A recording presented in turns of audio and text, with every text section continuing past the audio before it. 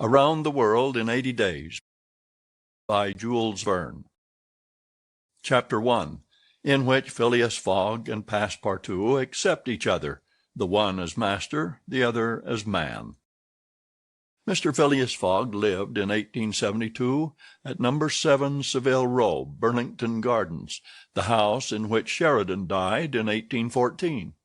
He was one of the most noticeable members of the Reform Club, though he seemed always to avoid attracting attention, an enigmatical personage about whom little was known, except that he was a polished man of the world. People said that he resembled Byron, at least that his head was Byronic, but he was a bearded, tranquil Byron, who might live on 1,000 years without growing old. Certainly an Englishman, it was more doubtful whether Phileas Fogg was a Londoner.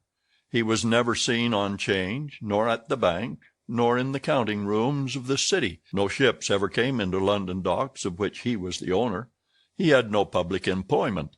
He had never been entered at any of the Inns of Court, either at Temple or Lincoln's Inn or Gray's Inn, nor had his voice ever resounded in the Court of Chancery, or in the Exchequer, or on the Queen's Bench, or the ecclesiastical courts. He certainly was not a manufacturer, nor was he a merchant or a gentleman farmer. His name was strange to the scientific and learned societies, and he never was known to take part in the sage deliberations of the Royal Institution, or the London Institution, the Artisans' Association, or the Institution of Arts and Sciences. He belonged, in fact, to none of the numerous societies which swarm in the English capital, from the Harmonic to that of the entomologists, founded mainly for the purpose of abolishing pernicious insects. Phileas Fogg was a member of the Reform, and that was all. The way in which he got admission to this exclusive club was simple enough. He was recommended by the Barings, with whom he had an open credit. His checks were regularly paid at sight from his account current, which was always flush. Was Phileas Fogg rich? Undoubtedly, but those who knew him best could not imagine how he had made his fortune, and Mr. Fogg was the last person to whom to apply for the information. He was not lavish, nor, on the contrary, avaricious, for whenever he knew that money was needed for a noble, useful, or benevolent purpose, he supplied it quietly and sometimes anonymously. He was, in short, the least communicative of men. He talked very little, and seemed all the more mysterious for his taciturn manner. His daily habits were quite open to observation, but whatever he did was so exactly the same thing that he had always done before, that the wits of the curious were fairly puzzled. Had he travelled? It was likely, for no one seemed to know the world more familiarly. There was no spot so secluded that he did not appear to have an intimate acquaintance with it. He often corrected, with a few clear words, the 1,000 conjectures advanced by members of the club as to lost and unheard-of travellers, pointing out the true probabilities, and seeming as if gifted with a sort of second sight, so often did events justify his predictions. He must have travelled everywhere, at least in the spirit. It was at least certain that Phileas Fogg had not absented himself from London for many years. Those who were honored by a better acquaintance with him than the rest declared that nobody could pretend to have ever seen him anywhere else. His sole pastimes were reading the papers and playing whist. He often won at this game, which, as a silent one, harmonized with his nature. But his winnings never went into his purse, being reserved as a fund for his charities. Mr. Fogg played, not to win, but for the sake of playing. The game was, in his eyes, a contest, a struggle with a difficulty, yet a motionless, unwearying struggle, congenial to his tastes. Phileas Fogg was not known to have either wife or children, which may happen to the most honest people, either relatives or near friends, which is certainly more unusual. He lived alone in his house in Savile Row, whither none penetrated. A single domestic sufficed to serve him. He breakfasted and dined at the club, at hours mathematically fixed, in the same room, at the same table, never taking his meals with other members, much less bringing a guest with him, and went home at exactly midnight, only to retire at once to bed. He never used the cosy chambers which the reform provides for its favored members. He passed 10 hours out of the 24 in Savile Row, either in sleeping or making his toilet. When he chose to take a walk, it was with a regular step in the entrance hall with its mosaic flooring, or in the circular gallery with its dome supported by 20 red porphyry Ionic columns, and illumined by blue painted windows. When he breakfasted or dined, all the resources of the club, its kitchens and pantries, its buttery and dairy, aided to crowd his table with their most succulent stores. He was served by the gravest waiters, in dress coats and shoes with swan-skin soles, who proffered the viands in special porcelain and on the finest linen. Club decanters of a lost mould contained his sherry, his port, and his cinnamon-spiced claret, while his beverages were refreshingly cooled with ice, brought at great cost from the American lakes. If to live in this style is to be eccentric, it must be confessed that there is something good in eccentricity. The mansion in Savile Row, though not sumptuous, was exceedingly comfortable. The habits of its occupant were such as to demand but little from the sole domestic, but Phileas Fogg required him to be almost superhumanly prompt and regular. On this very 2nd of October he had dismissed James Forster because that luckless youth had brought him shaving water at 84 degrees Fahrenheit instead of 86, and he was awaiting his successor, who was due at the house between 11 and half-past. Phileas Fogg was seated squarely in his armchair, his feet close together like those of a grenadier on parade, his hands resting on his knees, his body straight, his head erect. He was steadily watching a complicated clock which indicated the hours, the minutes, the seconds, the days, the months, and the years. At exactly half-past 11, Mr. Fogg would, according to his daily habit, quit Savile Row and repair to the Reform. A rap at this moment sounded on the door of the cosy apartment where Phileas Fogg was seated, and James Forster, the dismissed servant, appeared. "The new servant," said he. A young man of 30 advanced and bowed. "You are a Frenchman, I believe?" asked Phileas Fogg. "And your name is John?" "Jean, if monsieur pleases," replied the newcomer. "Jean Passepartout. A surname which has clung to me because I have a natural aptness for going out of one business into another. I believe I'm honest, monsieur, but to be outspoken I've had several trades. I've been an itinerant singer, a circus rider, when I used to vault like Leotard, and dance on a rope like Blondine. Then I got to be a professor of gymnastics so as to make better use of my talents, and then I was a sergeant fireman at Paris, and assisted at many a big fire. But I quitted France 5 years ago, and wishing to taste the sweets of domestic life, took service as a valet here in England. Finding myself out of place, and hearing that Monsieur Phileas Fogg was the most exact and settled gentleman in the United Kingdom, I have come to monsieur in the hope of living with him a tranquil life, and forgetting even the name of Passepartout." "Passepartout suits me," responded Mr. Fogg. "You are well recommended to me. I hear a good report of you. You know my conditions?" "Yes, monsieur." "Good. What time is it?" 22 minutes after 11, returned Passepartout, drawing an enormous silver watch from the depths of his pocket. "You are too slow," said Mr. Fogg. "Pardon me, monsieur. It is impossible—" "You are 4 minutes too slow. No matter, it's enough to mention the error. Now, from this moment, 29 minutes after 11 a.m. this Wednesday, 2nd October, you are in my service." Phileas Fogg got up, took his hat in his left hand, put it on his head with an automatic motion, and went off without a word. Passepartout heard the street door shut once. It was his new master going out. He heard it shut again. It was his predecessor, James Forster, departing in his turn. Passepartout remained alone in the house in Savile Row. Chapter 2, in which Passepartout is convinced that he has at last found his ideal. "Faith," muttered Passepartout, somewhat flurried, "I've seen people at Madame Tussaud's as lively as my new master." Madame Tussaud's people, let it be said, are of wax, and are much visited in London. Speech is all that is wanting to make them human. During his brief interview with Mr. Fogg, Passepartout had been carefully observing him. He appeared to be a man about 40 years of age, with fine, handsome features, and a tall, well-shaped figure. His hair and whiskers were light, his forehead compact and unwrinkled, his face rather pale, his teeth magnificent.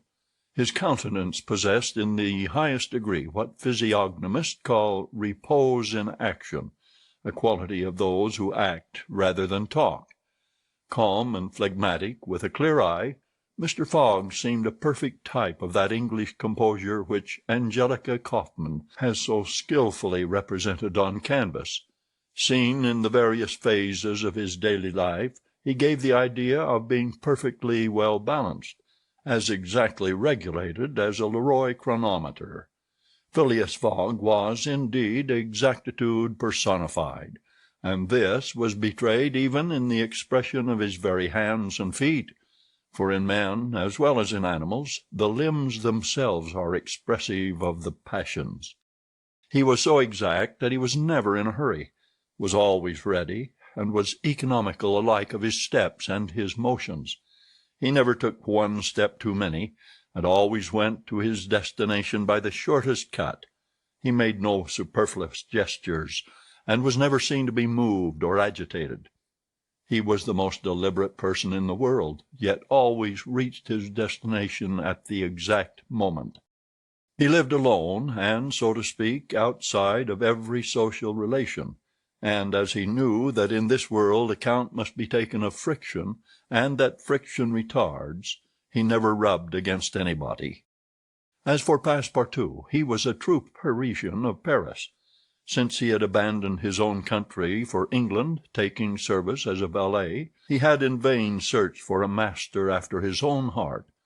Passepartout was by no means one of those pert dunces depicted by Molière with a bold gaze and a nose held high in the air.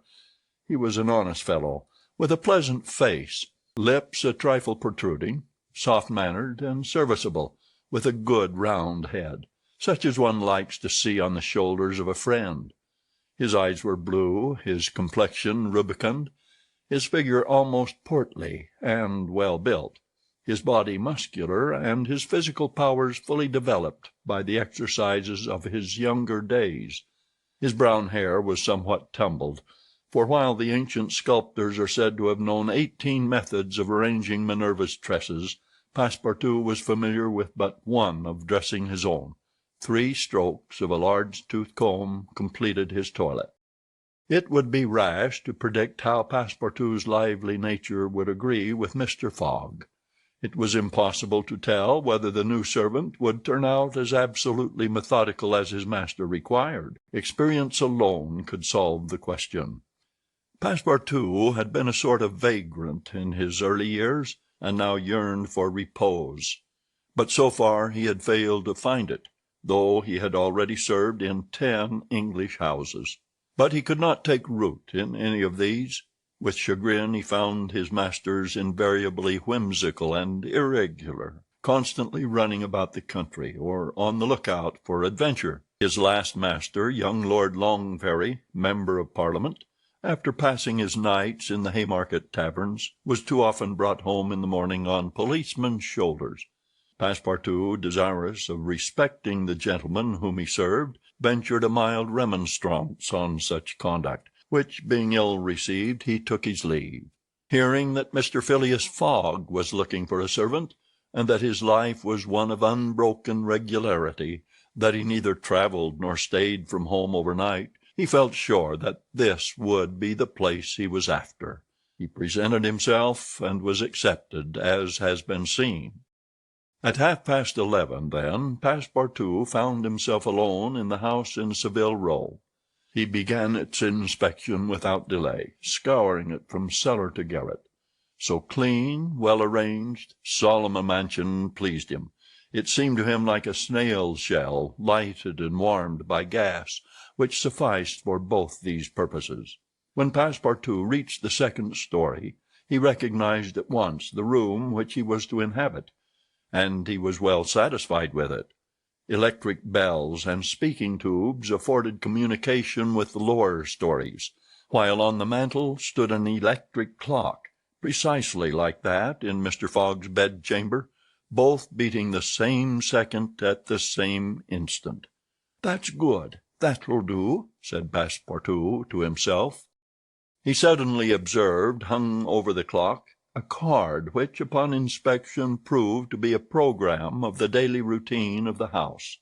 It comprised all that was required of the servant, from 8 in the morning, exactly at which hour Phileas Fogg rose, till 11:30, when he left the house for the Reform Club. All the details of service, the tea and toast at 23 minutes past 8, the shaving water at 37 minutes past 9, and the toilet at 20 minutes before 10. Everything was regulated and foreseen that was to be done from 11:30 a.m. till midnight, the hour at which the methodical gentleman retired. Mr. Fogg's wardrobe was amply supplied, and in the best taste. Each pair of trousers, coat, and vest bore a number, indicating the time of year and season at which they were in turn to be laid out for wearing, and the same system was applied to the master's shoes. In short, the house in Savile Row, which must have been a very temple of disorder and unrest under the illustrious but dissipated Sheridan, was coziness, comfort, and method idealized. There was no study, nor were there books, which would have been quite useless to Mr. Fogg, for at the Reform 2 libraries, one of general literature and the other of law and politics, were at his service. A moderate-sized safe stood in his bedroom, constructed so as to defy fire as well as burglars, but Passepartout found neither arms nor hunting weapons anywhere. Everything betrayed the most tranquil and peaceable habits. Having scrutinized the house from top to bottom, he rubbed his hands. A broad smile overspread his features, and he said joyfully, "This is just what I wanted. Ah, we shall get on together, Mr. Fogg and I. What a domestic and regular gentleman! A real machine. Well, I don't mind serving a machine." Chapter 3, in which a conversation takes place which seems likely to cost Phileas Fogg dear. Phileas Fogg, having shut the door of his house at 11:30, and having put his right foot before his left 575 times, and his left foot before his right 576 times, reached the Reform Club, an imposing edifice in Pall Mall, which could not have cost less than 3 millions. He repaired at once to the dining-room, the 9 windows of which open upon a tasteful garden, where the trees were already gilded with an autumn coloring, and took his place at the habitual table, the cover of which had already been laid for him.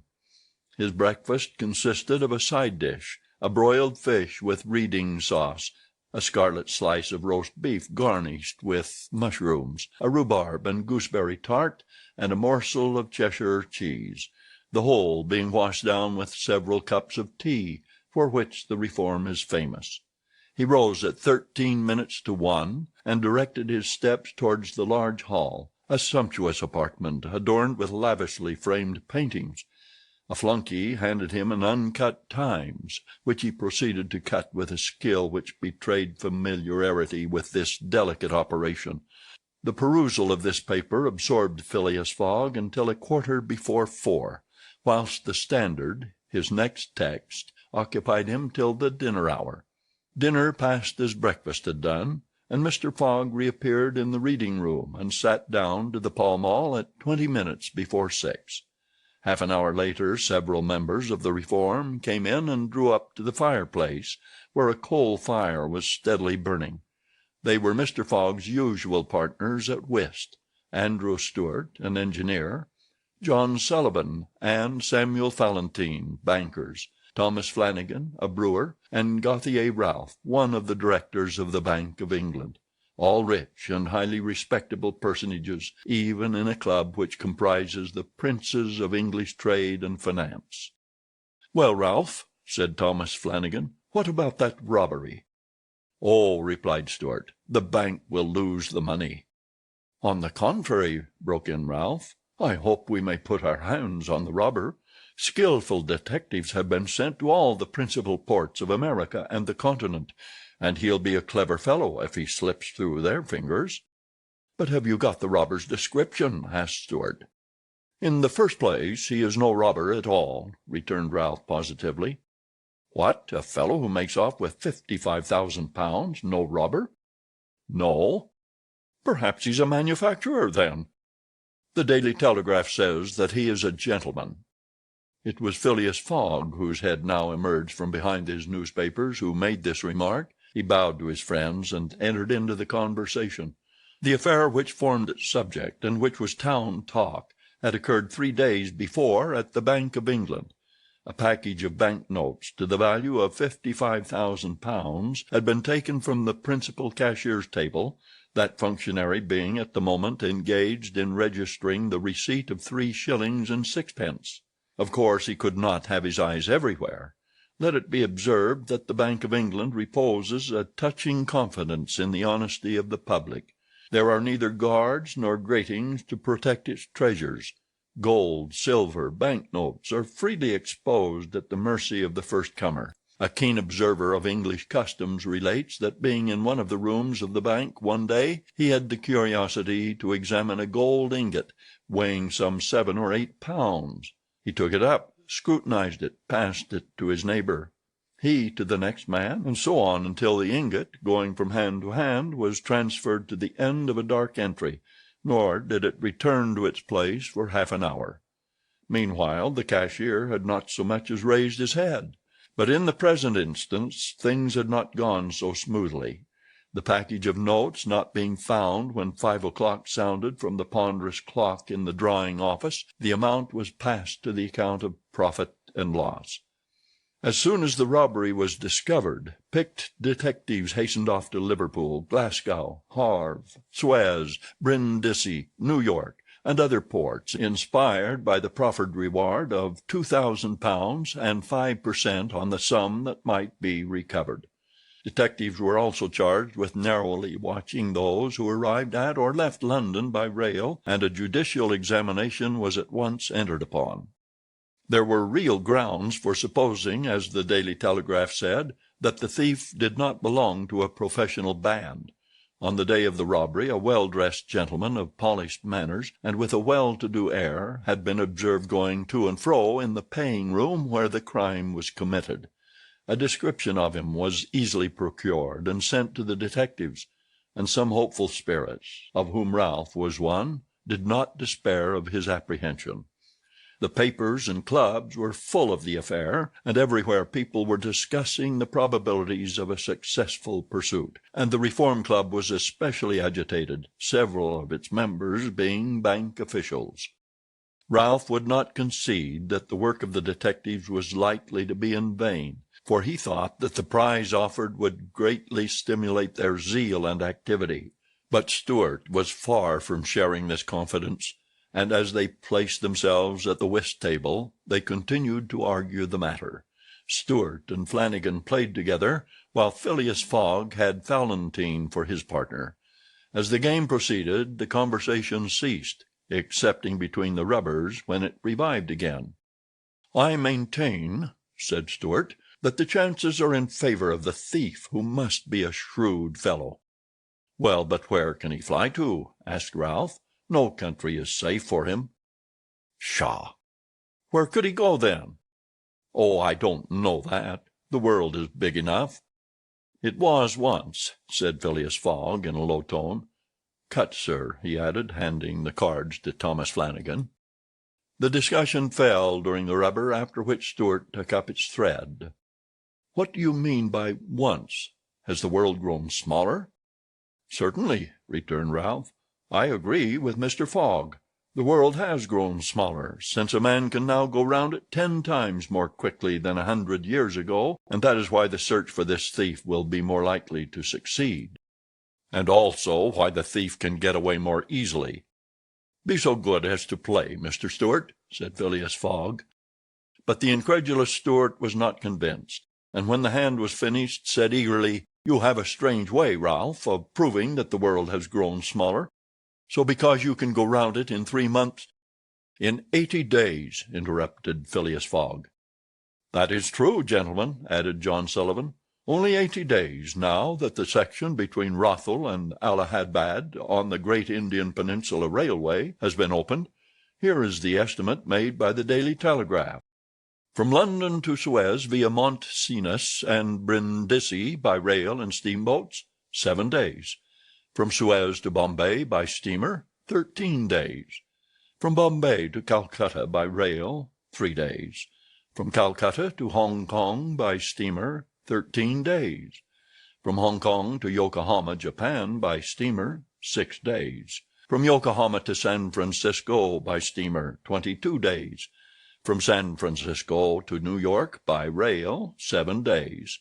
From New York to London by steamer and rail, 9 days. Total, 80 days. "Yes, in 80 days!" exclaimed Stewart, who in his excitement made a false deal. "But that doesn't take into account bad weather, contrary winds, shipwrecks, railway accidents, and so on." "All included," returned Phileas Fogg, continuing to play despite the discussion. "But suppose the Hindus or Indians pull up the rails," replied Stewart. "Suppose they stop the trains, pillage the luggage vans, and scalp the passengers." "All included," calmly retorted Fogg, adding, as he threw down the cards, "2 trumps." Stewart, whose turn it was to deal, gathered them up and went on. "You are right, theoretically, Mr. Fogg, but practically—" "Practically also, Mr. Stewart. I'd like to see you do it in 80 days. It depends on you. Shall we go?" "Heaven preserve me, but I would wager £4,000 that such a journey made under these conditions is impossible." "Quite possible, on the contrary," returned Mr. Fogg. "Well, make it, then." "The journey round the world in 80 days?" "Yes." "I should like nothing better." "When?" "At once. Only I warn you that I shall do it at your expense." "It's absurd!" cried Stewart, who was beginning to be annoyed at the persistency of his friend. "Come, let's go on with the game." "Deal over again, then," said Phileas Fogg. "There's a false deal." Stewart took up the pack with a feverish hand, then suddenly put them down again. "Well, Mr. Fogg," said he, "it shall be so. I will wager the 4,000 on it." "Calm yourself, my dear Stewart," said Valentine. "It's only a joke." "When I say I'll wager," returned Stewart, "I mean it."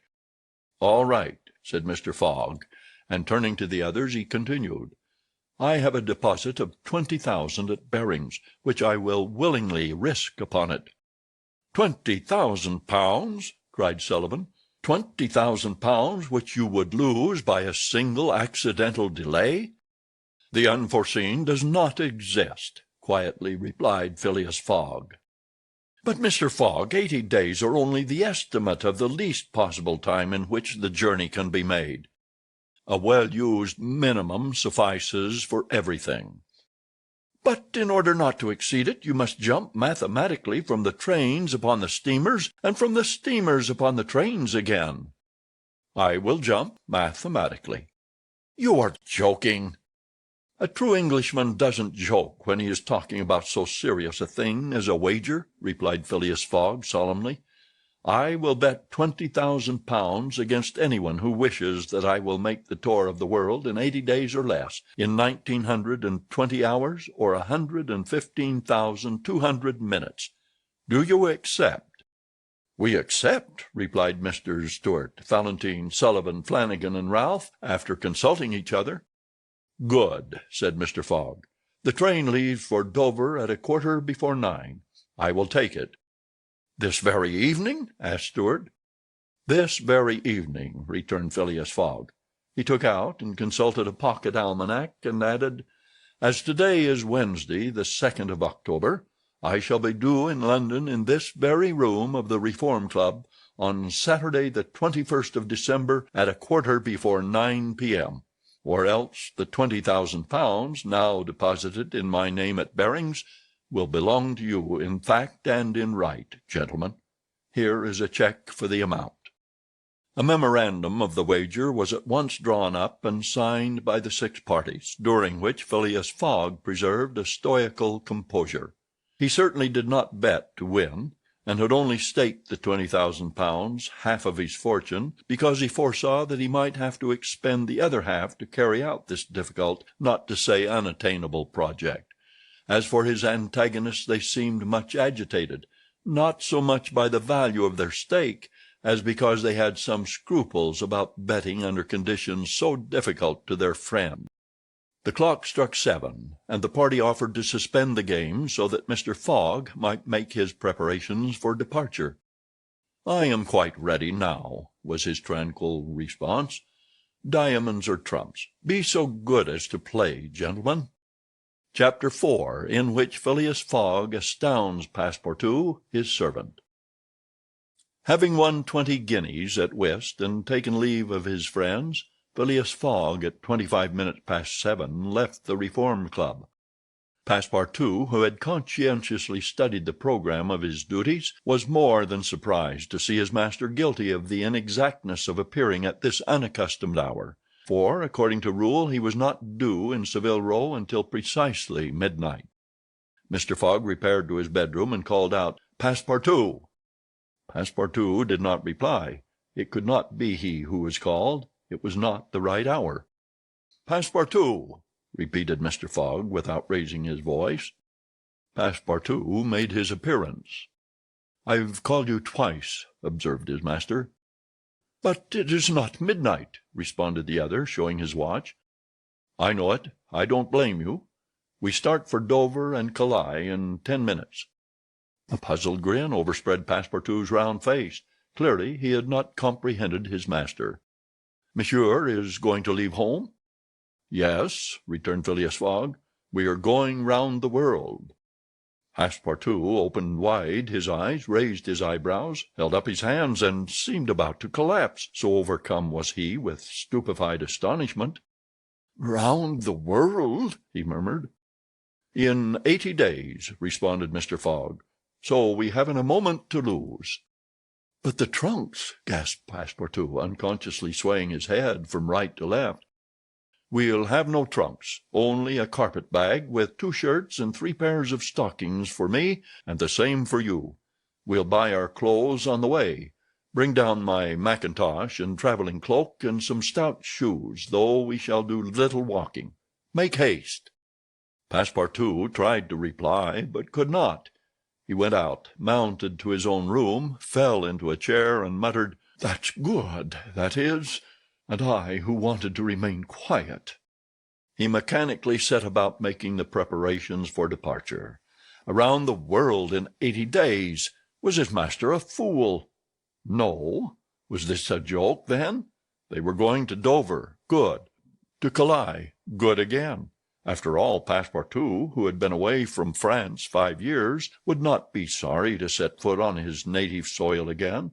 Perhaps they would go as far as Paris, and it would do his eyes good to see Paris once more. But surely a gentleman so chary of his steps would stop there, no doubt. But then it was none the less true that he was going away, this so domestic person hitherto. By 8 o'clock Passepartout had packed the modest carpet-bag, containing the wardrobes of his master and himself. Then, still troubled in mind, he carefully shut the door of his room, and descended to Mr. Fogg. Mr. Fogg was quite ready. Under his arm might have been observed a red-bound copy of Bradshaw's Continental Railway, Steam Transit, and General Guide, with its timetables showing the arrival and departure of steamers and railways. He took the carpet-bag, opened it, and slipped into it a goodly roll of Bank of England notes, which would pass wherever he might go. "You have forgotten nothing?" asked he. "Nothing, monsieur." "My mackintosh and cloak?" "Here they are." "Good. Take this carpet-bag," handing it to Passepartout. "Take good care of it, for there are £20,000 in it." Passepartout nearly dropped the bag as if the 20,000 pounds were in gold, and weighed him down. Master and man then descended. The street door was double locked, and at the end of Savile Row they took a cab and drove rapidly to Charing Cross. The cab stopped before the railway station at 20 minutes past 8. Passepartout jumped off the box and followed his master, who, after paying the cabman, was about to enter the station when a poor beggar woman, with a child in her arms, her naked feet smeared with mud, her head covered with a wretched bonnet from which hung a tattered feather, and her shoulders shrouded in a ragged shawl, approached and mournfully asked for alms. Mr. Fogg took out the 20 guineas he had just won at whist, and handed them to the beggar, saying, "Here, my good woman, I'm glad that I met you," and passed on. Passepartout had a moist sensation about the eyes. His master's action touched his susceptible heart. 2 first-class tickets for Paris having been speedily purchased, Mr. Fogg was crossing the station to the train when he perceived his 5 friends of the Reform. "Well, gentlemen," said he, "I'm off, you see, and if you will examine my passport when I get back, you will be able to judge whether I have accomplished the journey agreed upon." "Oh, that would be quite unnecessary, Mr. Fogg," said Ralph politely. "We will trust your word as a gentleman of honor."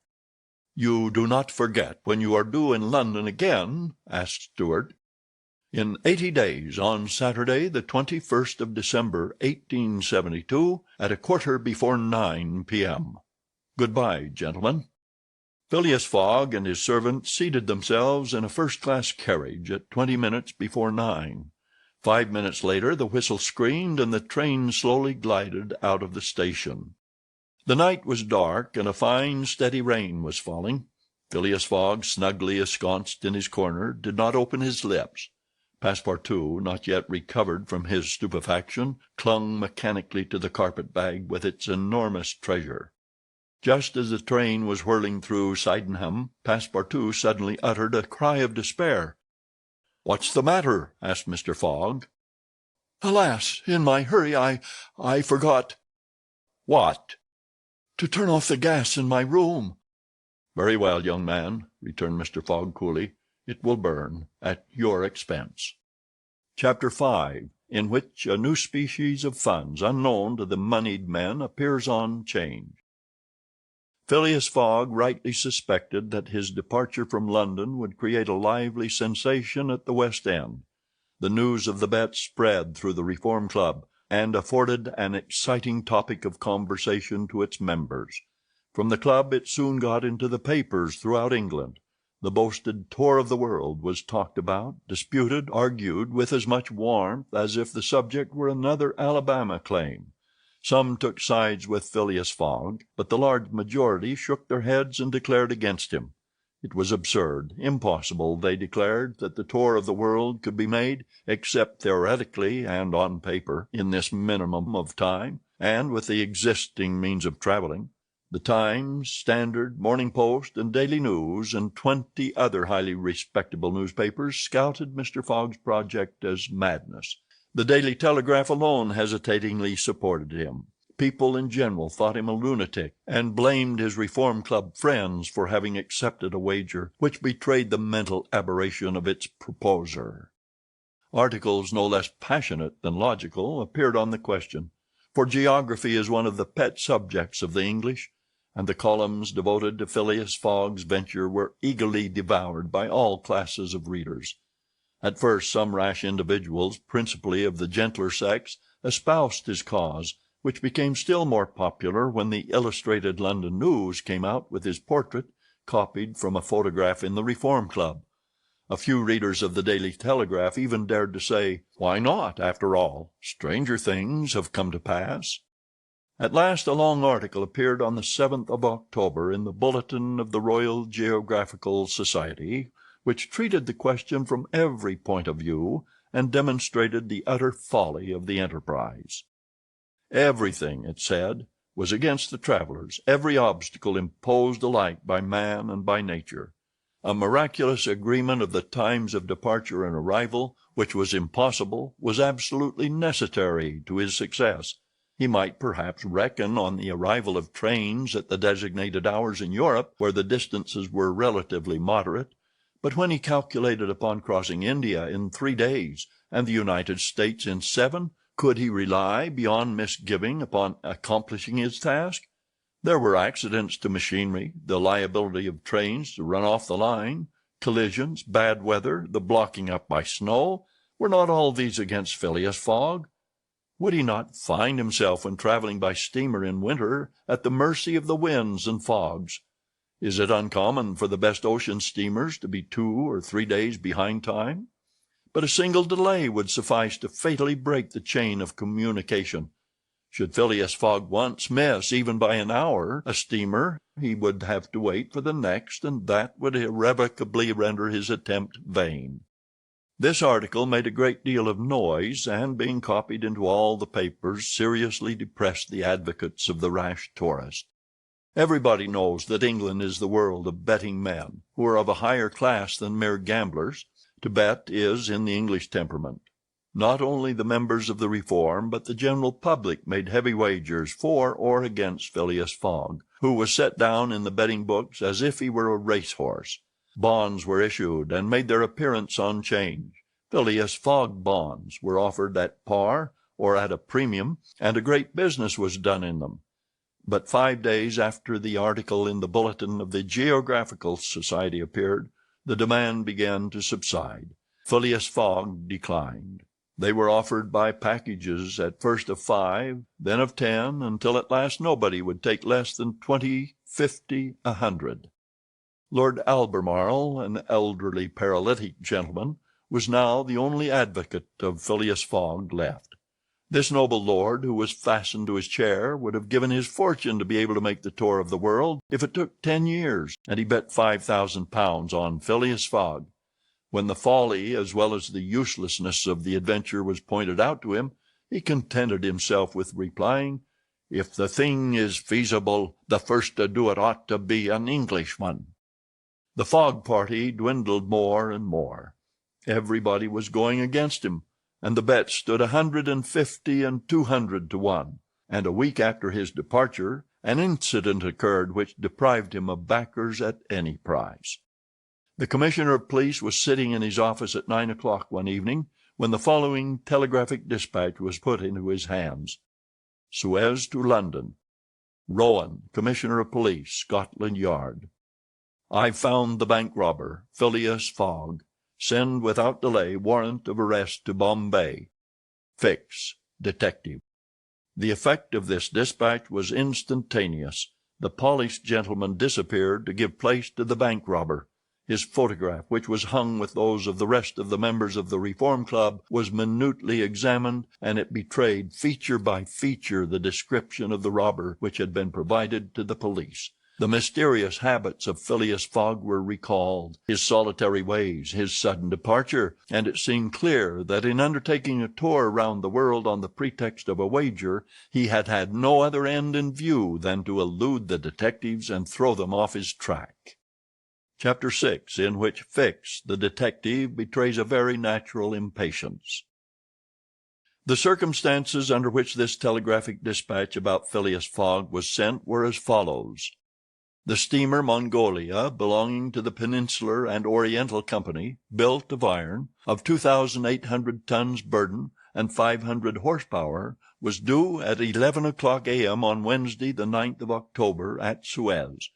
The Mongolia plied regularly between Brindisi and Bombay via the Suez Canal, and was one of the fastest steamers belonging to the company, always making more than 10 knots an hour between Brindisi and Suez, and 9½ between Suez and Bombay.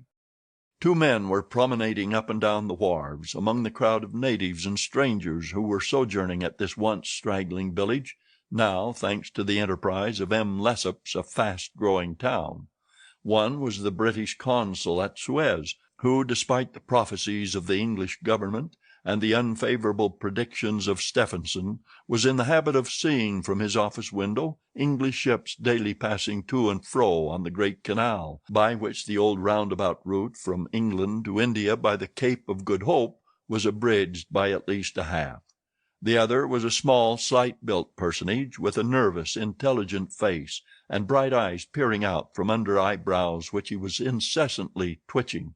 He was just now manifesting unmistakable signs of impatience, nervously pacing up and down, and unable to stand still for a moment. This was Fix, one of the detectives who had been dispatched from England in search of the bank robber. It was his task to narrowly watch every passenger who arrived at Suez, and to follow up all who seemed to be suspicious characters or bore a resemblance to the description of the criminal which he had received 2 days before from the police headquarters at London. The detective was evidently inspired by the hope of obtaining the splendid reward which would be the prize of success, and awaited with feverish impatience, easy to understand, the arrival of the steamer Mongolia. "So you say, Consul," asked he for the 20th time, "that this steamer is never behind time?" "No, Mr. Fix," replied the consul. "She was bespoken yesterday at Port Said, and the rest of the way is of no account to such a craft.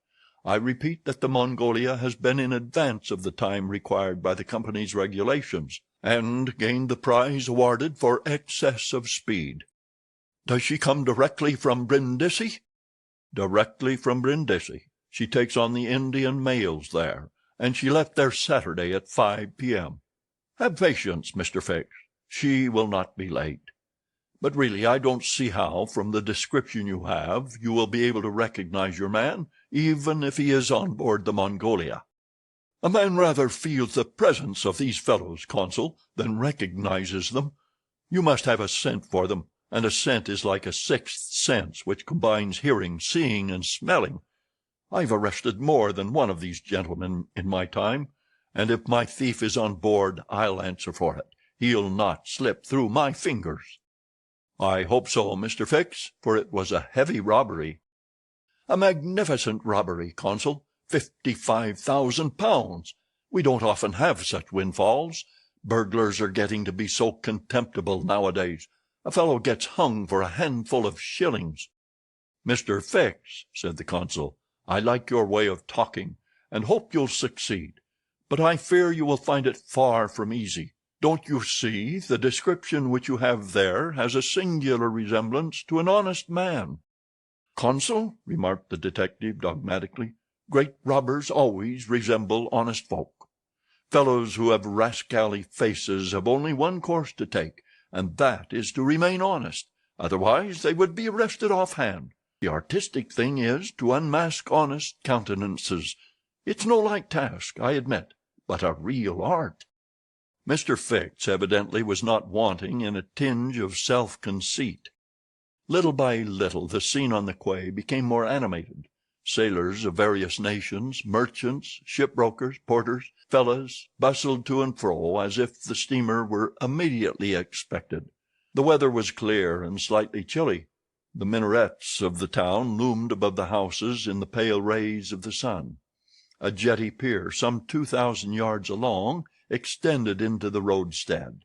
A number of fishing smacks and coasting boats, some retaining the fantastic fashion of ancient galleys, were discernible on the Red Sea. As he passed among the busy crowd, Fix, according to habit, scrutinized the passers-by with a keen, rapid glance. It was now 10:30. "The steamer doesn't come," he exclaimed as the port clock struck. "She can't be far off now," returned his companion. "How long will she stop at Suez?" "4 hours, long enough to get in her coal. It is 1,310 miles from Suez to Aden, at the other end of the Red Sea, and she has to take in a fresh supply of coal." "And does she go from Suez directly to Bombay?" "Without putting in anywhere." "Good," said Fix. "If the robber is on board he will no doubt get off at Suez, so as to reach the Dutch or French colonies in Asia by some other route. He ought to know that he would not be safe an hour in India, which is English soil."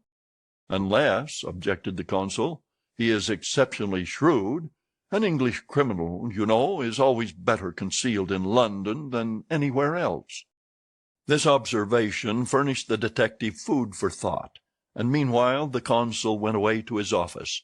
Fix, left alone, was more impatient than ever, having a presentiment that the robber was on board the Mongolia.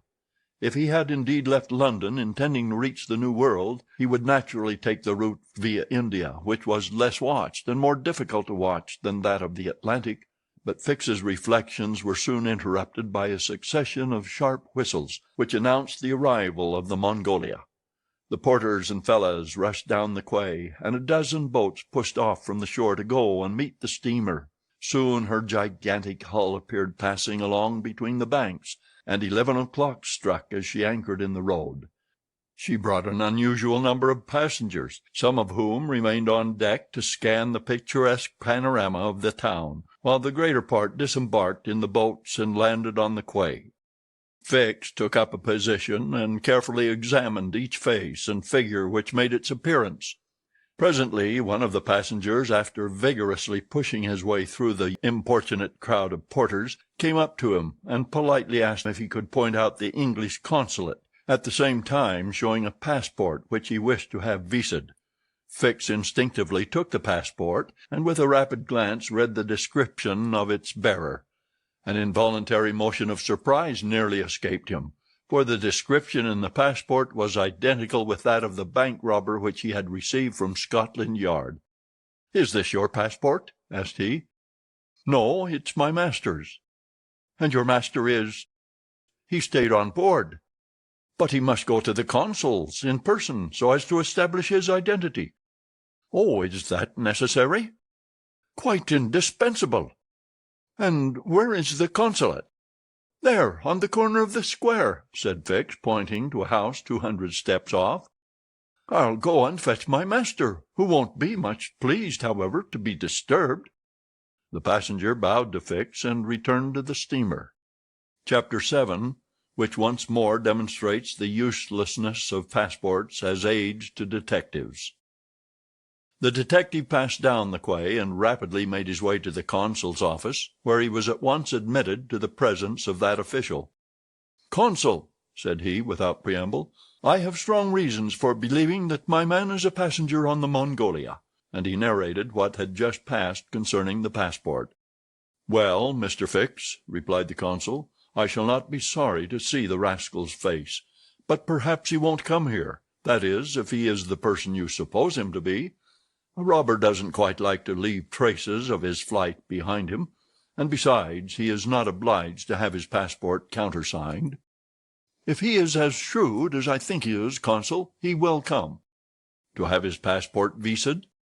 "Yes. Passports are only good for annoying honest folks, and aiding in the flight of rogues. I assure you it will be quite the thing for him to do, but I hope you will not visa the passport." "Why not? If the passport is genuine, I have no right to refuse." "Still, I must keep this man here until I can get a warrant to arrest him from London." "Ah, that's your lookout. But I cannot—" The consul did not finish his sentence, for as he spoke, a knock was heard at the door, and two strangers entered, one of whom was the servant whom Fix had met on the quay. The other, who was his master, held out his passport, with the request that the consul would do him the favor to visa it. The consul took the document and carefully read it, whilst Fix observed, or rather devoured, the stranger with his eyes from a corner of the room. "You are Mr. Phileas Fogg?" said the consul, after reading the passport. "I am." "And this man is your servant?" "He is a Frenchman named Passepartout." "You are from London?" "Yes." "And you are going—" "To Bombay." "Very good, sir. You know that a visa is useless, and that no passport is required?" "I know it, sir," replied Phileas Fogg, "but I wish to prove by your visa that I came by Suez." "Very well, sir." The consul proceeded to sign and date the passport, after which he added his official seal.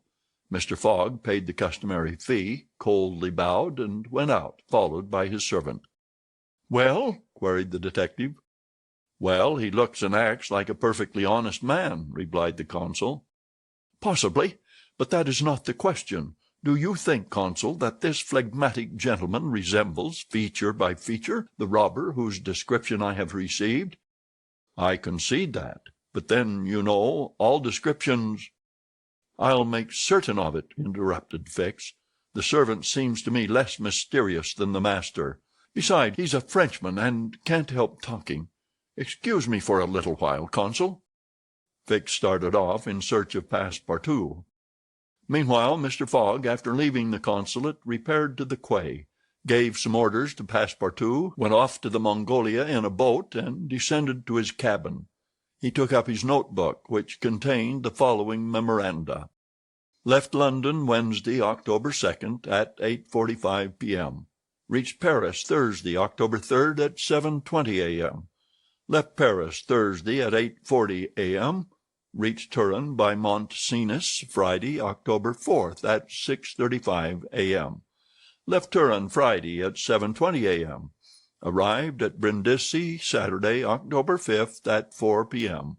Sailed on the Mongolia Saturday at 5 p.m. Reached Suez Wednesday, October 9th, at 11 a.m. Total of hours spent 158 plus, or in days 6 days and a half.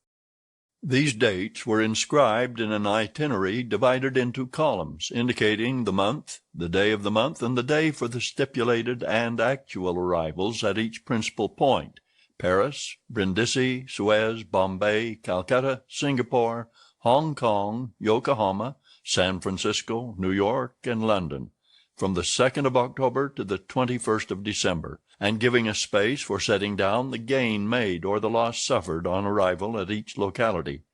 This methodical record thus contained an account of everything needed, and Mr. Fogg always knew whether he was behindhand or in advance of his time. On this Friday, October 9th, he noted his arrival at Suez, and observed that he had as yet neither gained nor lost. He sat down quietly to breakfast in his cabin, never once thinking of inspecting the town, being one of those Englishmen who are wont to see foreign countries through the eyes of their domestics. Chapter 8, in which Passepartout talks rather more, perhaps, than is prudent. Fix soon rejoined Passepartout, who was lounging and looking about on the quay, as if he did not feel that he, at least, was obliged not to see anything. "Well, my friend," said the detective, coming up with him, "is your passport vised?" "Ah, it's you, is it, monsieur?" responded Passepartout. "Thanks, yes, the passport is all right." "And are you looking about you?" "Yes, but we travel so fast that I seem to be journeying in a dream. So this is Suez?" "Yes." "In Egypt?" "Certainly in Egypt." "And in Africa?" "In Africa." "In Africa," repeated Passepartout. "Just think, monsieur, I had no idea that we should go farther than Paris, and all that I saw of Paris was between 20 minutes past 7 and 20 minutes before 9 in the morning, between the Northern and the Lyons stations, through the windows of a car, and in a driving rain. How I regret not having seen once more Père Lachaise and the circus in the Champs-Élysées." "You are in a great hurry, then?" "I am not, but my master is. By the way, I must buy some shoes and shirts. We came away without trunks, only with a carpet-bag." "I will show you an excellent shop for getting what you want." "Really, monsieur? You are very kind." And they walked off together, Passepartout chatting volubly as they went along. "Above all," said he, "don't let me lose the steamer." "You have plenty of time. It's only 12 o'clock." Passepartout pulled out his big watch. "12!" he exclaimed. "Why, it's only 8 minutes before 10." "Your watch is slow." "My watch? A family watch, monsieur, which has come down from my great-grandfather. It doesn't vary 5 minutes in the year. It's a perfect chronometer. Look you." "I see how it is," said Fix. "You have kept London time, which is 2 hours behind that of Suez. You ought to regulate your watch at noon in each country." "I regulate my watch? Never!" "Well, then, it will not agree with the sun." "So much the worse for the sun, monsieur. The sun will be wrong, then." And the worthy fellow returned the watch to its fob with a defiant gesture. After a few minutes' silence, Fix resumed. "You left London hastily, then?" "I rather think so. Last Friday at 8 o'clock in the evening, Monsieur Fogg came home from his club, and 3/4 of an hour afterwards we were off." "But where is your master going?" "Always straight ahead. He is going round the world." "Round the world!" cried Fix. Yes, and in 80 days. He says it is on a wager, but between us I don't believe a word of it. That wouldn't be common sense. There's something else in the wind." "Ah, Mr. Fogg is a character, is he?" "I should say he was." "Is he rich?" "No doubt, for he is carrying an enormous sum in brand-new banknotes with him. And he doesn't spare the money on the way, either. He has offered a large reward to the engineer of the Mongolia if he gets us to Bombay well in advance of time." "And you have known your master a long time?" "Why, no. I entered his service the very day we left London." The effect of these replies upon the already suspicious and excited detective may be imagined. The hasty departure from London soon after the robbery, the large sum carried by Mr. Fogg, the eagerness to reach distant countries, the pretext of an eccentric and foolhardy bet, all confirmed Fix in his theory. He continued to pump poor Passepartout, and learned that he really knew little or nothing of his master, who lived a solitary existence in London, was said to be rich, though no one knew whence came his riches, and was mysterious and impenetrable in his affairs and habits. Fix felt sure that Phileas Fogg would not land at Suez, but was really going on to Bombay. "Is Bombay far from here?" asked Passepartout. "Pretty far. It is a 10 days' voyage by sea."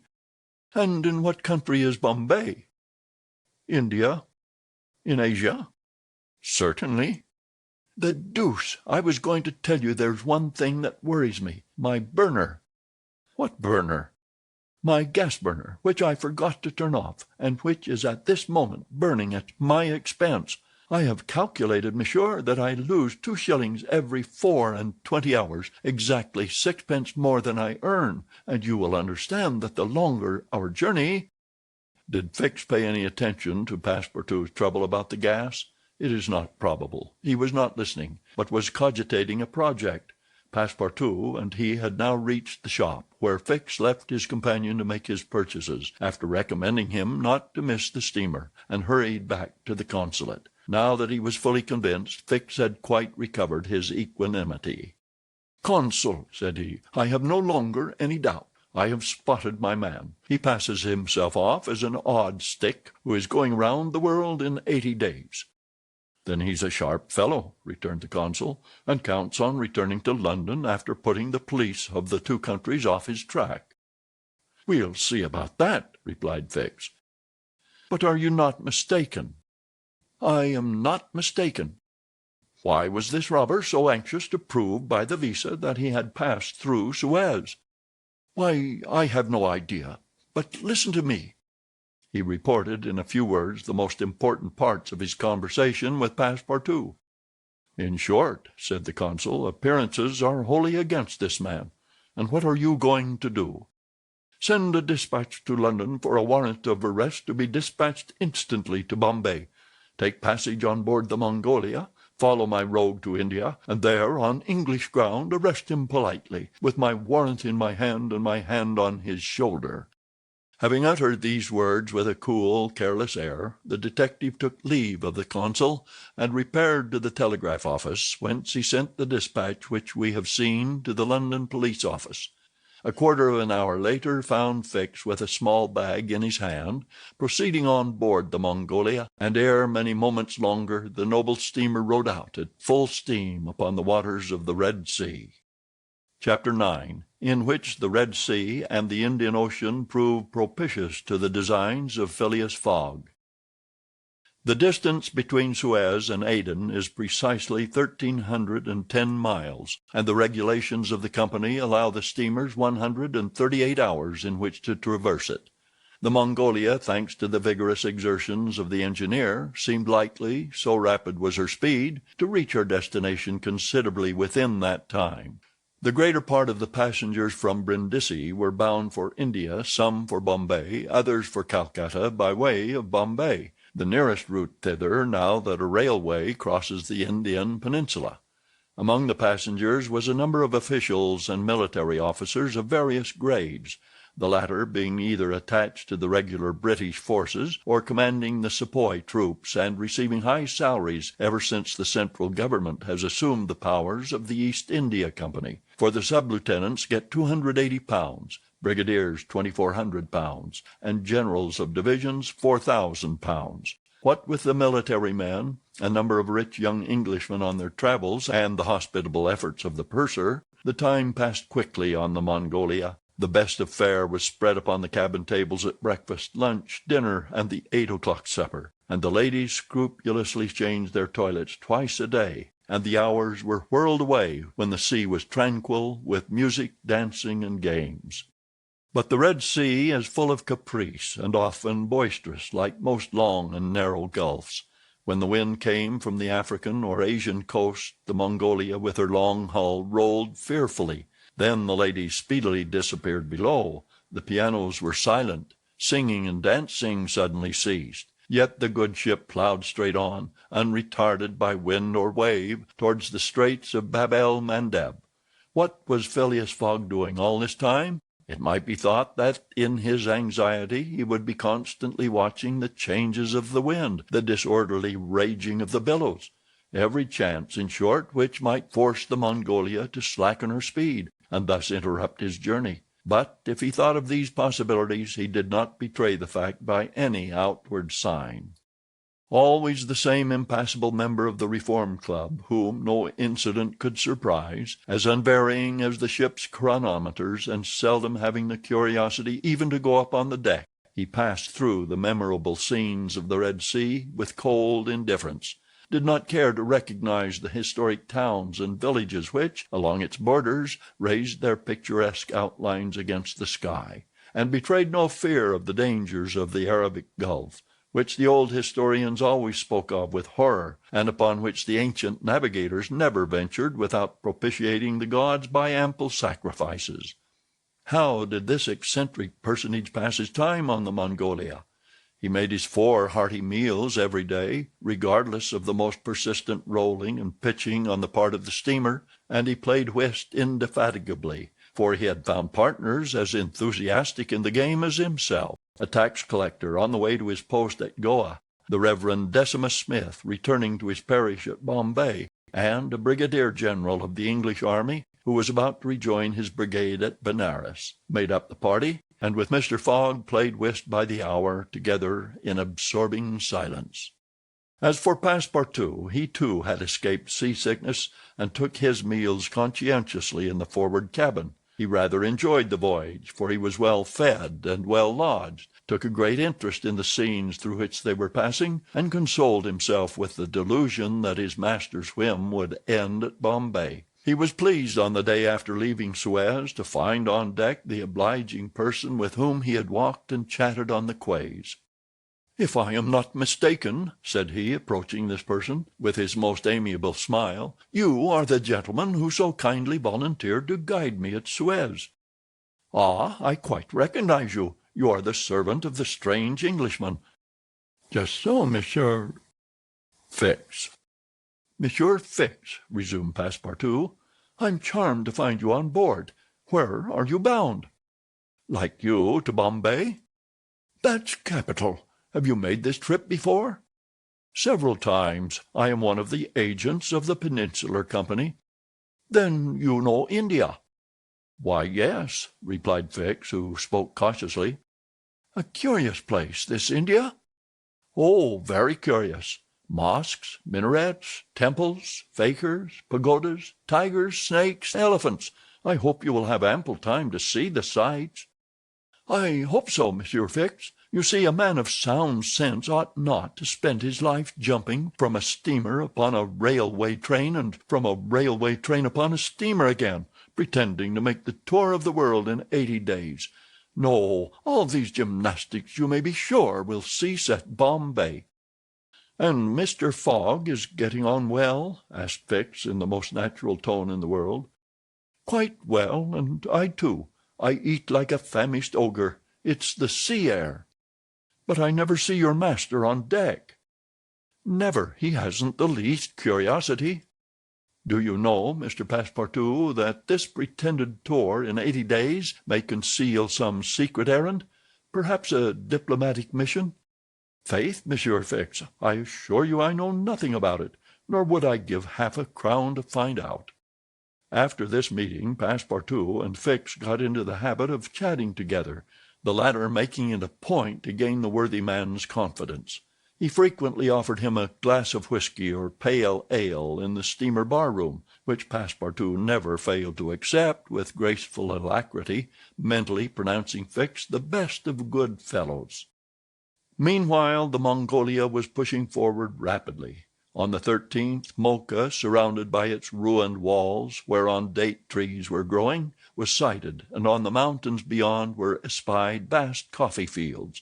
Passepartout was ravished to behold this celebrated place, and thought that with its circular walls and dismantled fort it looked like an immense coffee cup and saucer. The following night they passed through the Strait of Bab el Mandeb, which means in Arabic the Bridge of Tears, and the next day they put in at Steamer Point, northwest of Aden Harbor, to take in coal.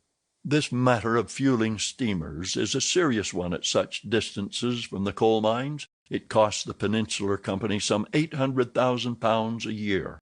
In these distant seas coal is worth 3 or 4 pounds sterling a ton. The Mongolia had still 1,650 miles to traverse before reaching Bombay, and was obliged to remain 4 hours at Steamer Point to coal up. But this delay, as it was foreseen, did not affect Phileas Fogg's program. Besides, the Mongolia, instead of reaching Aden on the morning of the 15th, when she was due, arrived there on the evening of the 14th, a gain of 15 hours. Mr. Fogg and his servant went ashore at Aden to have the passport again visaed. Fix, unobserved, followed them. The visa procured, Mr. Fogg returned on board to resume his former habits, while Passepartout, according to custom, sauntered about among the mixed population of Somalis, Banyans, Parsees, Jews, Arabs, and Europeans who comprised the 25,000 inhabitants of Aden. He gazed with wonder upon the fortifications which make this place the Gibraltar of the Indian Ocean, and the vast cisterns where the English engineers were still at work, 2,000 years after the engineers of Solomon. "Very curious, said Passepartout to himself on returning to the steamer. "I see that it is by no means useless to travel if a man wants to see something new." At 6 p.m. the Mongolia slowly moved out of the roadstead, and was soon once more on the Indian Ocean. She had 168 hours in which to reach Bombay, and the sea was favorable, the wind being in the northwest, and all sails aiding the engine. The steamer rolled but little. The ladies, in fresh toilets, reappeared on deck, and the singing and dancing were resumed. The trip was being accomplished most successfully, and Passepartout was enchanted with the congenial companion which chance had secured him in the person of the delightful Fix. On Sunday, October 20th, towards noon, they came in sight of the Indian coast. 2 hours later the pilot came on board. A range of hills lay against the sky in the horizon, and soon the rows of palms which adorned Bombay came distinctly into view. The steamer entered the road formed by the islands in the bay, and at 4:30 she hauled up at the quays of Bombay. Phileas Fogg was in the act of finishing the 33rd rubber of the voyage, and his partner and himself, having by a bold stroke captured all 13 of the tricks, concluded this fine campaign with a brilliant victory. The Mongolia was due at Bombay on the 22nd. She arrived on the 20th. This was a gain to Phileas Fogg of 2 days since his departure from London, and he calmly entered the fact in the itinerary in the column of gains. Chapter 10, in which Passepartout is only too glad to get off with the loss of his shoes. Everybody knows that the great reverse triangle of land, with its base in the north and its apex in the south, which is called India, embraces 1,400,000 square miles, upon which is spread unequally a population of 180 millions of souls. The British Crown exercises a real and despotic dominion over the larger portion of this vast country, and has a Governor-General stationed at Calcutta, governors at Madras, Bombay, and in Bengal, and a Lieutenant Governor at Agra. But British India, properly so called, only embraces 700,000 square miles, and a population of from 100 to 110 millions of inhabitants. A considerable portion of India is still free from British authority, and there are certain ferocious Rajas in the interior who are absolutely independent. The celebrated East India Company was all-powerful from 1756, when the English first gained a foothold on the spot where now stands the city of Madras, down to the time of the great Sepoy insurrection. It gradually annexed province after province, purchasing them of the native chiefs, whom it seldom paid, and appointed the Governor-General and his subordinates, civil and military. But the East India Company has now passed away, leaving the British possessions in India directly under the control of the Crown. The aspect of the country, as well as the manners and distinctions of race, is daily changing.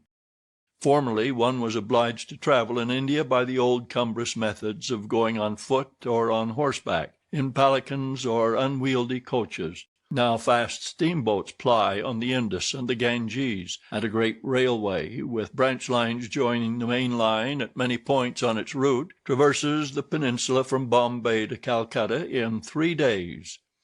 This railway does not run in a direct line across India. The distance between Bombay and Calcutta, as the bird flies, is only from 1,000 to 1,100 miles, but the deflections of the road increase this distance by more than a third. The general route of the Great Indian Peninsula Railway is as follows. Leaving Bombay, it passes through Salsetta, crossing to the continent opposite, Tanna, goes over the chain of the Western Ghauts, runs thence northeast as far as Burhampur, skirts the nearly independent territory of Bundelkund, ascends to Allahabad, turns thence eastwardly, meeting the Ganges at Benares, then departs from the river a little, and descending southeastward by Berdivian and the French town of Chandernagore, has its terminus at Calcutta. The passengers of the Mongolia went ashore at 4:30 p.m. At exactly 8 the train would start for Calcutta. Mr. Fogg, after bidding good-bye to his whist partners, left the steamer, gave his servant several errands to do, urged it upon him to be at the station promptly at 8, and, with his regular step, which beat to the second like an astronomical clock, directed his steps to the passport office. As for the wonders of Bombay, its famous city hall, its splendid library, its forts and docks, its bazaars, mosques, synagogues, its Armenian churches, and the noble pagoda on Malabar Hill, with its 2 polygonal towers, he cared not a straw to see them. He would not deign to examine even the masterpieces of Elephanta, or the mysterious Hypagia, concealed southeast from the docks, or those fine remains of Buddhist architecture, the Canharian grottos of the island of Salsetta. Having transacted his business at the passport office, Phileas Fogg repaired quietly to the railway station, where he ordered dinner. Among the dishes served up to him, the landlord especially recommended a certain giblet of native rabbit, on which he prided himself. Mr. Fogg accordingly tasted the dish, but despite its spice sauce found it far from palatable. He rang for the landlord, and on his appearance said, fixing his clear eyes upon him, "Is this rabbit, sir?" "Yes, my lord," the rogue boldly replied. "Rabbit from the jungles." "And this rabbit did not mew when he was killed?" "Mew, my lord? What a rabbit mew! I swear to you—" "Be so good, landlord, as not to swear, but remember this: cats were formerly considered in India as sacred animals. That was a good time." "For the cats, my lord?" "Perhaps for the travellers as well." After which Mr. Fogg quietly continued his dinner. Fix had gone on shore shortly after Mr. Fogg, and his first destination was the headquarters of the Bombay police. He made himself known as a London detective, told his business at Bombay, and the position of affairs relative to the supposed robber, and nervously asked if a warrant had arrived from London. It had not reached the office. Indeed, there had not yet been time for it to arrive. Fix was sorely disappointed, and tried to obtain an order of arrest from the director of the Bombay police. This the director refused, as the matter concerned the London office, which alone could legally deliver the warrant. Fix did not insist, and was fain to resign himself to await the arrival of the important document. But he was determined not to lose sight of the mysterious rogue as long as he stayed in Bombay. He did not doubt for a moment, any more than Passepartout, that Phileas Fogg would remain there, at least until it was time for the warrant to arrive. Passepartout, however, had no sooner heard his master's orders on leaving the Mongolia than he saw at once that they were to leave Bombay as they had done Suez and Paris, and that the journey would be extended at least as far as Calcutta, and perhaps beyond that place. He began to ask himself if this bet that Mr. Fogg talked about was not really in good earnest, and whether his fate was not in truth forcing him, despite his love of repose, around the world in 80 days. Having purchased the usual quota of shirts and shoes, he took a leisurely promenade about the streets, where crowds of people of many nationalities, Europeans, Persians with pointed caps, Banyas with round turbans, Sindhis with square bonnets, Parsees with black mitres, and long-robed Armenians were collected. It happened to be the day of a Parsee festival. These descendants of the sect of Zoroaster, the most thrifty, civilized, intelligent, and austere of the East Indians, among whom are counted the richest native merchants of Bombay, were celebrating a sort of religious carnival, with processions and shows, in the midst of which Indian dancing girls, clothed in rose-colored gauze, looped up with gold and silver, danced airily, but with perfect modesty, to the sound of viols and the clanging of tambourines. It is needless to say that Passepartout watched these curious ceremonies with staring eyes and gaping mouth, and that his countenance was that of the greenest booby imaginable. Unhappily for his master as well as himself, his curiosity drew him unconsciously farther off than he intended to go. At last, having seen the Parsee carnival wind away in the distance, he was turning his steps towards the station when he happened to espy the splendid pagoda on Malabar Hill, and was seized with an irresistible desire to see its interior. He was quite ignorant that it is forbidden to Christians to enter certain Indian temples, and that even the faithful must not go in without first leaving their shoes outside the door. It may be said here that the wise policy of the British government severely punishes a disregard of the practices of the native religions. Passepartout, however, thinking no harm, went in like a simple tourist, and was soon lost in admiration of the splendid Brahmin ornamentation which everywhere met his eyes, when of a sudden he found himself sprawling on the sacred flagging. He looked up to behold 3 enraged priests, who forthwith fell upon him, tore off his shoes, and began to beat him with loud, savage exclamations. The agile Frenchman was soon upon his feet again, and lost no time in knocking down 2 of his long-gowned adversaries with his fists and a vigorous application of his toes. Then, rushing out of the pagoda as fast as his legs could carry him, he soon escaped the 3rd priest by mingling with the crowd in the streets. At 5 minutes before 8, Passepartout, hatless, shoeless, and having in the squabble lost his package of shirts and shoes, rushed breathlessly into the station. Fix, who had followed Mr. Fogg to the station and saw that he was really going to leave Bombay, was there upon the platform. He had resolved to follow the supposed robber to Calcutta, and farther if necessary. Passepartout did not observe the detective, who stood in an obscure corner, but Fix heard him relate his adventures in a few words to Mr. Fogg. "I hope that this will not happen again," said Phileas Fogg coldly, as he got into the train. Poor Passepartout, quite crestfallen, followed his master without a word. Fix was on the point of entering another carriage, when an idea struck him which induced him to alter his plan. "No, I'll stay," muttered he. "An offense has been committed on Indian soil. I've got my man." Just then the locomotive gave a sharp screech, and the train passed out into the darkness of the night. Chapter 11, in which Phileas Fogg secures a curious means of conveyance at a fabulous price. The train had started punctually. Among the passengers were a number of officers, government officials, and opium and indigo merchants whose business called them to the eastern coast. Passepartout rode in the same carriage with his master, and a third passenger occupied a seat opposite to them. This was Sir Francis Cromarty, one of Mr. Fogg's whist partners on the Mongolia, now on his way to join his corps at Benares. Sir Francis was a tall, fair man of 50, who had greatly distinguished himself in the last Sepoy revolt. He made India his home, only paying brief visits to England at rare intervals, and was almost as familiar as a native with the customs, history, and character of India and its people. But Phileas Fogg, who was not traveling but only describing a circumference, took no pains to inquire into these subjects. He was a solid body, traversing an orbit around the terrestrial globe, according to the laws of rational mechanics. He was at this moment calculating in his mind the number of hours spent since his departure from London, and had it been in his nature to make a useless demonstration, would have rubbed his hands for satisfaction.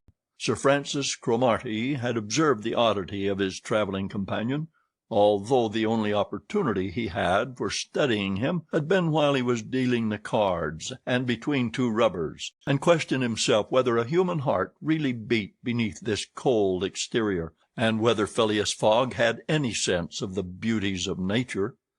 The brigadier general was free to mentally confess that of all the eccentric persons he had ever met, none was comparable to this product of the exact sciences. Phileas Fogg had not concealed from Sir Francis his design of going round the world, nor the circumstances under which he set out, and the general only saw in the wager a useless eccentricity and a lack of sound common sense. In the way this strange gentleman was going on, he would leave the world without having done any good to himself or anybody else. An hour after leaving Bombay, the train had passed the viaducts and the island of Salsetta, and had got into the open country. At Kalyan they reached the junction of the branch line which descends towards southeastern India by Kandala and Poonah, and passing Pauwel they entered the defiles of the mountains, with their basalt bases and their summits crowned with thick and verdant forests. Phileas Fogg and Sir Francis Cromarty exchanged a few words from time to time, and now Sir Francis, reviving the conversation, observed, "Some years ago, Mr. Fogg, you would have met with a delay at this point, which would probably have lost you your wager." "How so, Sir Francis?" "Because the railway stopped at the base of these mountains, which the passengers were obliged to cross in palanquins or on ponies to Kandala on the other side." "Such a delay would not have deranged my plans in the least," said Mr. Fogg. "I have constantly foreseen the likelihood of certain obstacles." "But, Mr. Fogg," pursued Sir Francis, "you run the risk of having some difficulty about this worthy fellow's adventure at the pagoda." Passepartout, his feet comfortably wrapped in his travelling blanket, was sound asleep, and did not dream that anybody was talking about him. "The government is very severe upon that kind of offence. It takes particular care that the religious customs of the Indians should be respected, and if your servant were caught—" "Very well, Sir Francis," replied Mr. Fogg. "If he had been caught he would have been condemned and punished, and then would have quietly returned to Europe. I don't see how this affair could have delayed his master." The conversation fell again. During the night the train left the mountains behind and passed Nasik, and the next day proceeded over the flat, well-cultivated country of the Khandish, with its straggling villages, above which rose the minarets of the pagodas. This fertile territory is watered by numerous small rivers and limpid streams, mostly tributaries of the Godavari. Passepartout, on waking and looking out, could not realize that he was actually crossing India in a railway train. The locomotive, guided by an English engineer and fed with English coal, threw out its smoke upon cotton, coffee, nutmeg, clove, and pepper plantations, while the steam curled in spirals around groups of palm trees, in the midst of which were seen picturesque bungalows, viharis, sort of abandoned monasteries, and marvelous temples enriched by the exhaustless ornamentation of Indian architecture. Then they came upon vast tracts extending to the horizon, with jungles inhabited by snakes and tigers, which fled at the noise of the train, succeeded by forests penetrated by the railway, and still haunted by elephants, which, with pensive eyes, gazed at the train as it passed. The travellers crossed, beyond Milligom, the fatal country so often stained with blood by the sectaries of the goddess Kali. Not far off rose Elora, with its graceful pagodas, and the famous Aurungabad, capital of the ferocious Aurangzeb, now the chief town of one of the detached provinces of the kingdom of the Nizam. It was thereabouts that Feringhea, the Thugi chief, king of the Stranglers, held his sway. These ruffians, united by a secret bond, strangled victims of every age in honor of the goddess Death, without ever shedding blood. There was a period when this part of the country could scarcely be traveled over without corpses being found in every direction. The English government has succeeded in greatly diminishing these murders, though the Thugis still exist and pursue the exercise of their horrible rites. At 12:30 the train stopped at Burhampur, where Passepartout was able to purchase some Indian slippers, ornamented with false pearls, in which, with evident vanity, he proceeded to encase his feet. The travellers made a hasty breakfast and started off for Asurgur, after skirting for a little the banks of the small river Tapti, which empties into the Gulf of Cambrai near Surat.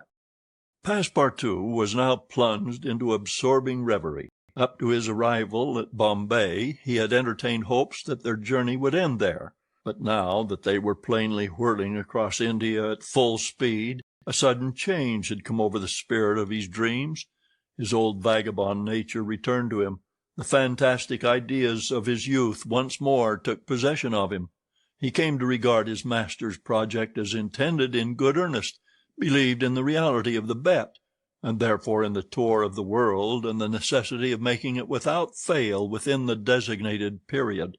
Already he began to worry about possible delays and accidents which might happen on the way. He recognized himself as being personally interested in the wager, and trembled at the thought that he might have been the means of losing it by his unpardonable folly of the night before.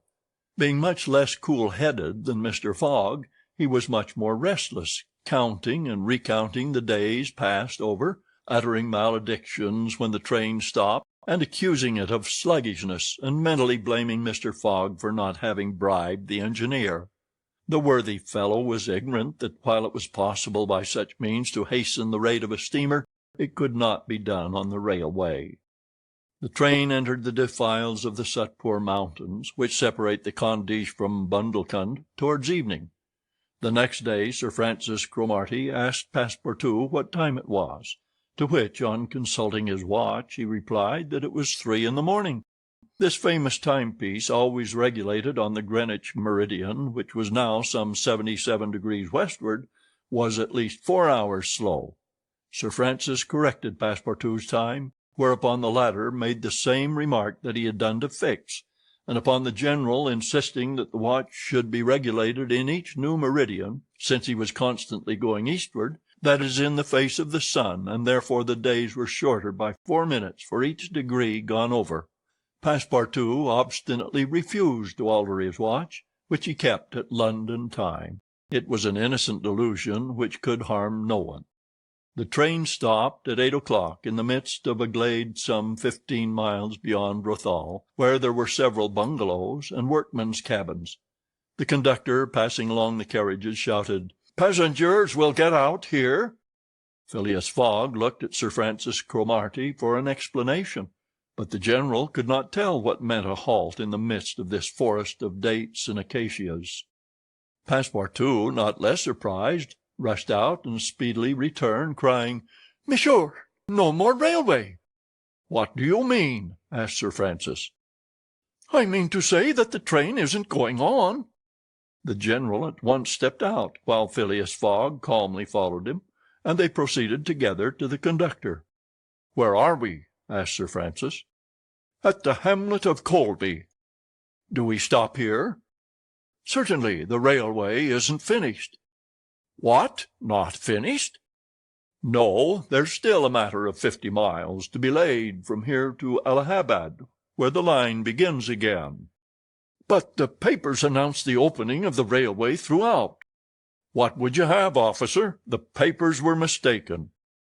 "Yet you sell tickets from Bombay to Calcutta," retorted Sir Francis, who was growing warm. "No doubt," replied the conductor, "but the passengers know that they must provide means of transportation for themselves from Colby to Allahabad." Sir Francis was furious.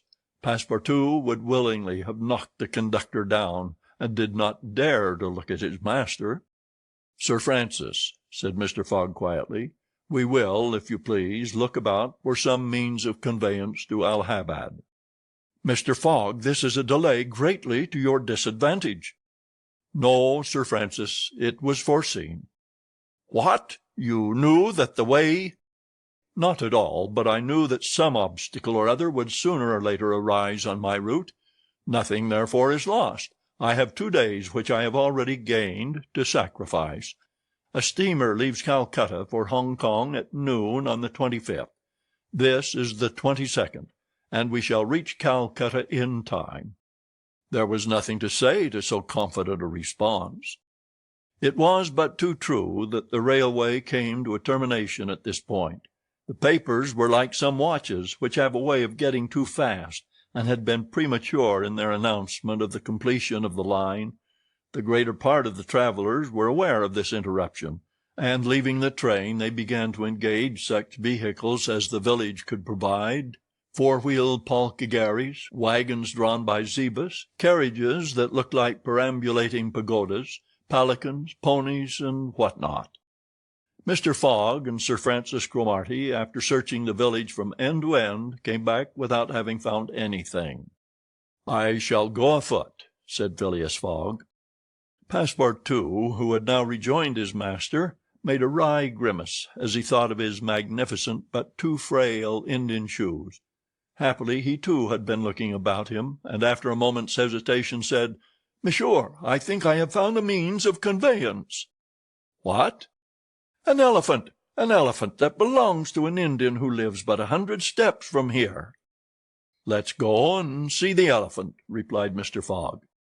They soon reached a small hut, near which, enclosed within some high palings, was the animal in question. An Indian came out of the hut, and at their request conducted them within the enclosure.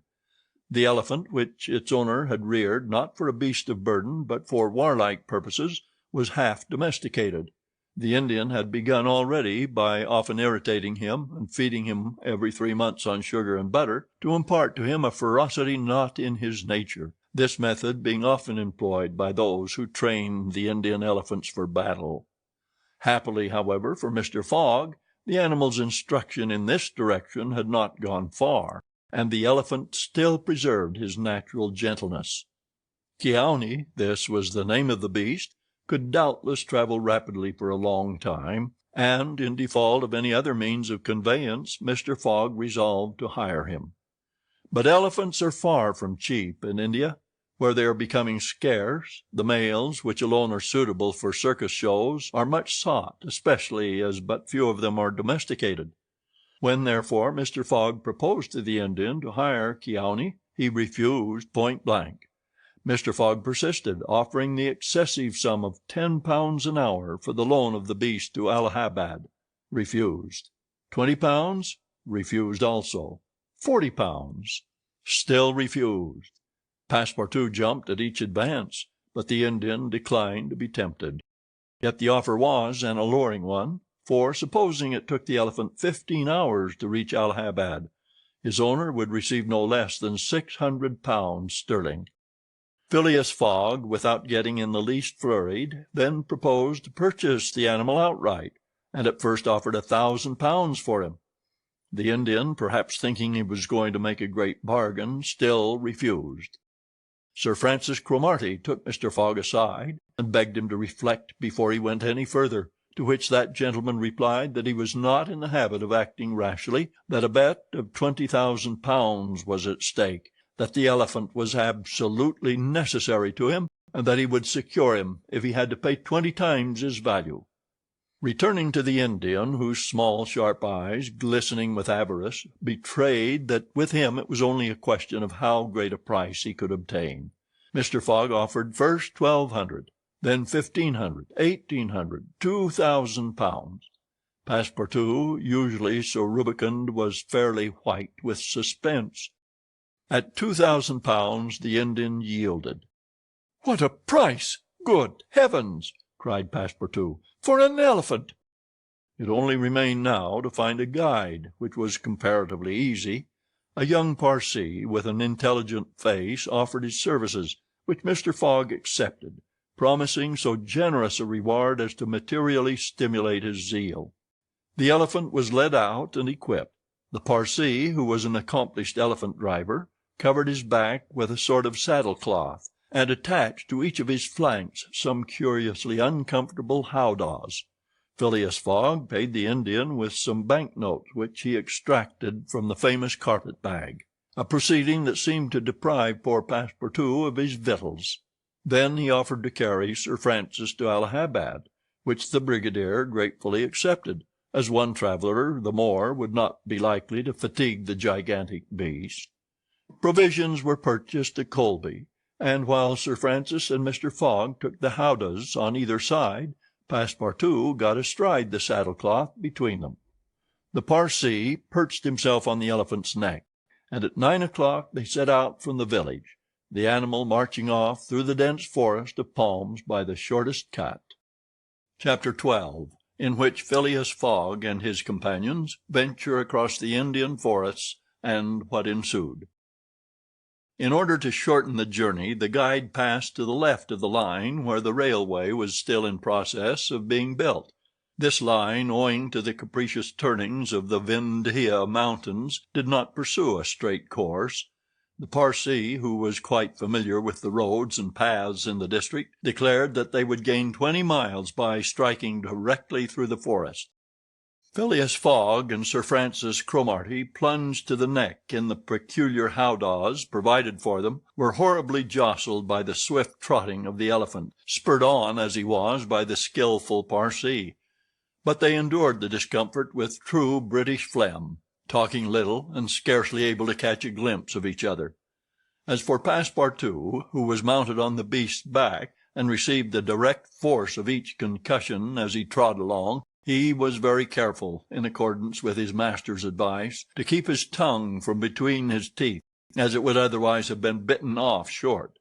The worthy fellow bounced from the elephant's neck to his rump, and vaulted like a clown on a spring-board, yet he laughed in the midst of his bouncing, and from time to time took a piece of sugar out of his pocket and inserted it in Keawene's trunk, who received it without in the least slackening his regular trot. After 2 hours the guide stopped the elephant, and gave him an hour for rest, during which Keawene, after quenching his thirst at a neighboring spring, set to devouring the branches and shrubs round about him. Neither Sir Francis nor Mr. Fogg regretted the delay, and both descended with a feeling of relief. "Why, he's made of iron!" exclaimed the general, gazing admiringly on Keawene. "Of forged iron," replied Passepartout, as he set about preparing a hasty breakfast. At noon the Parsee gave the signal of departure. The country soon presented a very savage aspect. Copses of dates and dwarf palms succeeded the dense forests, then vast dry plains dotted with scanty shrubs, and sown with great blocks of syenite. All this portion of Bundelkund, which is little frequented by travellers, is inhabited by a fanatical population, hardened in the most horrible practices of the Hindoo faith. The English have not been able to secure complete dominion over this territory, which is subjected to the influence of Rajas, whom it is almost impossible to reach in their inaccessible mountain fastnesses.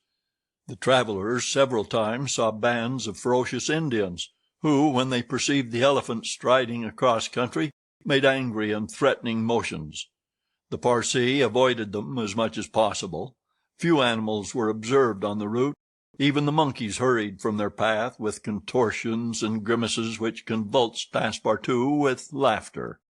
In the midst of his gaiety, however, one thought troubled the worthy servant. What would Mr. Fogg do with the elephant when he got to Allahabad? Would he carry him on with him? Impossible. The cost of transporting him would make him ruinously expensive. Would he sell him, or set him free?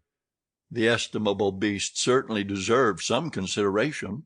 Should Mr. Fogg choose to make him, Passepartout, a present of Keone, he would be very much embarrassed, and these thoughts did not cease worrying him for a long time.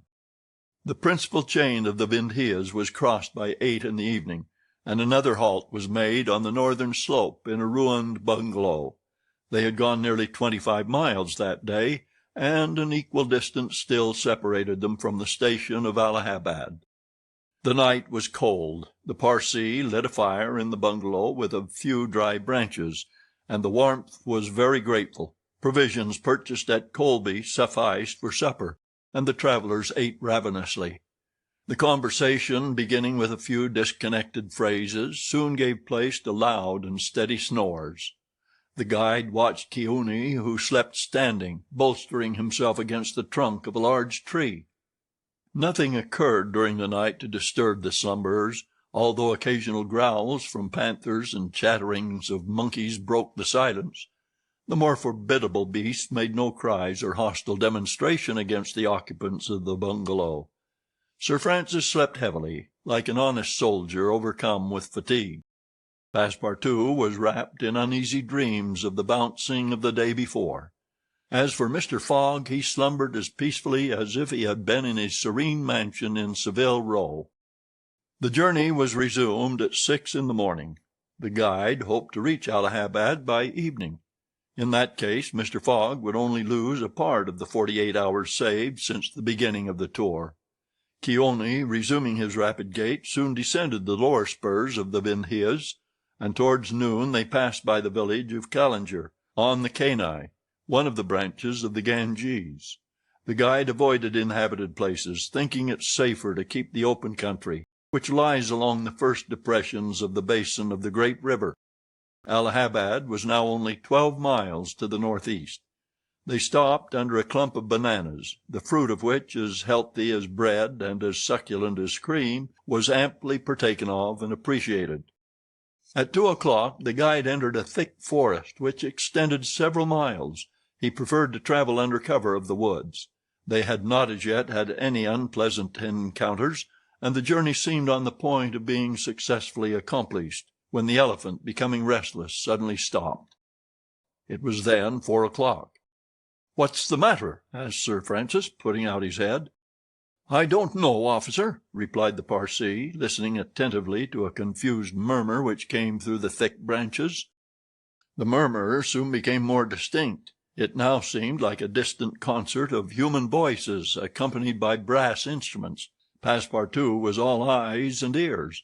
Mr. Fogg patiently waited without a word. The Parsee jumped to the ground, fastened the elephant to a tree, and plunged into the thicket.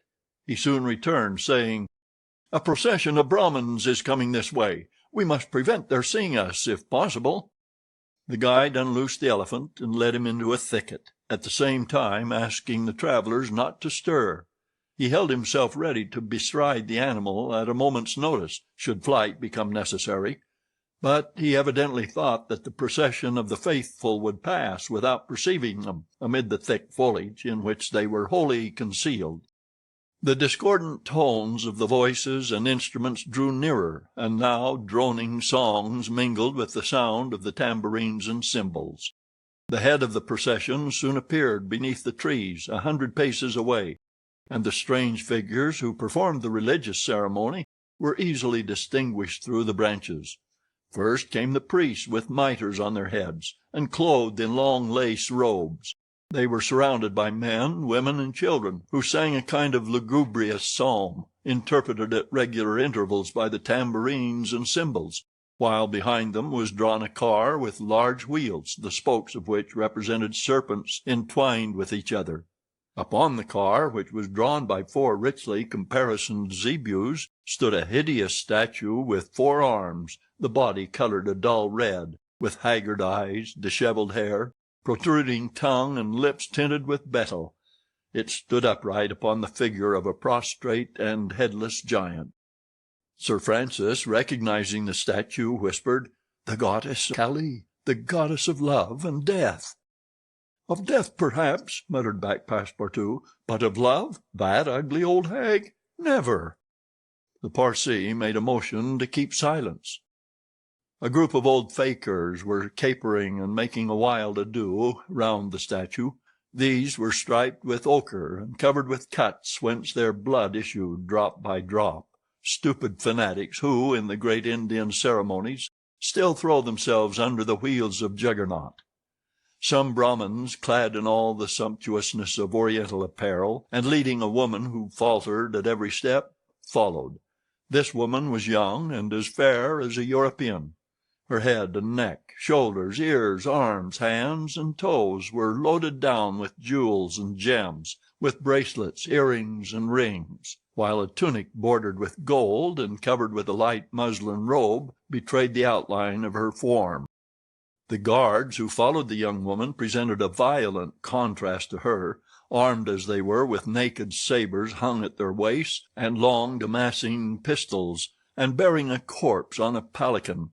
It was the body of an old man, gorgeously arrayed in the habiliments of a Rajah, wearing, as in life, a turban embroidered with pearls, a robe of tissue of silk and gold, a scarf of cashmere sewed with diamonds, and the magnificent weapons of a Hindu prince.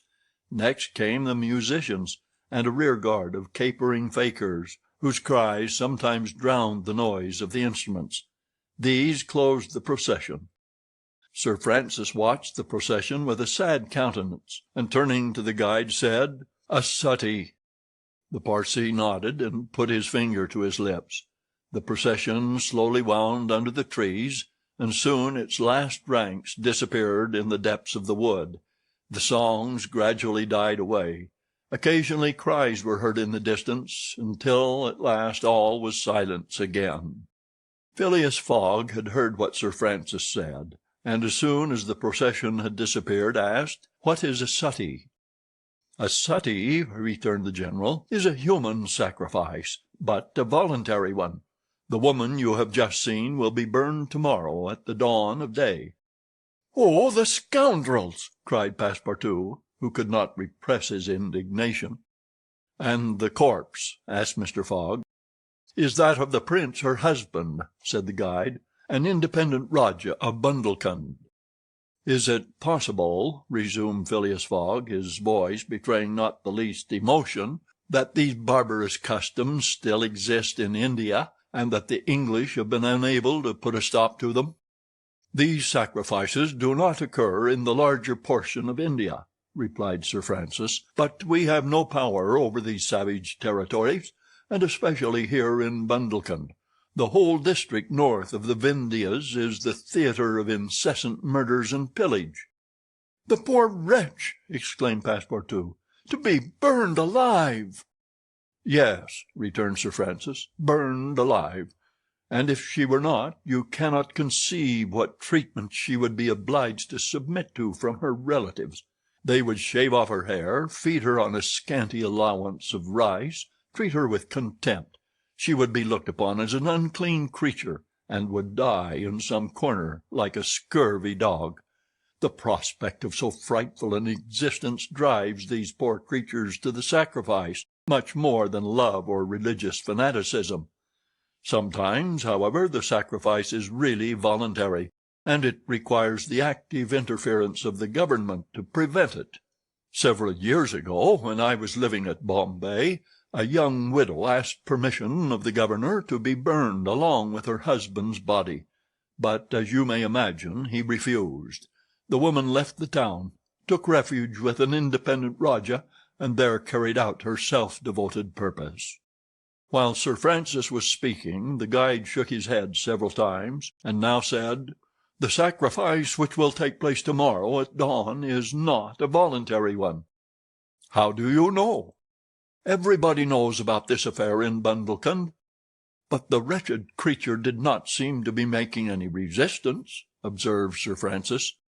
"That was because they had intoxicated her with fumes of hemp and opium." "But where are they taking her?" "To the pagoda of Pillaji, 2 miles from here. She will pass the night there."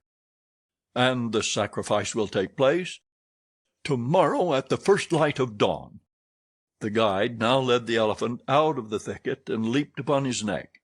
Just at the moment that he was about to urge Keone forward with a peculiar whistle, Mr. Fogg stopped him, and turning to Sir Francis Cromarty said, "Suppose we save this woman?" "Save the woman, Mr. Fogg?" "I have yet 12 hours to spare. I can devote them to that." "Why, you are a man of heart." "Sometimes," replied Phileas Fogg quietly, "when I have the time."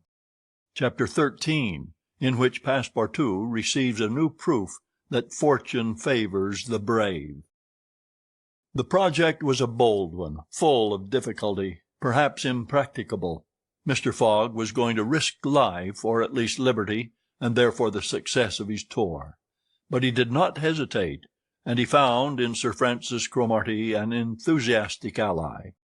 As for Passepartout, he was ready for anything that might be proposed. His master's idea charmed him. He perceived a heart, a soul, under that icy exterior. He began to love Phileas Fogg. There remained the guide. What course would he adopt? Would he not take part with the Indians? In default of his assistance, it was necessary to be assured of his neutrality. Sir Francis frankly put the question to him. "Officers," replied the guide, "I am a Parsee, and this woman is a Parsee. Command me as you will." "Excellent," said Mr. Fogg. "However," resumed the guide, "it is certain not only that we shall risk our lives, but horrible tortures if we are taken." "That is foreseen," replied Mr. Fogg. "I think we must wait till night before acting." "I think so," said the guide. The worthy Indian then gave some account of the victim, who, he said, was a celebrated beauty of the Parsee race, and the daughter of a wealthy Bombay merchant. She had received a thoroughly English education in that city, and from her manners and intelligence would be thought a European. Her name was Aouda. Left an orphan, she was married against her will to the old Rajah of Bundelkund, and knowing the fate that awaited her, she escaped, was retaken, and devoted by the Rajah's relatives, who had an interest in her death, to the sacrifice from which it seemed she could not escape. The Parsee's narrative only confirmed Mr. Fogg and his companions in their generous design. It was decided that the guide should direct the elephant towards the pagoda of Pillagi, which he accordingly approached as quickly as possible. They halted half an hour afterwards in a copse, some 500 feet from the pagoda, where they were well concealed, but they could hear the groans and cries of the fakirs distinctly. They then discussed the means of getting at the victim. The guide was familiar with the pagoda of Pillagi, in which, as he declared, the young woman was imprisoned. Could they enter any of its doors while the whole party of Indians was plunged in a drunken sleep, or was it safer to attempt to make a hole in the walls? This could only be determined at the moment and the place themselves, but it was certain that the abduction must be made that night, and not when, at break of day, the victim was led to her funeral pyre. Then no human intervention could save her. As soon as night fell, about 6 o'clock, they decided to make a reconnaissance around the pagoda. The cries of the fakirs were just ceasing. The Indians were in the act of plunging themselves into the drunkenness caused by liquid opium mingled with hemp, and it might be possible to slip between them to the temple itself. The Parsee, leading the others, noiselessly crept through the wood, and in 10 minutes they found themselves on the banks of a small stream, whence, by the light of the rosin torches, they perceived a pyre of wood, on the top of which lay the embalmed body of the Rajah, which was to be burned with his wife. The pagoda, whose minarets loomed above the trees in the deepening dusk, stood 100 steps away. "Come," whispered the guide. He slipped more cautiously than ever through the brush, followed by his companions. The silence around was only broken by the low murmuring of the wind among the branches. Soon the Parsee stopped on the borders of the glade, which was lit up by the torches. The ground was covered by groups of the Indians, motionless in their drunken sleep. It seemed a battlefield strewn with the dead. Men, women, and children lay together. In the background, among the trees, the pagoda of Pillagi loomed distinctly. Much to the guide's disappointment, the guards of the Rajah, lighted by torches, were watching at the doors, and marching to and fro with naked sabres. Probably the priests, too, were watching within. The Parsee, now convinced that it was impossible to force an entrance to the temple, advanced no farther, but led his companions back again. Phileas Fogg and Sir Francis Cromarty also saw that nothing could be attempted in that direction. They stopped and engaged in a whispered colloquy. "It is only 8 now," said the brigadier, "and these guards may also go to sleep." "It is not impossible," returned the Parsee. They lay down at the foot of a tree and waited. The time seemed long. The guide ever and anon left them to take an observation on the edge of the wood, but the guards watched steadily by the glare of the torches, and a dim light crept through the windows of the pagoda. They waited till midnight, but no change took place among the guards, and it became apparent that their yielding to sleep could not be counted on. The other plan must be carried out. An opening in the walls of the pagoda must be made.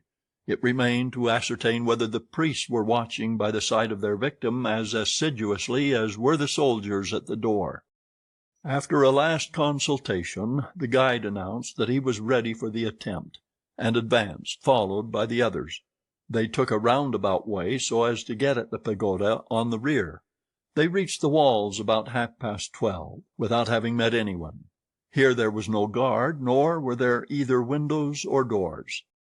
The night was dark. The moon, on the wane, scarcely left the horizon, and was covered with heavy clouds. The height of the trees deepened the darkness. It was not enough to reach the walls. An opening in them must be accomplished, and to attain this purpose the party only had their pocket-knives. Happily, the temple walls were built of brick and wood, which could be penetrated with little difficulty. After one brick had been taken out, the rest would yield easily. They set noiselessly to work, and the Parsee on one side and Passepartout on the other began to loosen the bricks so as to make an aperture 2 feet wide. They were getting on rapidly when suddenly a cry was heard in the interior of the temple, followed almost instantly by other cries replying from the outside. Passepartout and the guide stopped. Had they been heard? Was the alarm being given? Common prudence urged them to retire, and they did so, followed by Phileas Fogg and Sir Francis. They again hid themselves in the wood, and waited till the disturbance, whatever it might be, ceased, holding themselves ready to resume their attempt without delay. But awkwardly enough the guards now appeared at the rear of the temple, and there installed themselves in readiness to prevent a surprise. It would be difficult to describe the disappointment of the party, thus interrupted in their work. They could not now reach the victim. How, then, could they save her? Sir Francis shook his fists. Passepartout was beside himself, and the guide gnashed his teeth with rage. The tranquil Fogg waited without betraying any emotion. "We have nothing to do but to go away," whispered Sir Francis. "Nothing but to go away," echoed the guide. "Stop," said Fogg. "I am only due at Allahabad tomorrow before noon." "But what can you hope to do?" asked Sir Francis. "In a few hours it will be daylight, and—" "The chance which now seems lost may present itself at the last moment." Sir Francis would have liked to read Phileas Fogg's eyes. What was this cool Englishman thinking of? Was he planning to make a rush for the young woman at the very moment of the sacrifice, and boldly snatch her from her executioners? This would be utter folly, and it was hard to admit that Fogg was such a fool. Sir Francis consented, however, to remain to the end of this terrible drama.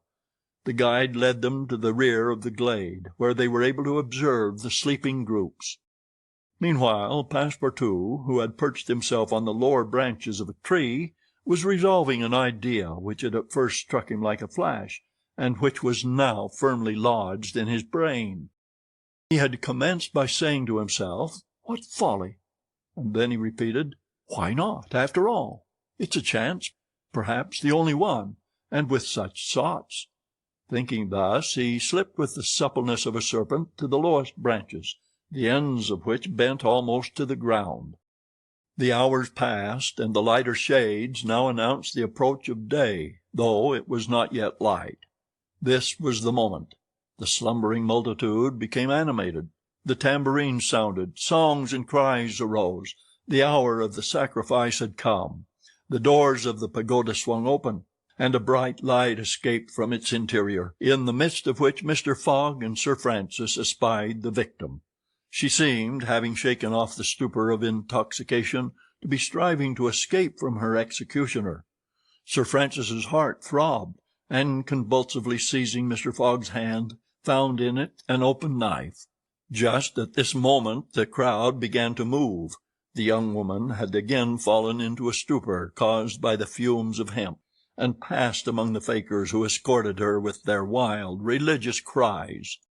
Phileas Fogg and his companions, mingling in the rear ranks of the crowd, followed, and in 2 minutes they reached the banks of the stream and stopped 50 paces from the pyre, upon which still lay the Rajah's corpse.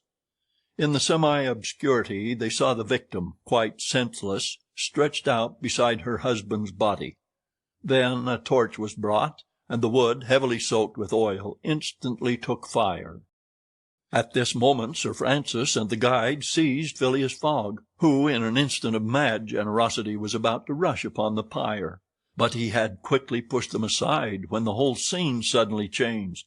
A cry of terror arose. The whole multitude prostrated themselves, terror-stricken, on the ground. The old Rajah was not dead then, since he rose of a sudden like a spectre, took up his wife in his arms, and descended from the pyre in the midst of the clouds of smoke, which only heightened his ghostly appearance. Fakirs and soldiers and priests, seized with instant terror, lay there with their faces on the ground, not daring to lift their eyes and behold such a prodigy. The inanimate victim was borne along by the vigorous arms which supported her, and which she did not seem in the least to burden. Mr. Fogg and Sir Francis stood erect. The Parsee bowed his head, and Passepartout was, no doubt, scarcely less stupefied. The resuscitated Rajah approached Sir Francis and Mr. Fogg, and in an abrupt tone said, "Let us be off." It was Passepartout himself who had slipped upon the pyre in the midst of the smoke, and, profiting by the still overhanging darkness, had delivered the young woman from death. It was Passepartout who, playing his part with a happy audacity, had passed through the crowd amid the general terror. A moment after, all 4 of the party had disappeared in the woods, and the elephant was bearing them away at a rapid pace. But the cries and noise, and a ball which whizzed through Phileas Fogg's hat, apprised them that the trick had been discovered.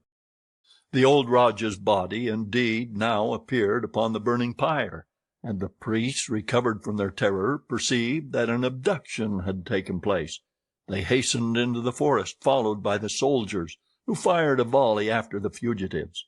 But the latter rapidly increased the distance between them, and ere long found themselves beyond the reach of the bullets and arrows.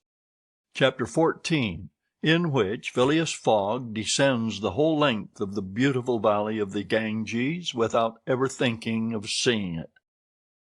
The rash exploit had been accomplished, and for an hour Passepartout laughed gaily at his success. Sir Francis pressed the worthy fellow's hand, and his master said, "Well done," which from him was high commendation, to which Passepartout replied that all the credit of the affair belonged to Mr. Fogg. As for him, he had only been struck with a queer idea, and he laughed to think that for a few moments he, Passepartout, the ex-gymnast, ex-sergeant fireman, had been the spouse of a charming woman, a venerable embalmed Rajah.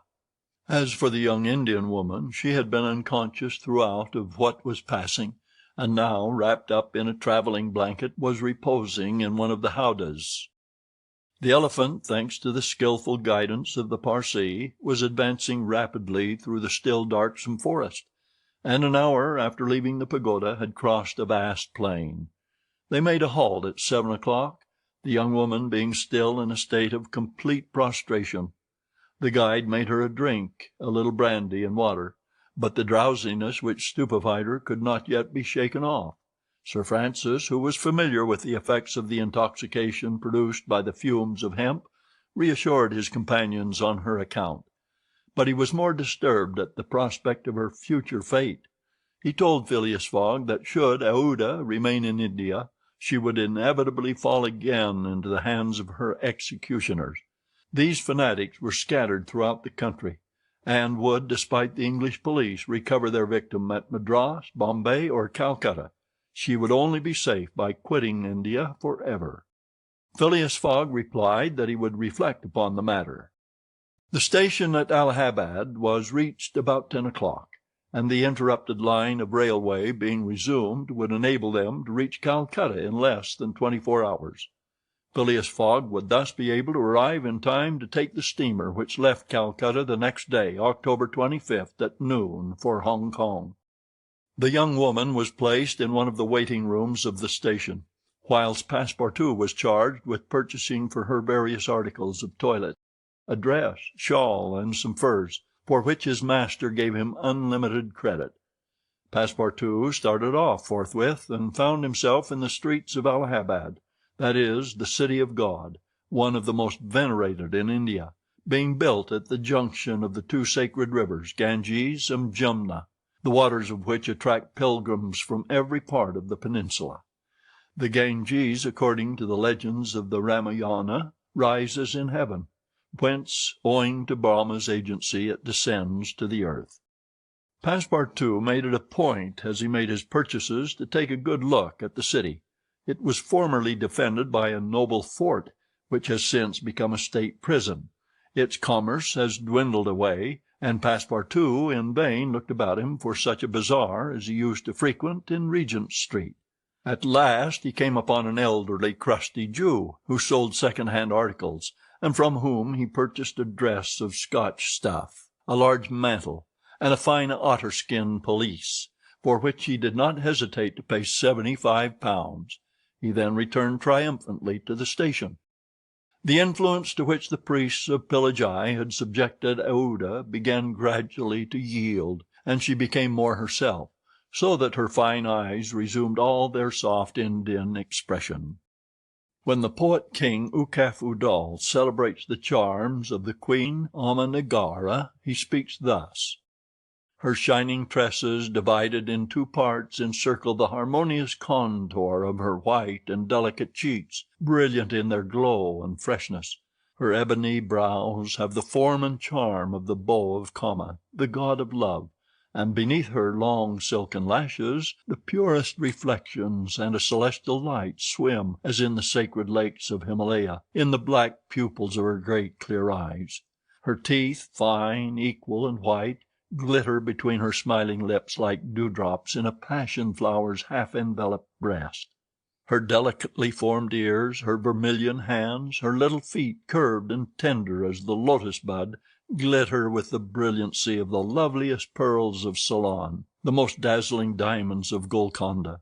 Her narrow and supple waist, which a hand may clasp around, sets forth the outline of her rounded figure and the beauty of her bosom, where youth in its flower displays the wealth of its treasures. And beneath the silken folds of her tunic she seems to have been modelled in pure silver by the godlike hand of Vikbarkarma, the immortal sculptor. It is enough to say, without applying this poetical rhapsody to Aouda, that she was a charming woman in all the European acceptation of the phrase. She spoke English with great purity, and the guide had not exaggerate in saying that the young Parsee had been transformed by her bringing up.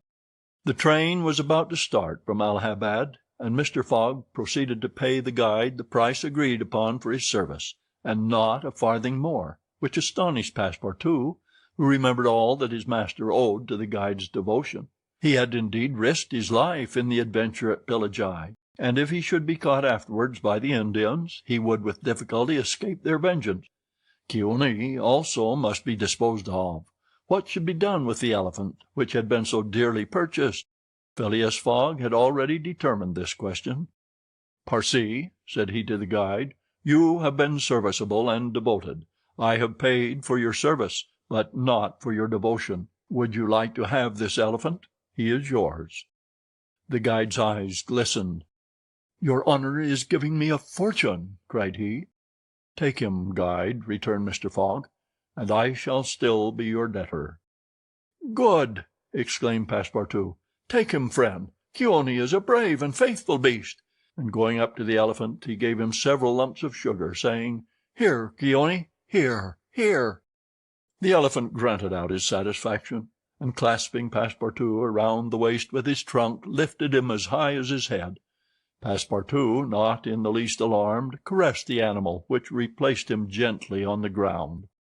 Soon after, Phileas Fogg, Sir Francis Cromarty, and Passepartout, installed in a carriage with Aouda, who had the best seat, were whirling at full speed towards Benares. It was a run of 80 miles, and was accomplished in 2 hours. During the journey the young woman fully recovered her senses. What was her astonishment to find herself in this carriage on the railway, dressed in European habiliments, and with travellers who were quite strangers to her.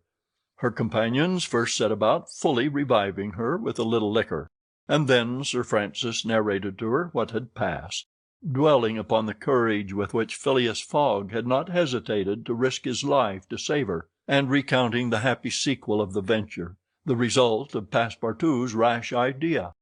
Mr. Fogg said nothing, while Passepartout, abashed, kept repeating that it wasn't worth telling.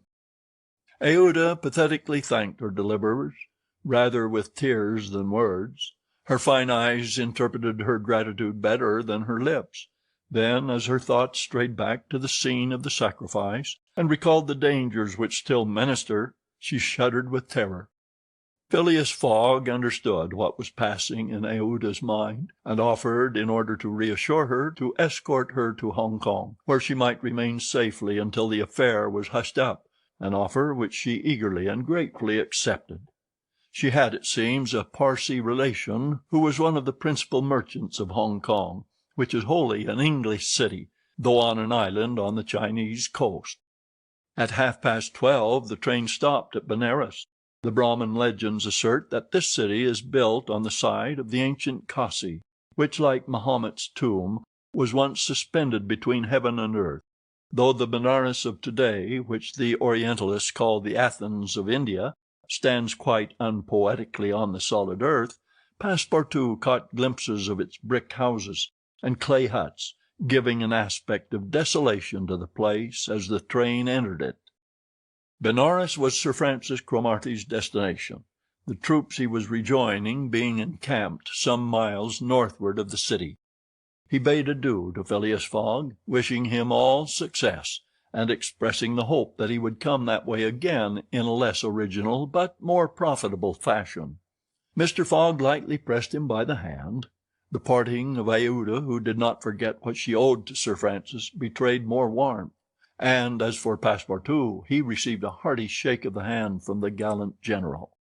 The railway, on leaving Benares, passed for a while along the valley of the Ganges. Through the windows of their carriage the travellers had glimpses of the diversified landscape of Bihar, with its mountains clothed in verdure, its fields of barley, wheat, and corn, its jungles peopled with green alligators, its neat villages, and its still thickly leaved forests. Elephants were bathing in the waters of the sacred river, and groups of Indians, despite the advanced season and chilly air, were performing solemnly their pious ablutions. These were fervent Brahmins, the bitterest foes of Buddhism, their deities being Vishnu, the solar god, Shiva, the divine impersonation of natural forces, and Brahma, the supreme ruler of priests and legislators. What would these divinities think of India, anglicized as it is today, with steamers whistling and scudding along the Ganges, frightening the gulls which float upon its surface, the turtles swarming along its banks, and the faithful dwelling upon its borders? The panorama passed before their eyes like a flash, save when the steam concealed it fitfully from the view. The travellers could scarcely discern the fort of Chupani, 20 miles south-westward from Benares, the ancient stronghold of the Rajas of Bihar, or Gazipur and its famous rosewater factories, or the tomb of Lord Cornwallis rising on the left bank of the Ganges, the fortified town of Buxar or Patna, a large manufacturing and trading place, where is held the principal opium market of India, or Monghir, a more than European town, for it is as English as Manchester or Birmingham, with its iron foundries, edge-tool factories, and high chimneys puffing clouds of black smoke heavenward. Night came on. The train passed on at full speed, in the midst of the roaring of the tigers, bears, and wolves, which fled before the locomotive, and the marvels of Bengal, Golconda, ruined Gower, Murshidabad, the ancient capital, Burdwan, Hugli, and the French town of Chandernagore, where Passepartout would have been proud to see his country's flag flying, were hidden from their view in the darkness. Calcutta was reached at 7 in the morning, and the packet left for Hong Kong at noon, so that Phileas Fogg had 5 hours before him. According to his journal, he was due at Calcutta on the 25th of October, and that was the exact date of his actual arrival. He was, therefore, neither behindhand nor ahead of time. The 2 days gained between London and Bombay had been lost, as had been seen in the journey across India, but it is not to be supposed that Phileas Fogg regretted them. Chapter 15, in which the bag of bank-notes disgorges some thousands of pounds more. The train entered the station, and Passepartout, jumping out first, was followed by Mr. Fogg, who assisted his fair companion to descend. Phileas Fogg intended to proceed at once to the Hong Kong steamer, in order to get Aouda comfortably settled for the voyage. He was unwilling to leave her while they were still on dangerous ground. "I am he. Is this man your servant?" added the policeman, pointing to Passepartout. "Yes." "Be so good, both of you, as to follow me." Mr. Fogg betrayed no surprise whatever. The policeman was a representative of the law, and law is sacred to an Englishman. Passepartout tried to reason about the matter, but the policeman tapped him with his stick, and Mr. Fogg made him a signal to obey. "May this young lady go with us?" asked he. "She may," replied the policeman. Mr. Fogg, Aouda, and Passepartout were conducted to a palkagari, a sort of four-wheeled carriage, drawn by 2 horses, in which they took their places and were driven away. No one spoke during the 20 minutes which elapsed before they reached their destination. They first passed through the black town, with its narrow streets, its miserable dirty huts and squalid population, then through the European town, which presented a relief in its bright brick mansions, shaded by cocoanut trees and bristling with masts, where, although it was early morning, elegantly dressed horsemen and handsome equipages were passing back and forth. The carriage stopped before a modest-looking house, which, however, did not have the appearance of a private mansion. The policeman, having requested his prisoners, for so truly they might be called, to descend, conducted them into a room with barred windows, and said, "You will appear before Judge Obadiah at 8:30. He then retired and closed the door. "Why, we are prisoners!" exclaimed Passepartout, falling into a chair. Aouda, with an emotion she tried to conceal, said to Mr. Fogg, "Sir, you must leave me to my fate. It is on my account that you receive this treatment.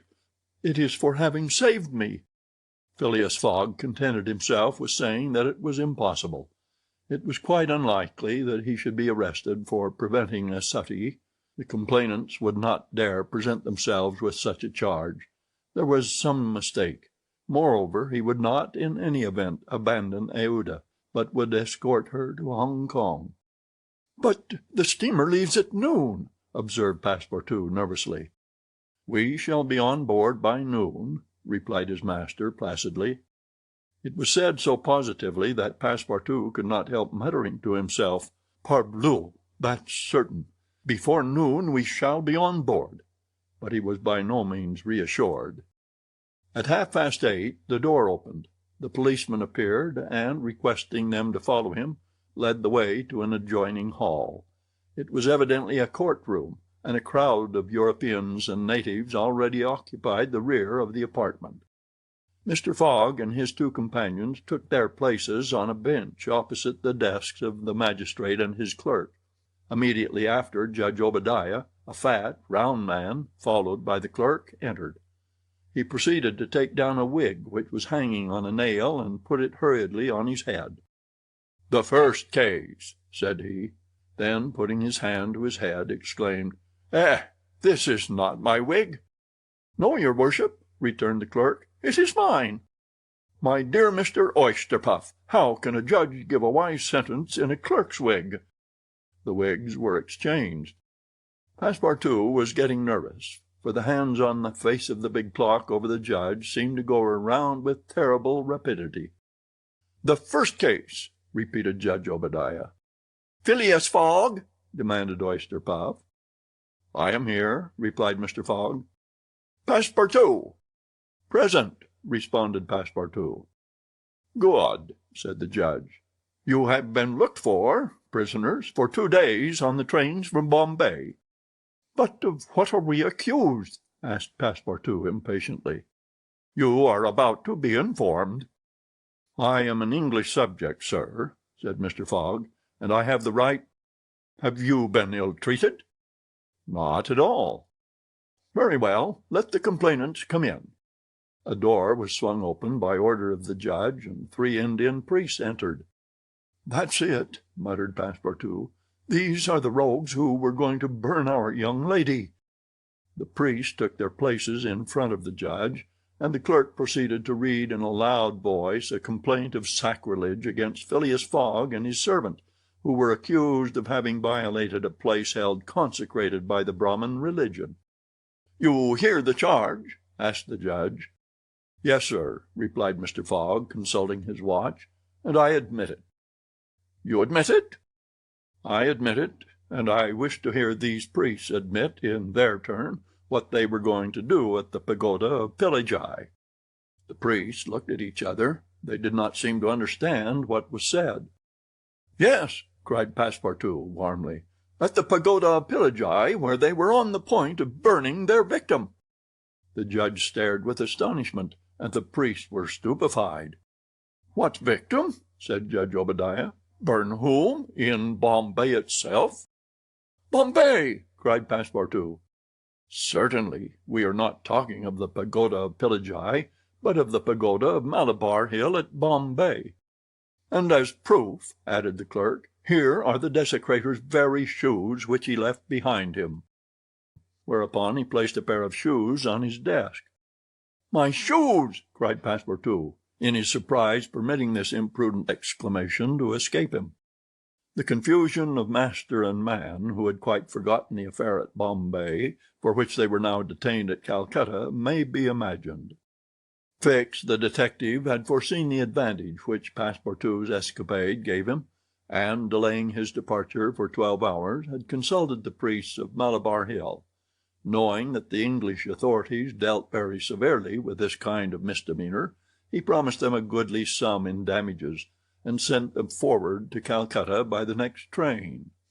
Owing to the delay caused by the rescue of the young widow, Fix and the priest reached the Indian capital before Mr. Fogg and his servant, the magistrates having been already warned by a dispatch to arrest them should they arrive. Fix's disappointment when he learned that Phileas Fogg had not made his appearance in Calcutta may be imagined. He made up his mind that the robber had stopped somewhere on the route and taken refuge in the southern provinces. For 24 hours Fix watched the station with feverish anxiety. At last he was rewarded by seeing Mr. Fogg and Passepartout arrive, accompanied by a young woman, whose presence he was wholly at a loss to explain. He hastened for a policeman, and this was how the party came to be arrested and brought before Judge Obadiah. Had Passepartout been a little less preoccupied, he would have espied the detective ensconced in a corner of the court-room, watching the proceedings with an interest easily understood, for the warrant had failed to reach him at Calcutta as it had done at Bombay and Suez. Judge Obadiah had, unfortunately, caught Passepartout's rash exclamation, which the poor fellow would have given the world to recall. "The facts are admitted?" asked the judge. "Admitted," replied Mr. Fogg coldly.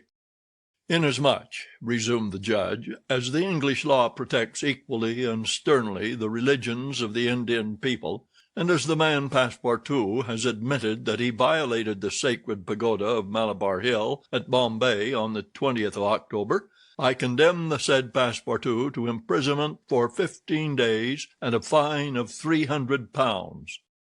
300 pounds! cried Passepartout, startled at the largeness of the sum. Silence! shouted the constable. And inasmuch, continued the judge, as it is not proved that the act was not done by the connivance of the master with the servant, and as the master in any case must be held responsible for the acts of his paid servant, I condemn Phileas Fogg to a week's imprisonment and a fine of 150 pounds. Fix rubbed his hands softly with satisfaction. If Phileas Fogg could be detained in Calcutta a week, it would be more than time for the warrant to arrive. Passepartout was stupefied. This sentence ruined his master. A wager of 20,000 pounds lost because he, like a precious fool, had gone into that abominable pagoda. Phileas Fogg, as self-composed as if the judgment did not in the least concern him, did not even lift his eyebrows while it was being pronounced. Just as the clerk was calling the next case, he rose and said, "I offer bail." "You have that right," returned the judge. Fix's blood ran cold, but he resumed his composure when he heard the judge announce that the bail required for each prisoner would be 1,000 pounds. "I will pay it at once," said Mr. Fogg, taking a roll of bank bills from the carpet-bag which Passepartout had by him, and placing them on the clerk's desk.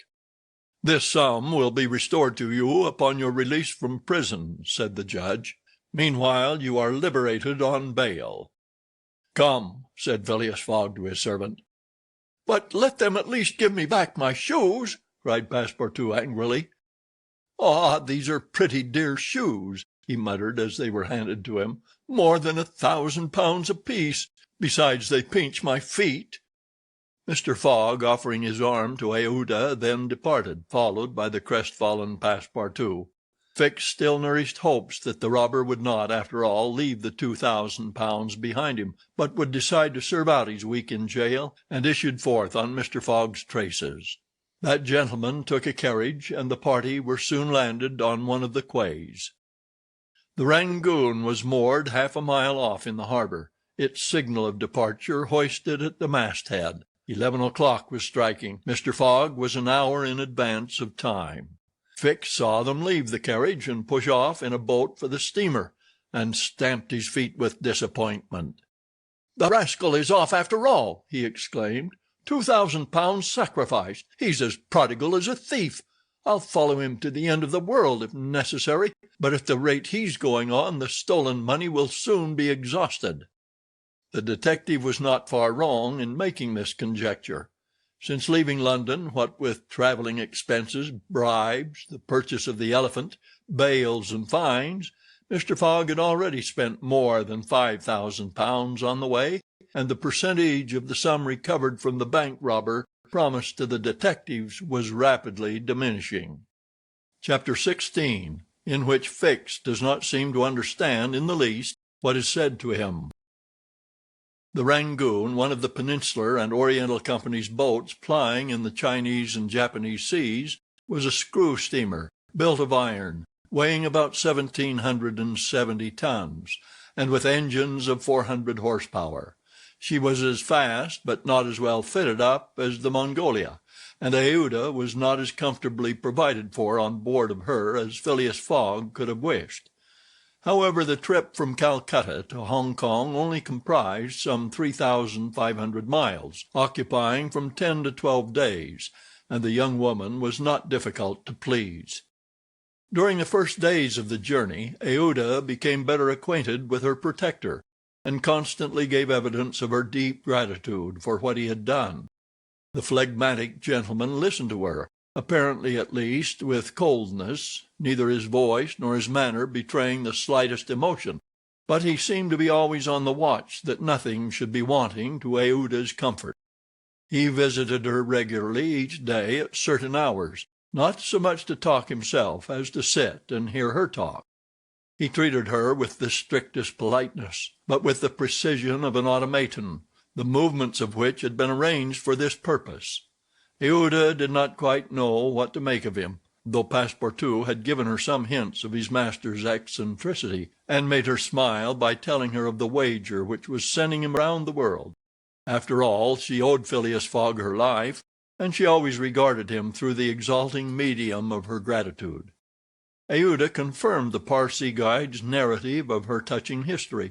She did indeed belong to the highest of the native races of India. Many of the Parsee merchants have made great fortunes there by dealing in cotton, and one of them, Sir Jametsi Jejeebhoy, was made a baronet by the English government. Aouda was a relative of this great man, and it was his cousin Jeejee whom she hoped to join at Hong Kong. Whether she would find a protector in him she could not tell, but Mr. Fogg essayed to calm her anxieties, and to assure her that everything would be mathematically, he used the very word, arranged. Aouda fastened her great eyes, clear as the sacred lakes of the Himalaya, upon him, but the intractable Fogg, as reserved as ever, did not seem at all inclined to throw himself into this lake. The first few days of the voyage passed prosperously, amid favorable weather and propitious winds, and they soon came in sight of the great Andaman, the principal of the islands in the Bay of Bengal, with its picturesque saddle peak, 2,400 feet high, looming above the waters. The steamer passed along near the shores, but the savage Papuans, who are in the lowest scale of humanity, but are not, as has been asserted, cannibals, did not make their appearance. The panorama of the islands as they steamed by them was superb. Vast forests of palms, arix, bamboo, teakwood, of the gigantic mimosa, and tree-like ferns covered the foreground, while behind the graceful outlines of the mountains were traced against the sky, and along the coast swarmed by thousands the precious swallows, whose nests furnish a luxurious dish to the tables of the Celestial Empire. The varied landscape afforded by the Andaman Islands was soon passed, however, and the Rangoon rapidly approached the Straits of Malacca, which gave access to the China seas. What was Detective Fix, so unluckily drawn on from country to country, doing all this while? He had managed to embark on the Rangoon at Calcutta, without being seen by Passepartout, after leaving orders that, if the warrant should arrive, it should be forwarded to him at Hong Kong, and he hoped to conceal his presence to the end of the voyage. It would have been difficult to explain why he was on board without awakening Passepartout's suspicions, who thought him still at Bombay. But necessity impelled him, nevertheless, to renew his acquaintance with the worthy servant, as will be seen. All the detective's hopes and wishes were now centered on Hong Kong, for the steamer's stay at Singapore would be too brief to enable him to take any steps there. The arrest must be made at Hong Kong, or the robber would probably escape him forever. Hong Kong was the last English ground on which he would set foot. Beyond, China, Japan, America offered to Fogg an almost certain refuge. If the warrant should at last make its appearance at Hong Kong, Fix could arrest him and give him into the hands of the local police, and there would be no further trouble. But beyond Hong Kong a simple warrant would be of no avail. An extradition warrant would be necessary, and that would result in delays and obstacles of which the rascal would take advantage to elude justice. Fix thought over these probabilities during the long hours which he spent in his cabin, and kept repeating to himself, "Now, either the warrant will be at Hong Kong, in which case I shall arrest my man, or it will not be there, and this time it is absolutely necessary that I should delay his departure. I have failed at Bombay, and I have failed at Calcutta. If I fail at Hong Kong, my reputation is lost. Cost what it may, I must succeed. But how shall I prevent his departure if that should turn out to be my last resource?" Fix made up his mind that if worst came to worst he would make a confidant of Passepartout, and tell him what kind of a fellow his master really was. That Passepartout was not Fogg's accomplice he was very certain. The servant, enlightened by his disclosure, and afraid of being himself implicated in the crime, would doubtless become an ally of the detective. But this method was a dangerous one, only to be employed when everything else had failed. A word from Passepartout to his master would ruin all. The detective was therefore in a sore strait. But suddenly a new idea struck him. The presence of Aouda on the Rangoon, in company with Phileas Fogg, gave him new material for reflection.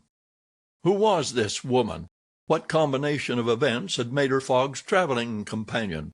They had evidently met somewhere between Bombay and Calcutta, but where? Had they met accidentally, or had Fogg gone into the interior purposely in quest of this charming damsel? Fix was fairly puzzled. He asked himself whether there had not been a wicked elopement, and this idea so impressed itself upon his mind that he determined to make use of the supposed intrigue. Whether the young woman were married or not, he would be able to create such difficulties for Mr. Fogg at Hong Kong that he could not escape by paying any amount of money. But could he even wait till they reached Hong Kong? Fogg had an abominable way of jumping from one boat to another, and before anything could be effected might get full under way again for Yokohama. Fix decided that he must warn the English authorities, and signal the Rangoon before her arrival. This was easy to do, since the steamer stopped at Singapore, whence there is a telegraphic wire to Hong Kong. He finally resolved, moreover, before acting more positively, to question Passepartout.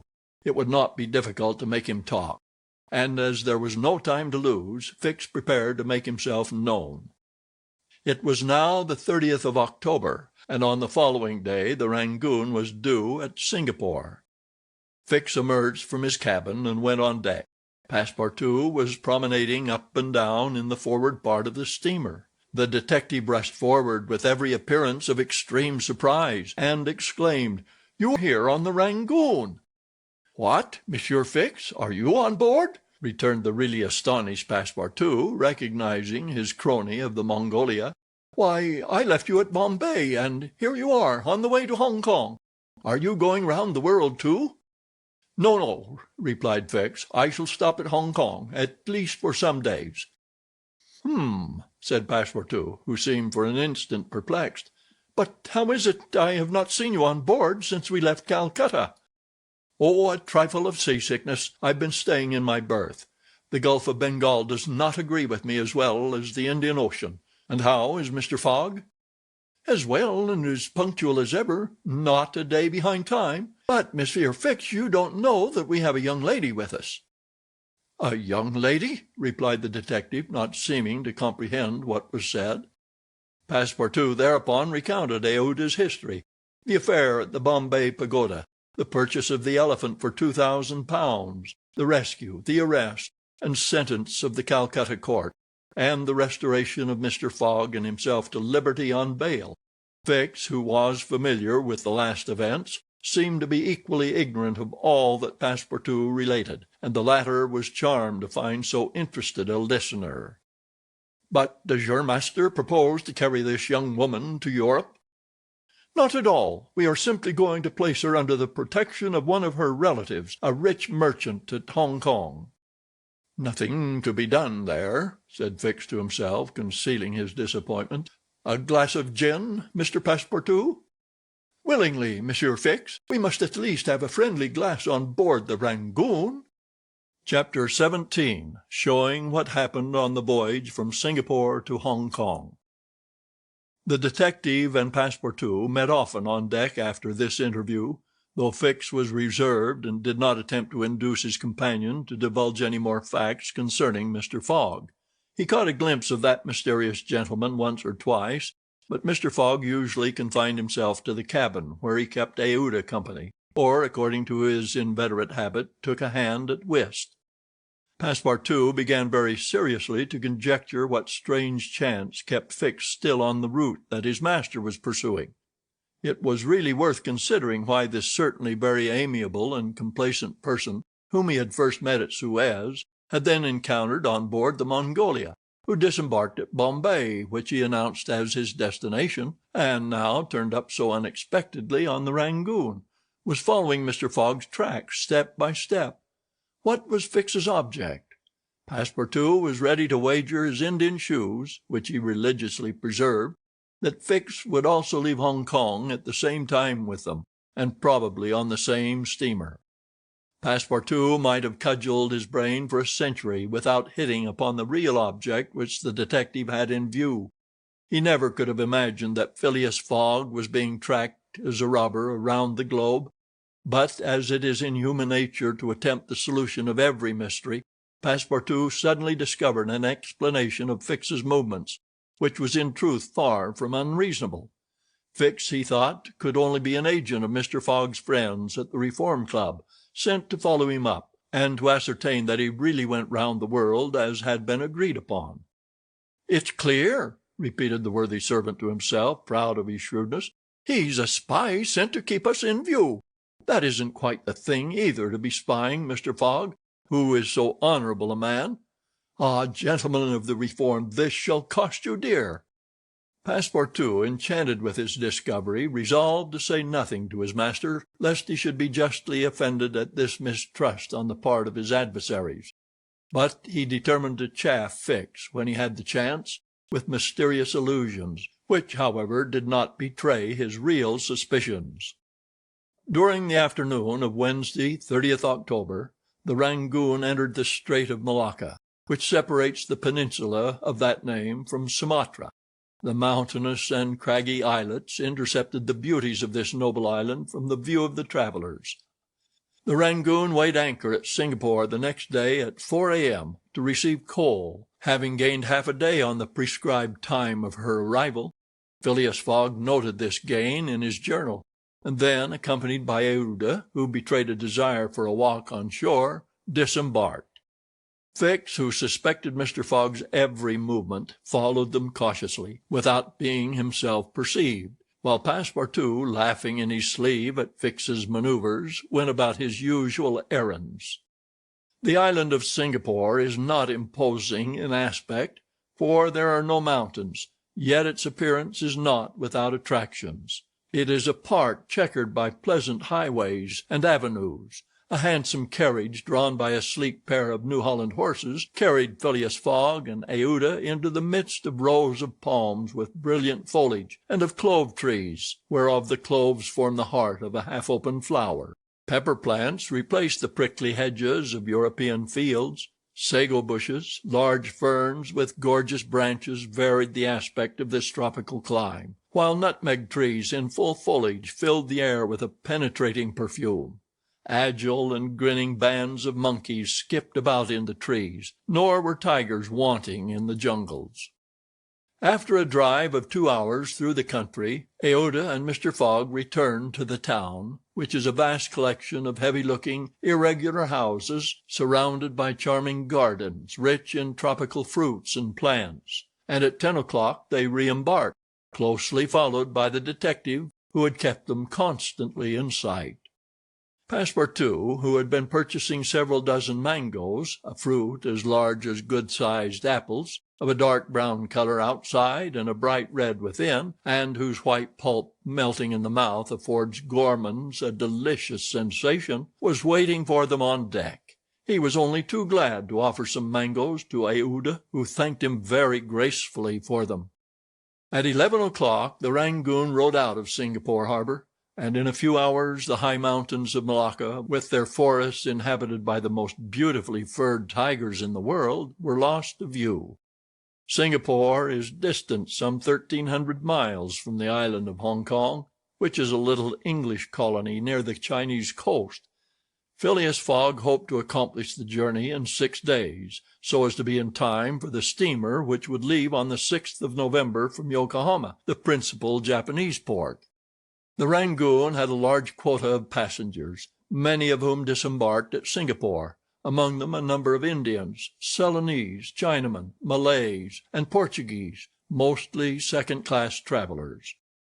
The weather, which had hitherto been fine, changed with the last quarter of the moon. The sea rolled heavily, and the wind at intervals rose almost to a storm, but happily blew from the southwest, and thus aided the steamer's progress.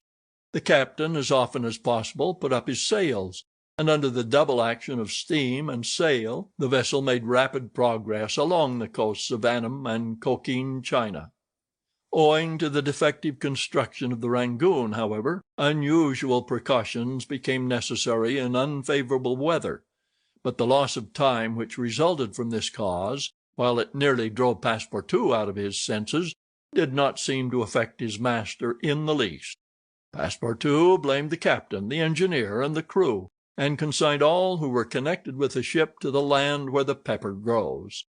Perhaps the thought of the gas which was remorselessly burning at his expense in Saville Row had something to do with his hot impatience.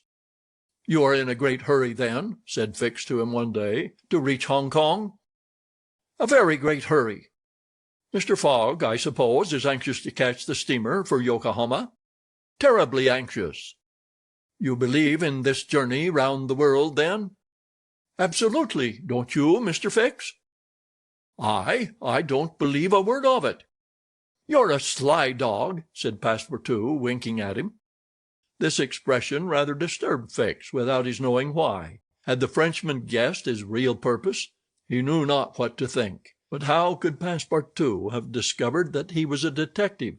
Yet, in speaking as he did, the man evidently meant more than he expressed.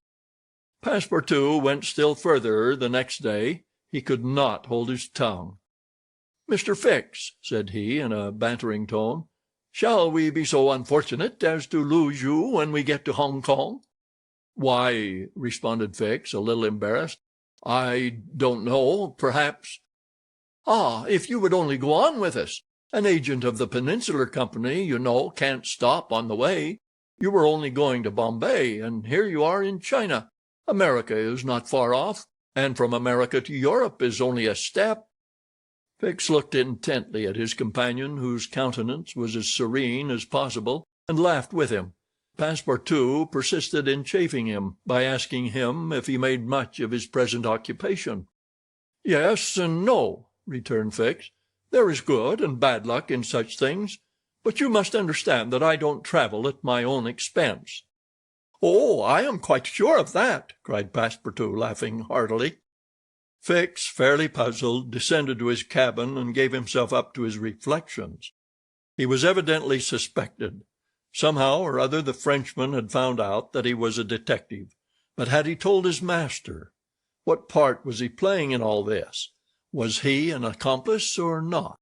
Was the game then up? Fix spent several hours turning these things over in his mind, sometimes thinking that all was lost, then persuading himself that Fogg was ignorant of his presence, and then undecided what course it was best to take.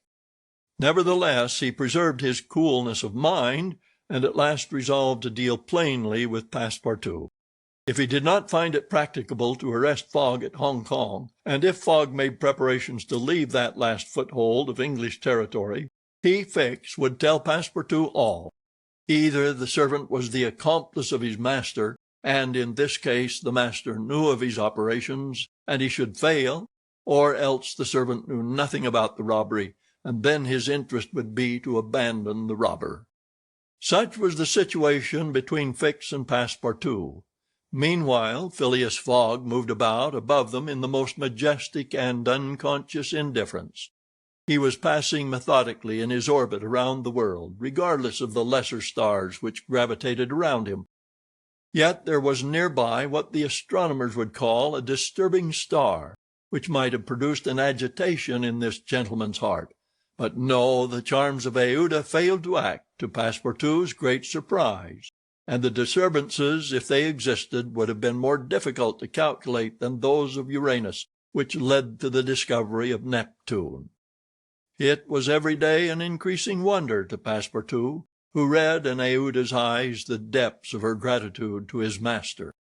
Phileas Fogg, though brave and gallant, must be, he thought, quite heartless.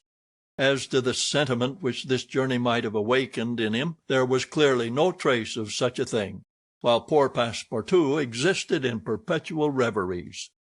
One day he was leaning on the railing of the engine-room, and was observing the engine, when a sudden pitch of the steamer threw the screw out of the water. The steam came hissing out of the valves, and this made Passepartout indignant. "The valves are not sufficiently charged," he exclaimed. "We are not going. Oh, these English! If this was an American craft we should blow up, perhaps, but we should at all events go faster." Chapter 18, in which Phileas Fogg, Passepartout, and Fix go each about his business. The weather was bad during the latter days of the voyage. The wind, obstinately remaining in the northwest, blew a gale and retarded the steamer. The Rangoon rolled heavily, and the passengers became impatient of the long, monstrous waves which the wind raised before their path. A sort of tempest arose on the 3rd of November, the squall knocking the vessel about with fury, and the waves running high. The Rangoon reefed all her sails, and even the rigging proved too much, whistling and shaking amid the squall. The steamer was forced to proceed slowly, and the captain estimated that she would reach Hong Kong 20 hours behind time, and more if the storm lasted. Phileas Fogg gazed at the tempestuous sea, which seemed to be struggling especially to delay him, with his habitual tranquillity. He never changed countenance for an instant, though a delay of 20 hours, by making him too late for the Yokohama boat, would almost inevitably cause the loss of the wager. But this man of nerve manifested neither impatience nor annoyance.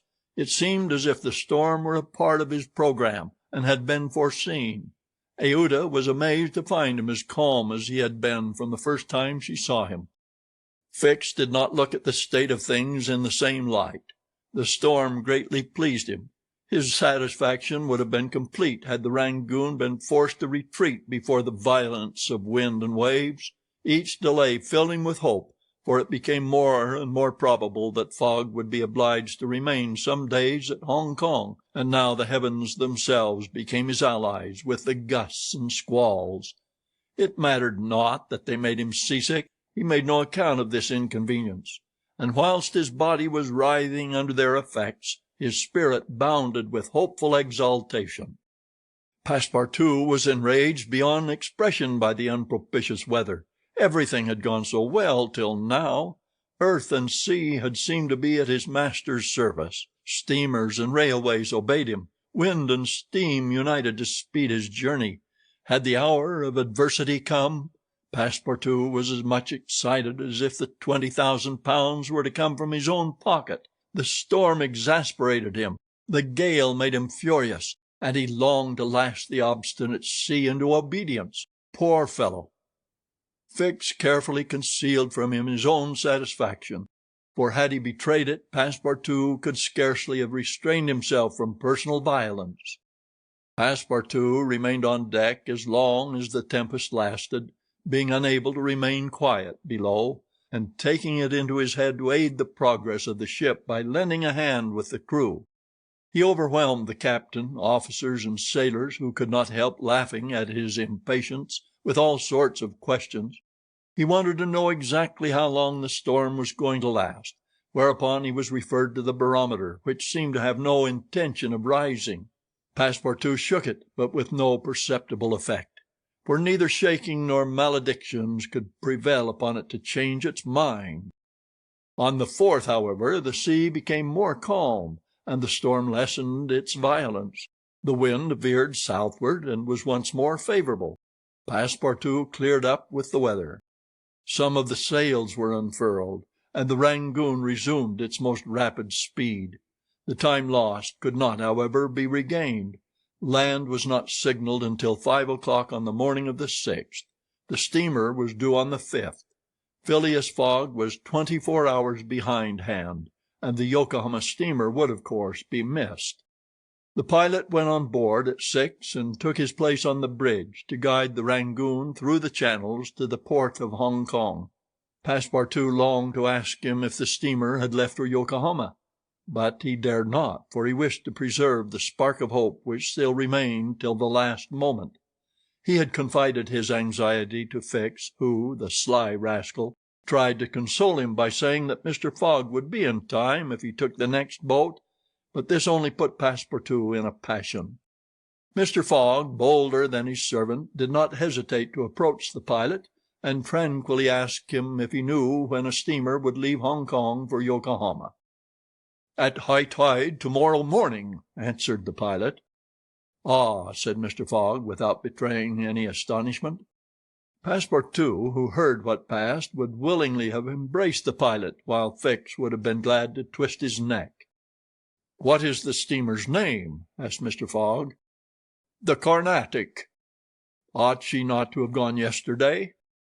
Yes, sir, but they had to repair one of her boilers, and so her departure was postponed till tomorrow.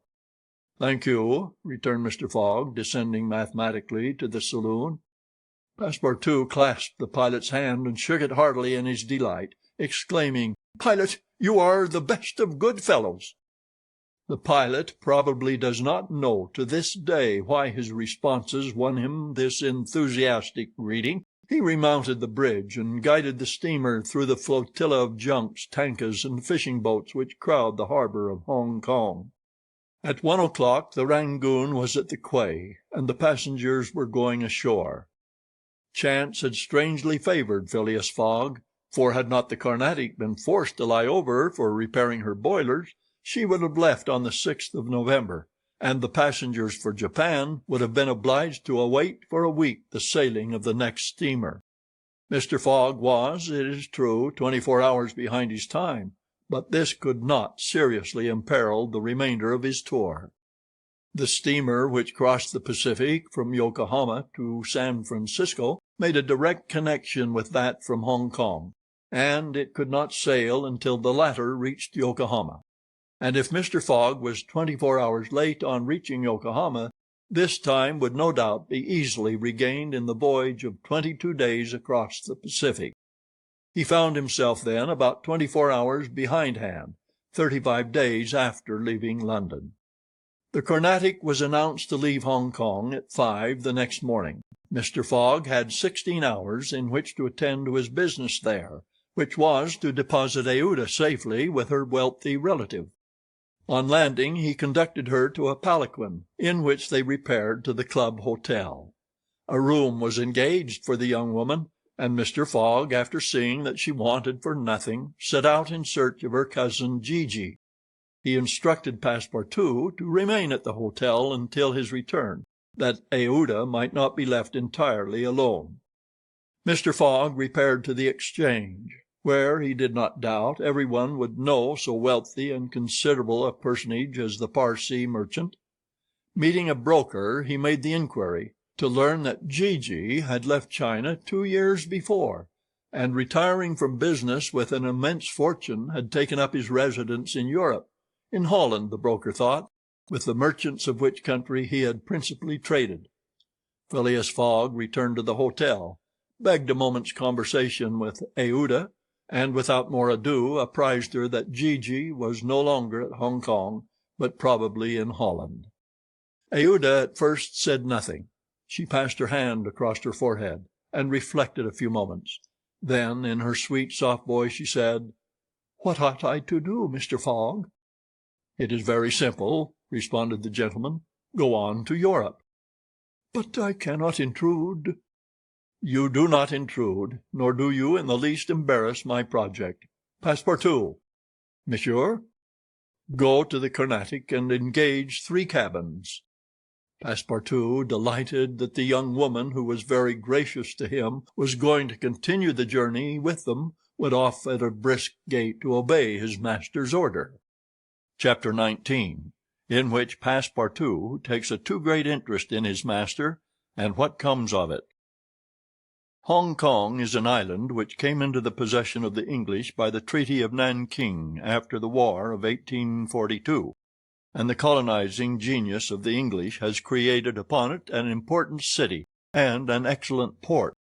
The island is situated at the mouth of the Canton River, and is separated by about 60 miles from the Portuguese town of Macao, on the opposite coast. Hong Kong has beaten Macao in the struggle for the Chinese trade. The greater part of the transportation of Chinese goods finds its depot at the former place. Docks, hospitals, wharves, a Gothic cathedral, a government house, macadamized streets, give to Hong Kong the appearance of a town in Kent or Surrey, transferred by some strange magic to the Antipodes. Passepartout wandered with his hands in his pockets towards the Victoria port, gazing as he went at the curious palanquins and other modes of conveyance, and the groups of Chinese, Japanese, and Europeans who passed to and fro in the streets. Hong Kong seemed to him not unlike Bombay, Calcutta, and Singapore, since, like them, it betrayed everywhere the evidence of English supremacy. At the Victoria port he found a confused mass of ships of all nations, English, French, American, and Dutch, men of war and trading vessels, Japanese and Chinese junks, sempas, tankas, and flower boats, which formed so many floating parterres. Passepartout noticed in the crowd a number of the natives who seemed very old, and were dressed in yellow. On going into a barber's to get shaved, he learned that these ancient men were all at least 80 years old, at which age they are permitted to wear yellow, which is the imperial color. Passepartout, without exactly knowing why, thought this very funny. On reaching the quay where they were to embark on the Carnatic, he was not astonished to find Fix walking up and down. The detective seemed very much disturbed and disappointed. "This is bad," muttered Passepartout, "for the gentlemen of the Reform Club." He accosted Fix with a merry smile, as if he had not perceived that gentleman's chagrin.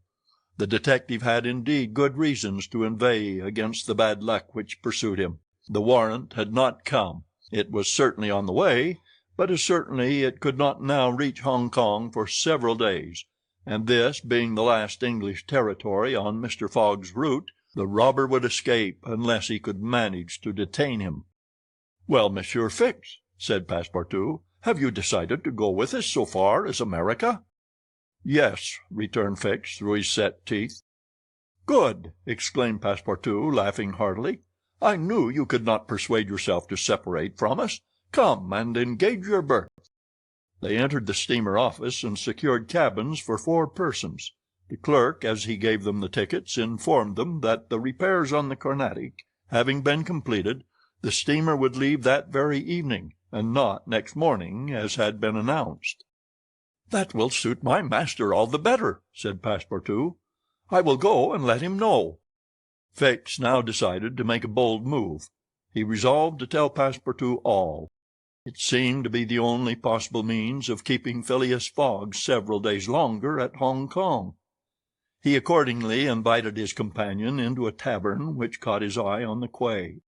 On entering, they found themselves in a large room handsomely decorated, at the end of which was a large camp bed furnished with cushions. Several persons lay upon this bed in a deep sleep. At the small tables which were arranged about the room, some 30 customers were drinking English beer, porter, gin, and brandy, smoking the while long red clay pipes stuffed with little balls of opium mingled with essence of rose. From time to time one of the smokers, overcome with the narcotic, would slip under the table, whereupon the waiters, taking him by the head and feet, carried and laid him upon the bed. The bed already supported 20 of these stupefied sots. Fix and Passepartout saw that they were in a smoking-house haunted by those wretched, cadaverous, idiotic creatures to whom the English merchants sell every year the miserable drug called opium, to the amount of £1,400,000, thousands devoted to one of the most despicable vices which afflict humanity. The Chinese government has in vain attempted to deal with the evil by stringent laws. It passed gradually from the rich, to whom it was at first exclusively reserved, to the lower classes, and then its ravages could not be arrested. Opium is smoked everywhere at all times by men and women in the Celestial Empire, and once accustomed to it, the victims cannot dispense with it, except by suffering horrible bodily contortions and agonies. A great smoker can smoke as many as 8 pipes a day, but he dies in 5 years. It was in one of these dens that Fix and Passepartout, in search of a friendly glass, found themselves. Passepartout had no money, but willingly accepted Fix's invitation in the hope of returning the obligation at some future time. They ordered 2 bottles of port, to which the Frenchman did ample justice, whilst Fix observed him with close attention. They chatted about the journey, and Passepartout was especially merry at the idea that Fix was going to continue it with them. When the bottles were empty, however, he rose to go and tell his master of the change in the time of the sailing of the Carnatic. Fix caught him by the arm and said, "Wait a moment." "What for, Mr. Fix?" "I want to have a serious talk with you." "A serious talk?" cried Passepartout, drinking up the little wine that was left in the bottom of his glass. "Well, we'll talk about it tomorrow. I haven't time now." "Stay. What I have to say concerns your master." Passepartout at this looked attentively at his companion. Fix's face seemed to have a singular expression. He resumed his seat. "What is it that you have to say?" Fix placed his hand upon Passepartout's arm, and, lowering his voice, said, "You have guessed who I am?" "Parbleu!" said Passepartout, smiling. "Then I'm going to tell you everything." "Now that I know everything, my friend? Ah, that's very good. But go on, go on. First, though, let me tell you that those gentlemen have put themselves to a useless expense." "Useless?" said Fix. "You speak confidently. It's clear that you don't know how large the sum is." "Of course I do," returned Passepartout. £20,000. "55,000," answered Fix, pressing his companion's hand. "What!" cried the Frenchman. "Has Monsieur Fogg dared £55,000? Well, there's all the more reason for not losing an instant." He continued, getting up hastily. Fix pushed Passepartout back in his chair, and resumed. £55,000, and if I succeed I get £2,000. If you will help me, I'll let you have 500 of them." "Help you?" cried Passepartout, whose eyes were standing wide open. "Yes, help me keep Mr. Fogg here for 2 or 3 days." "Why, what are you saying? Those gentlemen are not satisfied with following my master and suspecting his honor, but they must try to put obstacles in his way. I blush for them." "What do you mean?" "I mean that it is a piece of shameful trickery. They might as well waylay Mr. Fogg and put his money in their pockets." "That's just what we count on doing." "It's a conspiracy, then," cried Passepartout, who became more and more excited as the liquor mounted in his head, for he drank without perceiving it. "A real conspiracy, and gentlemen, too. Bah!" Fix began to be puzzled. "Members of the Reform Club," continued Passepartout. "You must know, Monsieur Fix, that my master is an honest man, and that when he makes a wager he tries to win it fairly." "But who do you think I am?" asked Fix, looking at him intently. "Parbleu! An agent of the members of the Reform Club, sent out here to interrupt my master's journey. But though I found you out some time ago, I've taken good care to say nothing about it to Mr. Fogg." "He knows nothing, then?" "Nothing," replied Passepartout, again emptying his glass. The detective passed his hand across his forehead, hesitating before he spoke again. What should he do? Passepartout's mistake seemed sincere, but it made his design more difficult. It was evident that the servant was not the master's accomplice, as Fix had been inclined to suspect. "Well," said the detective to himself, "as he is not an accomplice, he will help me." He had no time to lose. Fogg must be detained at Hong Kong, so he resolved to make a clean breast of it. "Listen to me," said Fix abruptly. "I am not, as you think, an agent of the members of the Reform Club." "Bah!" retorted Passepartout with an air of raillery. "I am a police detective sent out here by the London office." "You a detective?" "I will prove it. Here is my commission." Passepartout was speechless with astonishment when Fix displayed this document, the genuineness of which could not be doubted. "Mr. Fogg's wager," resumed Fix, "is only a pretext of which you and the gentlemen of the Reform are dupes. He had a motive for securing your innocent complicity." "But why?" "Listen. On the 28th of last September a robbery of £55,000 was committed at the Bank of England by a person whose description was fortunately secured. Here is his description. It answers exactly to that of Mr. Phileas Fogg." "What nonsense!" cried Passepartout, striking the table with his fist. "My master is the most honorable of men." "How can you tell? You know scarcely anything about him. You went into his service the day he came away, and he came away on a foolish pretext, without trunks, and carrying a large amount in bank notes, and yet you are bold enough to assert that he is an honest man." "Yes, yes," repeated the poor fellow mechanically. "Would you like to be arrested as his accomplice?" Passepartout, overcome by what he had heard, held his head between his hands, and did not dare to look at the detective. Phileas Fogg, the savior of Aouda, that brave and generous man, a robber! And yet how many presumptions there were against him! Passepartout essayed to reject the suspicions which forced themselves upon his mind. He did not wish to believe that his master was guilty. "Well, what do you want of me?" said he at last, with an effort. "See here," replied Fix, "I have tracked Mr. Fogg to this place, but as yet I have failed to receive the warrant of arrest for which I sent to London. You must help me to keep him here in Hong Kong." "But I—" "I will share with you the £2,000 reward offered by the Bank of England." "Never!" replied Passepartout, who tried to rise, but fell back, exhausted in mind and body. "Mr. Fix," he stammered, "even should what you say be true, if my master is really the robber you are seeking for, which I deny, I have am in his service.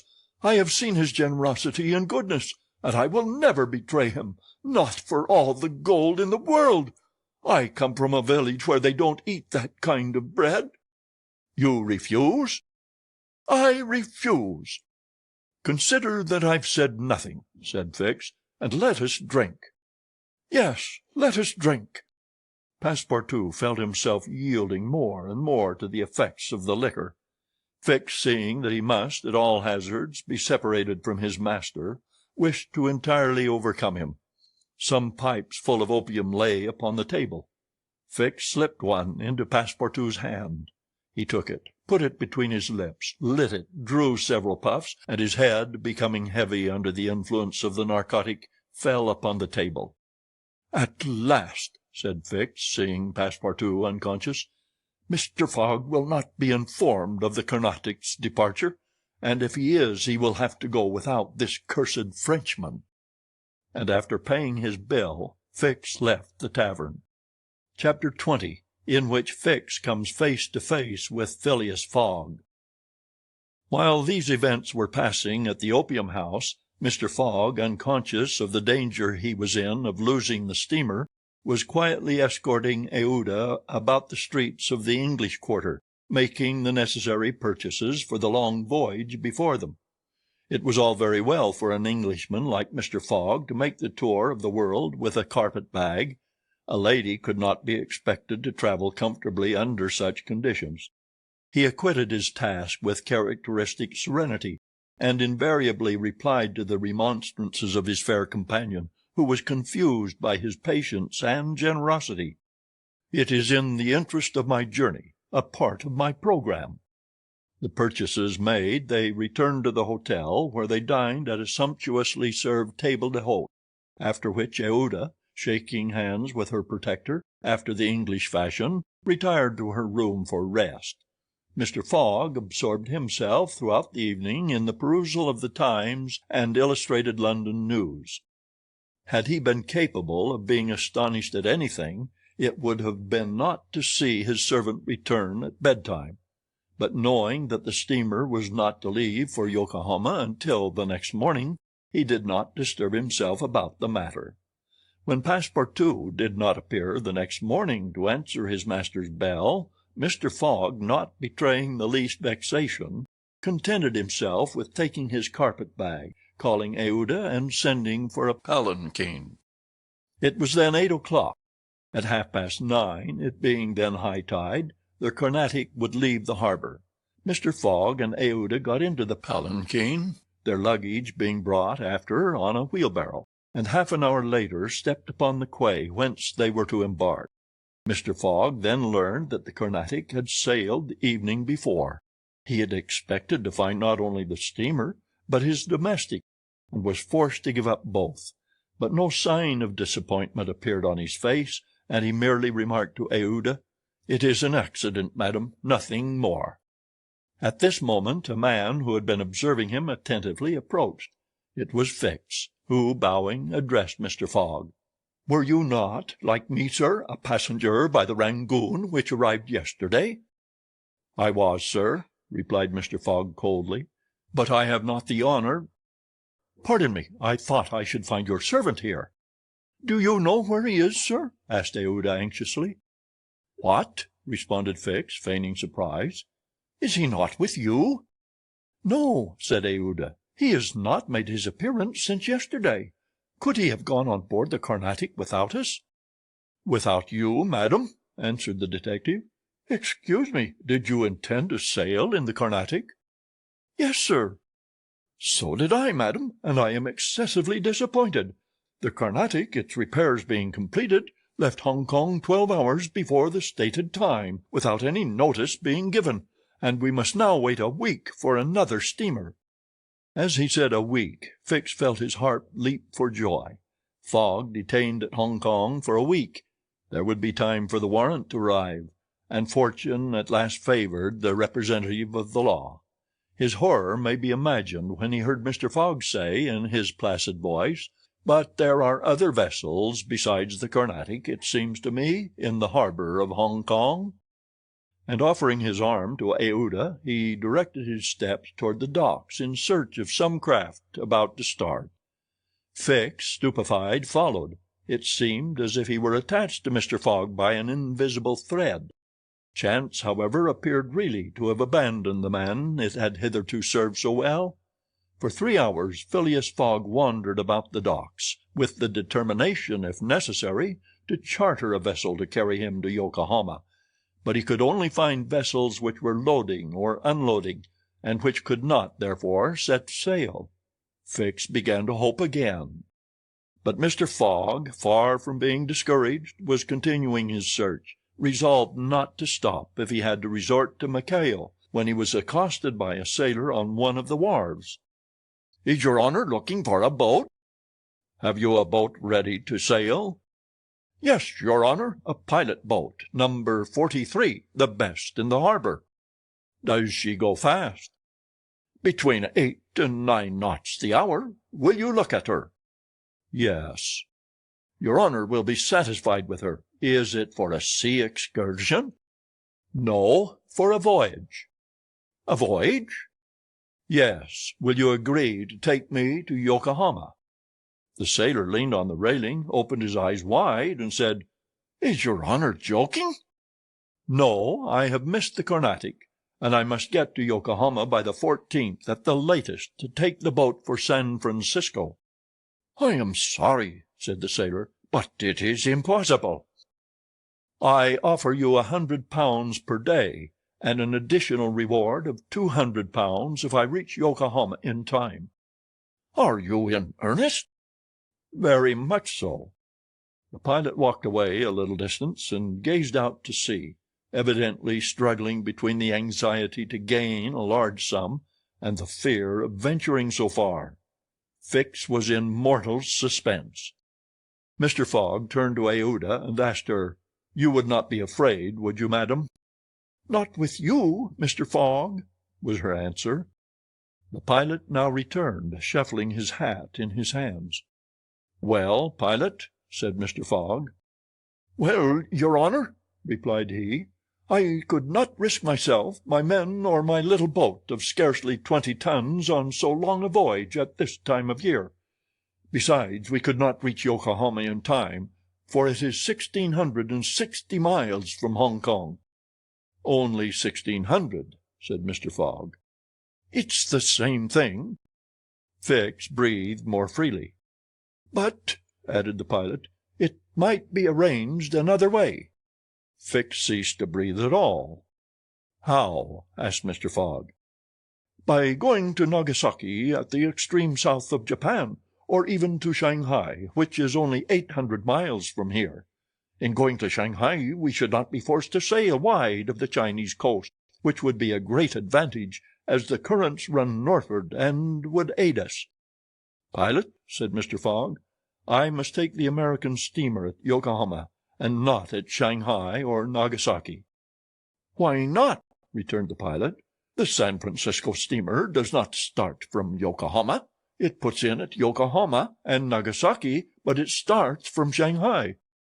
"You are sure of that?" "Perfectly." "And when does the boat leave Shanghai?" "On the 11th, at 7 in the evening. We have, therefore, 4 days before us, that is 96 hours, and in that time, if we had good luck and a southwest wind, and the sea was calm, we could make those 800 miles to Shanghai." "And you could go?" "In an hour, as soon as provisions could be got aboard and the sails put up." "It is a bargain. Are you the master of the boat?" "Yes, John Bunsby, master of the Tankadere." "Would you like some earnest money?" "If it would not put your honor out." "Here are £200 on account, sir," added Phileas Fogg, turning to Fix, "if you would like to take advantage."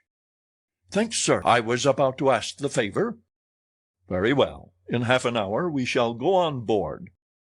"But poor Passepartout," urged Aouda, who was much disturbed by the servant's disappearance. "I shall do all I can to find him," replied Phileas Fogg. While Fix, in a feverish, nervous state, repaired to the pilot boat, the others directed their course to the police station at Hong Kong. Phileas Fogg there gave Passepartout's description, and left a sum of money to be spent in the search for him. The same formalities having been gone through at the French consulate, and the palanquin having stopped at the hotel for the luggage, which had been sent back there, they returned to the wharf. It was now 3 o'clock, and pilot boat number 43, with its crew on board and its provisions stored away, was ready for departure. The Tankadere was a neat little craft of 20 tons, as gracefully built as if she were a racing yacht. Her shining copper sheathing, her galvanized ironwork, her deck, white as ivory, betrayed the pride taken by John Bunsby in making her presentable. Her two masts leaned a trifle backward. She carried brigantine, foresail, storm jib, and standing jib, and was well rigged for running before the wind, and she seemed capable of brisk speed, which indeed she had already proved by gaining several prizes in pilot boat races. The crew of the Tankadere was composed of John Bunsby, the master, and 4 hardy mariners who were familiar with the Chinese seas. John Bunsby himself, a man of 45 or thereabouts, vigorous, sunburnt, with a sprightly expression of the eye, and energetic and self-reliant countenance, would have inspired confidence in the most timid. Phileas Fogg and Aouda went on board, where they found Fix already installed. Below deck was a square cabin, of which the walls bulged out in the form of cots, above a circular divan. In the center was a table provided with a swinging lamp. The accommodation was confined but neat. "I am sorry to have nothing better to offer you," said Mr. Fogg to Fix, who bowed without responding. The detective had a feeling akin to humiliation in profiting by the kindness of Mr. Fogg. "It's certain," thought he, "though a rascal as he is a polite one." The sails and the English flag were hoisted at 10 minutes past 3.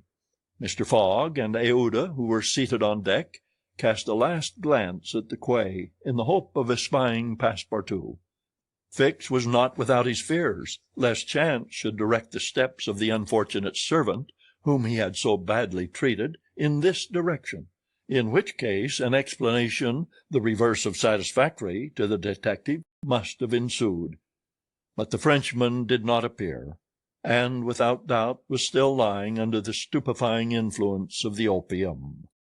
John Bunsby, master, at length gave the order to start, and the Tankadere, taking the wind under her brigantine, foresail, and standing jib, bounded briskly forward over the waves. Chapter 21, in which the master of the Tankadere runs great risk of losing a reward of £200. This voyage of 800 miles was a perilous venture on a craft of 20 tons, and at that season of the year. The Chinese seas were usually boisterous, subject to terrible gales of wind, and especially during the equinoxes, and it was now early November. It would clearly have been to the master's advantage to carry his passengers to Yokohama, since he was paid a certain sum per day. but he would have been rash to attempt such a voyage, and it was imprudent even to attempt to reach Shanghai. But John Bunsby believed in the Tankadeer, which rode on the waves like a seagull, and perhaps he was not wrong. Late in the day they passed through the capricious channels of Hong Kong, and the Tankadeer, impelled by favorable winds, conducted herself admirably. "I do not need, pilot," said Phileas Fogg when they got into the open sea, "to advise you to use all possible speed." "Trust me, your honor. We are carrying all the sail the wind will let us. The poles would add nothing, and are only used when we are going into port." "It's your trade, not mine, pilot, and I confide in you." Phileas Fogg, with body erect and legs wide apart, standing like a sailor, gazed without staggering at the swelling waters. The young woman who was seated aft was profoundly affected as she looked out upon the ocean, darkening now with the twilight, on which she had ventured in so frail a vessel. Above her head rustled the white sails, which seemed like great white wings. The boat, carried forward by the wind, seemed to be flying in the air. Night came. The moon was entering her first quarter, and her insufficient light would soon die out in the mist on the horizon. Clouds were rising from the east, and already overcast a part of the heavens. The pilot had hung out his lights, which was very necessary in these seas crowded with vessels bound landward, for collisions are not uncommon occurrences, and at the speed she was going, the least shock would shatter the gallant little craft. Fix, seated in the bow, gave himself up to meditation. He kept apart from his fellow-travelers, knowing Mr. Fogg's taciturn tastes. Besides, he did not quite like to talk to the man whose favors he had accepted. He was thinking, too, of the future. It seemed certain that Fogg would not stop at Yokohama, but would at once take the boat for San Francisco, and the vast extent of America would ensure him impunity and safety. Fogg's plan appeared to him the simplest in the world. Instead of sailing directly from England to the United States like a common villain, he had traversed 3/4 of the globe, so as to gain the American continent more surely, and there, after throwing the police off his track, he would quietly enjoy himself with the fortune stolen from the bank.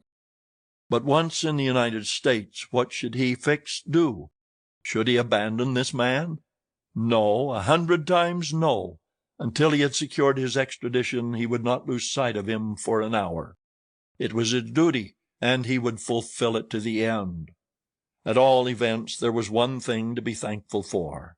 Passepartout was not with his master, and it was above all important, after the confidences Fix had imparted to him, that the servant should never have speech with his master. Phileas Fogg was also thinking of Passepartout, who had so strangely disappeared. Looking at the matter from every point of view, it did not seem to him impossible that by some mistake the man might have embarked on the Carnatic at the last moment, and this was also Aouda's opinion, who regretted very much the loss of the worthy fellow to whom she owed so much. They might then find him at Yokohama, for if the Carnatic was carrying him thither, it would be easy to ascertain if he had been on board. A brisk breeze arose about 10 o'clock, but though it might have been prudent to take in a reef, the pilot, after carefully examining the heavens, let the craft remain rigged as before. The Tankadeer bore sail admirably, as she drew a great deal of water, and everything was prepared for high speed in case of a gale. Mr. Fogg and Aouda descended into the cabin at midnight, having been already preceded by Fix, who had lain down on one of the cots. The pilot and crew remained on deck all night. At sunrise the next day, which was the 8th of November, the boat had made more than 100 miles.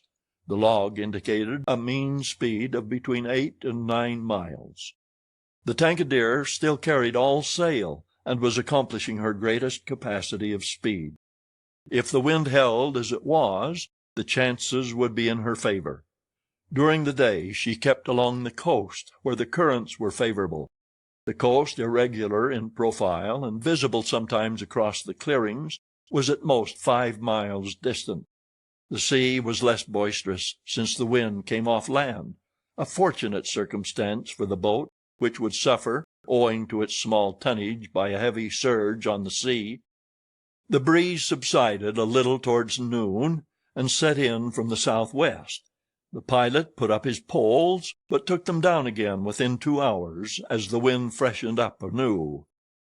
Mr. Fogg and Aouda, happily unaffected by the roughness of the sea, ate with a good appetite, Fix being invited to share their repast, which he accepted with secret chagrin. To travel at this man's expense and live upon his provisions was not palatable to him. Still he was obliged to eat, and so he ate. When the meal was over, he took Mr. Fogg apart and said, "Sir," this "sir" scorched his lips, and he had to control himself to avoid collaring this gentleman. "Sir, you have been very kind to give me a passage on this boat, but though my means will not admit of my expending them as freely as you, I must ask to pay my share." "Let us not speak of that, sir," replied Mr. Fogg. "But if I insist—" "No, sir," repeated Mr. Fogg in a tone which did not admit of a reply. "This enters into my general expenses." Fix, as he bowed, had a stifled feeling, and going forward, where he ensconced himself, did not open his mouth for the rest of the day. Meanwhile they were progressing famously, and John Bunsby was in high hope. He several times assured Mr. Fogg that they would reach Shanghai in time, to which that gentleman responded that he counted upon it. The crew set to work in good earnest, inspired by the reward to be gained. There was not a sheet which was not tightened, not a sail which was not vigorously hoisted, not a lurch could be charged to the man at the helm. They worked as desperately as if they were contesting in a royal yacht regatta. By evening the logs showed that 220 miles had been accomplished from Hong Kong, and Mr. Fogg might hope that he would be able to reach Yokohama without recording any delay in his journal, in which case the many misadventures which had overtaken him since he left London would not seriously affect his journey. The Tankadere entered the Straits of Fokien, which separate the island of Formosa from the Chinese coast, in the small hours of the night, and crossed the Tropic of Cancer. The sea was very rough in the straits, full of eddies formed by the counter-currents, and the chopping waves broke her course, whilst it became very difficult to stand on deck. At daybreak the wind began to blow hard again, and the heavens seemed to predict a gale. The barometer announced a speedy change, the mercury rising and falling capriciously. The sea also, in the southeast, raised long surges, which indicated a tempest. The sun had set the evening before in a red mist, in the midst of the phosphorescent scintillations of the ocean. John Bunsby long examined the threatening aspect of the heavens, muttering indistinctly between his teeth. At last he said in a low voice to Mr. Fogg, "Shall I speak out to your honor?" "Of course." "Well, we are going to have a squall." "Is the wind north or south?" asked Mr. Fogg quietly. "South. Look, a typhoon is coming up." "Glad it's a typhoon from the south, for it will carry us forward." "Oh, if you take it that way," said John Bunsby, "I've nothing more to say." John Bunsby's suspicions were confirmed. At a less advanced season of the year the typhoon, according to a famous meteorologist, would have passed away like a luminous cascade of electric flame, but in the winter equinox it was to be feared that it would burst upon them with great violence. The pilot took his precautions in advance. He reefed all sail, the pole masts were dispensed with, all hands went forward to the bows. A single triangular sail of strong canvas was hoisted as a storm jib, so as to hold the wind from behind. Then they waited. John Bunsby had requested his passengers to go below, but this imprisonment in so narrow a space, with little air, and the boat bouncing in the gale, was far from pleasant. Neither Mr. Fogg, Fix, nor Aouda consented to leave the deck. The storm of rain and wind descended upon them towards 8 o'clock, but with its bit of sail the Tankadere was lifted like a feather by a wind, an idea of whose violence can scarcely be given. To compare her speed to 4 times that of a locomotive going on full steam would be below the truth. The boat scudded thus northward during the whole day, borne on by monstrous waves, preserving always, fortunately, a speed equal to theirs. 20 times she seemed almost to be submerged by these mountains of water which rose behind her, but the adroit management of the pilot saved her. The passengers were often bathed in spray, but they submitted to it philosophically. Fix cursed it, no doubt, but Aouda, with her eyes fastened upon her protector, whose coolness amazed her, showed herself worthy of him, and bravely weathered the storm. As for Phileas Fogg, it seemed just as if the typhoon were a part of his program. Up to this time the Tangier had always held her course to the north, but towards evening the wind, veering 3/4, bore down from the northwest. The boat, now lying in the trough of the waves, shook and rolled terribly. The sea struck her with fearful violence. At night the tempest increased in violence. John Bunsby saw the approach of darkness and the rising of the storm with dark misgivings. He thought a while, and then asked his crew if it was not time to slacken speed. After a consultation he approached Mr. Fogg and said, "I think, your honor, that we should do well to make for one of the ports on the coast." "I think so too." "Ah," said the pilot, "but which one?" "I know of but one," returned Mr. Fogg tranquilly. "And that is?" "Shanghai." The pilot at first did not seem to comprehend. He could scarcely realize so much determination and tenacity. Then he cried, "Well, yes, your honor is right. To Shanghai." So the Tangier kept steadily on her northward track. The night was really terrible. It would be a miracle if the craft did not founder. Twice it could have been all over with her if the crew had not been constantly on the watch. Aouda was exhausted, but did not utter a complaint. More than once Mr. Fogg rushed to protect her from the violence of the waves. Day reappeared. The tempest still raged with undiminished fury, but the wind now returned to the southeast. It was a favorable change, and the Tangier again bounded forward on this mountainous sea, though the waves crossed each other and imparted shocks and countershocks which would have crushed a craft less solidly built. From time to time the coast was visible through the broken mist, but no vessel was in sight. The Tangier was alone upon the sea. There were some signs of a calm at noon, and these became more distinct as the sun descended toward the horizon. The tempest had been as brief as terrific. The passengers, thoroughly exhausted, could now eat a little and take some repose. The night was comparatively quiet. Some of the sails were again hoisted, and the speed of the boat was very good. The next morning at dawn they espied the coast, and John Bunsby was able to assert that they were not 100 miles from Shanghai. 100 miles, and only one day to traverse them. That very evening Mr. Fogg was due at Shanghai if he did not wish to miss the steamer to Yokohama. Had there been no storm, during which several hours were lost, they would be at this moment within 30 miles of their destination. The wind grew decidedly calmer, and happily the sea fell with it. All sails were now hoisted, and at noon the Tangier was within 45 miles of Shanghai. There remained yet 6 hours in which to accomplish that distance. All on board feared that it could not be done, and every one, Phileas Fogg no doubt excepted, felt his heart beat with impatience. The boat must keep up an average of 9 miles an hour, and the wind was becoming calmer every moment. It was a capricious breeze coming from the coast, and after it passed the sea became smooth. Still the Tangier was so light, and her fine sails caught the fickle zephyr so well, that with the aid of the currents John Bunsby found himself at 6 o'clock not more than 10 miles from the mouth of Shanghai River. Shanghai itself is situated at least 12 miles up the stream. At 7 they were still 3 miles from Shanghai. The pilot swore an angry oath. The reward of £200 was evidently on the point of escaping him. He looked at Mr. Fogg. Mr. Fogg was perfectly tranquil, and yet his whole fortune was at this moment at stake. At this moment also a long black funnel, crowned with wreaths of smoke, appeared on the edge of the waters. It was the American steamer leaving for Yokohama at the appointed time. "Confound her!"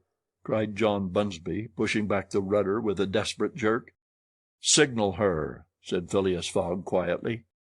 A small brass cannon stood on the forward deck of the Tankadere for making signals in the fogs. It was loaded to the muzzle, but just as the pilot was about to apply a red-hot coal to the touch-hole, Mr. Fogg said, "Hoist your flag." The flag was run up at half-mast, and this being the signal of distress, it was hoped that the American steamer, perceiving it, would change her course a little, so as to succor the pilot boat. "Fire!" said Mr. Fogg, and the booming of the little cannon resounded in the air. Chapter 22, in which Passepartout finds out that even at the Antipodes it is convenient to have some money in one's pocket. The Carnatic, setting sail from Hong Kong at 6:30 on the 7th of November, directed her course at full steam towards Japan. She carried a large cargo and a well-filled cabin of passengers. 2 staterooms in the rear were, however, unoccupied, those which had been engaged by Phileas Fogg. The next day a passenger with a half-stupefied eye, staggering gait, and disordered hair, was seen to emerge from the second cabin and to totter to a seat on deck. It was Passepartout, and what had happened to him was as follows. Shortly after Fix left the opium den, 2 waiters had lifted the unconscious Passepartout and had carried him to the bed reserved for the smokers. 3 hours later, pursued even in his dreams by a fixed idea, the poor fellow awoke and struggled against the stupefying influence of the narcotic. The thought of a duty unfulfilled shook off his torpor, and he hurried from the abode of drunkenness, staggering and holding himself up by keeping against the walls, falling down and creeping up again, and irresistibly impelled by a kind of instinct, he kept crying out, "The Carnatic! The Carnatic!" The steamer lay puffing alongside the quay on the point of starting. Passepartout had but few steps to go, and rushing upon the plank he crossed it and fell unconscious on the deck, just as the Carnatic was moving off. Several sailors who were evidently accustomed to this sort of scene carried the poor Frenchman down into the second cabin, and Passepartout did not wake until they were 150 miles away from China. Thus he found himself the next morning on the deck of the Carnatic, and eagerly inhaling the exhilarating sea breeze. The pure air sobered him. He began to collect his sense, which he found a difficult task, but at last he recalled the events of the evening before, Fix's revelation, and the opium house. "It is evident," said he to himself, "that I have been abominably drunk. What will Mr. Fogg say? At least I have not missed the steamer, which is the most important thing." Then, as Fix occurred to him, "As for that rascal, I hope we are well rid of him, and that he has not dared, as he proposed, to follow us on board the Carnatic. A detective on the track of Mr. Fogg, accused of robbing the Bank of England! Pshaw! Mr. Fogg is no more a robber than I am a murderer." Should he divulge Fix's real errand to his master? Would it do to tell the part the detective was playing? Would it not be better to wait until Mr. Fogg reached London again, and then impart to him that an agent of the Metropolitan Police had been following him round the world, and have a good laugh over it? No doubt. At least it was worth considering. The first thing to do was to find Mr. Fogg and apologize for his singular behavior. Passepartout got up and proceeded, as well as he could with the rolling of the steamer, to the after-deck. He saw no one who resembled either his master or Aouda. "Good," muttered he. "Aouda has not got up yet, and Mr. Fogg has probably found some partners at whist." He descended to the saloon. Mr. Fogg was not there. Passepartout had only, however, to ask the purser the number of his master's stateroom. The purser replied that he did not know any passenger by the name of Fogg. "I beg your pardon," said Passepartout persistently. "He is a tall gentleman, quiet, not very talkative, and has with him a young lady." "There is no young lady on board," interrupted the purser. "Here is a list of the passengers. You may see for yourself." Passepartout scanned the list, but his master's name was not upon it. All at once an idea struck him. "Ah, am I on the Carnatic?" "Yes." "On the way to Yokohama?" "Certainly." Passepartout had for an instant feared that he was on the wrong boat, but though he was really on the Carnatic, his master was not there. He fell thunderstruck on a seat. He saw it all now. He remembered that the time of sailing had been changed, that he should have informed his master of that fact, and that he had not done so. It was his fault, then, that Mr. Fogg and Aouda had missed the steamer. Yes, but it was still more the fault of the traitor who, in order to separate him from his master and detain the latter at Hong Kong, had inveigled him into getting drunk. He now saw the detective's trick, and at this moment Mr. Fogg was certainly ruined. His bet was lost, and he himself perhaps arrested and imprisoned. At this thought Passepartout tore his hair. Ah, if Fix ever came within his reach, what a settling of accounts there would be! After his first depression, Passepartout became calmer, and began to study his situation. It was certainly not an enviable one. He found himself on the way to Japan, and what should he do when he got there? His pocket was empty. He had not a solitary shilling, not so much as a penny.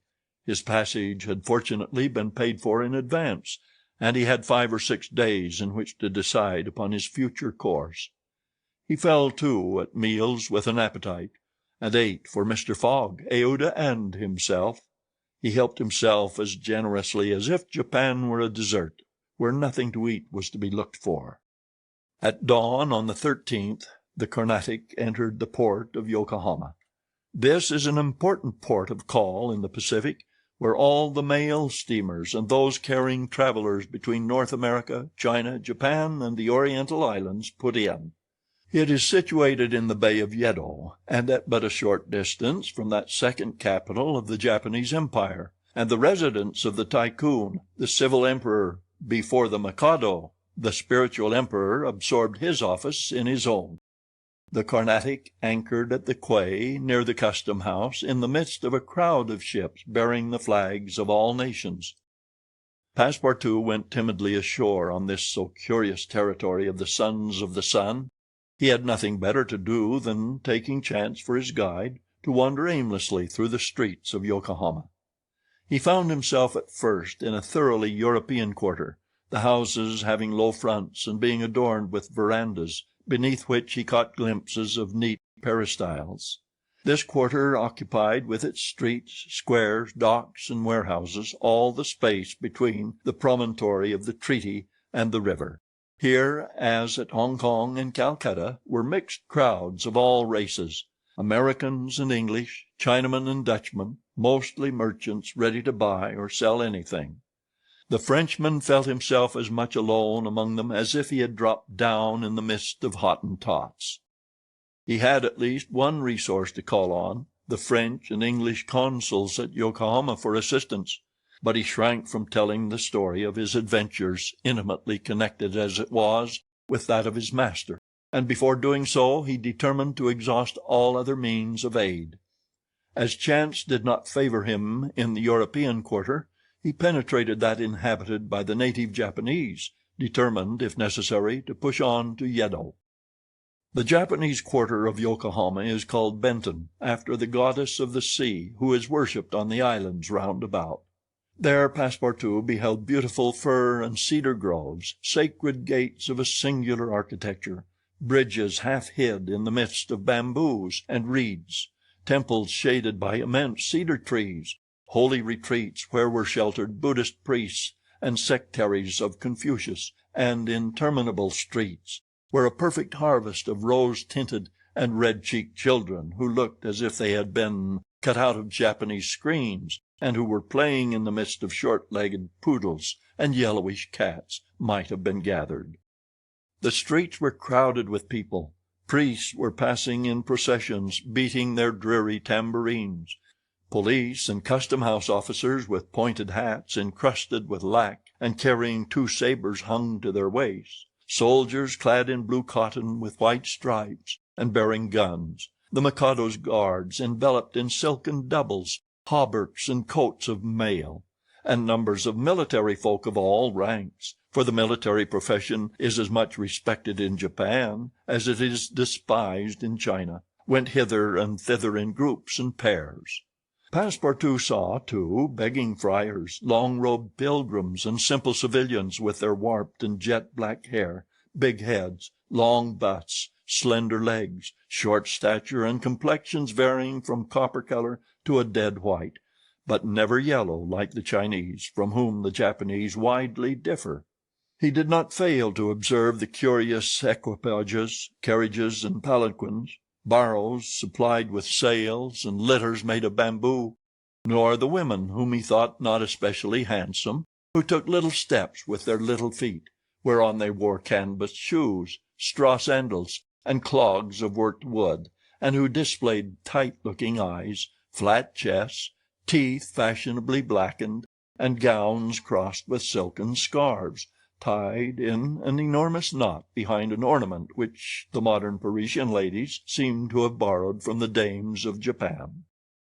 Passepartout wandered for several hours in the midst of this motley crowd, looking in at the windows of the rich and curious shops, the jewelry establishments glittering with quaint Japanese ornaments, the restaurants decked with streamers and banners, the tea-houses where the odorous beverage was being drunk with sake, a liquor concocted from the fermentation of rice, and the comfortable smoking-houses, where they were puffing, not opium, which is almost unknown in Japan, but a very fine, stringy tobacco.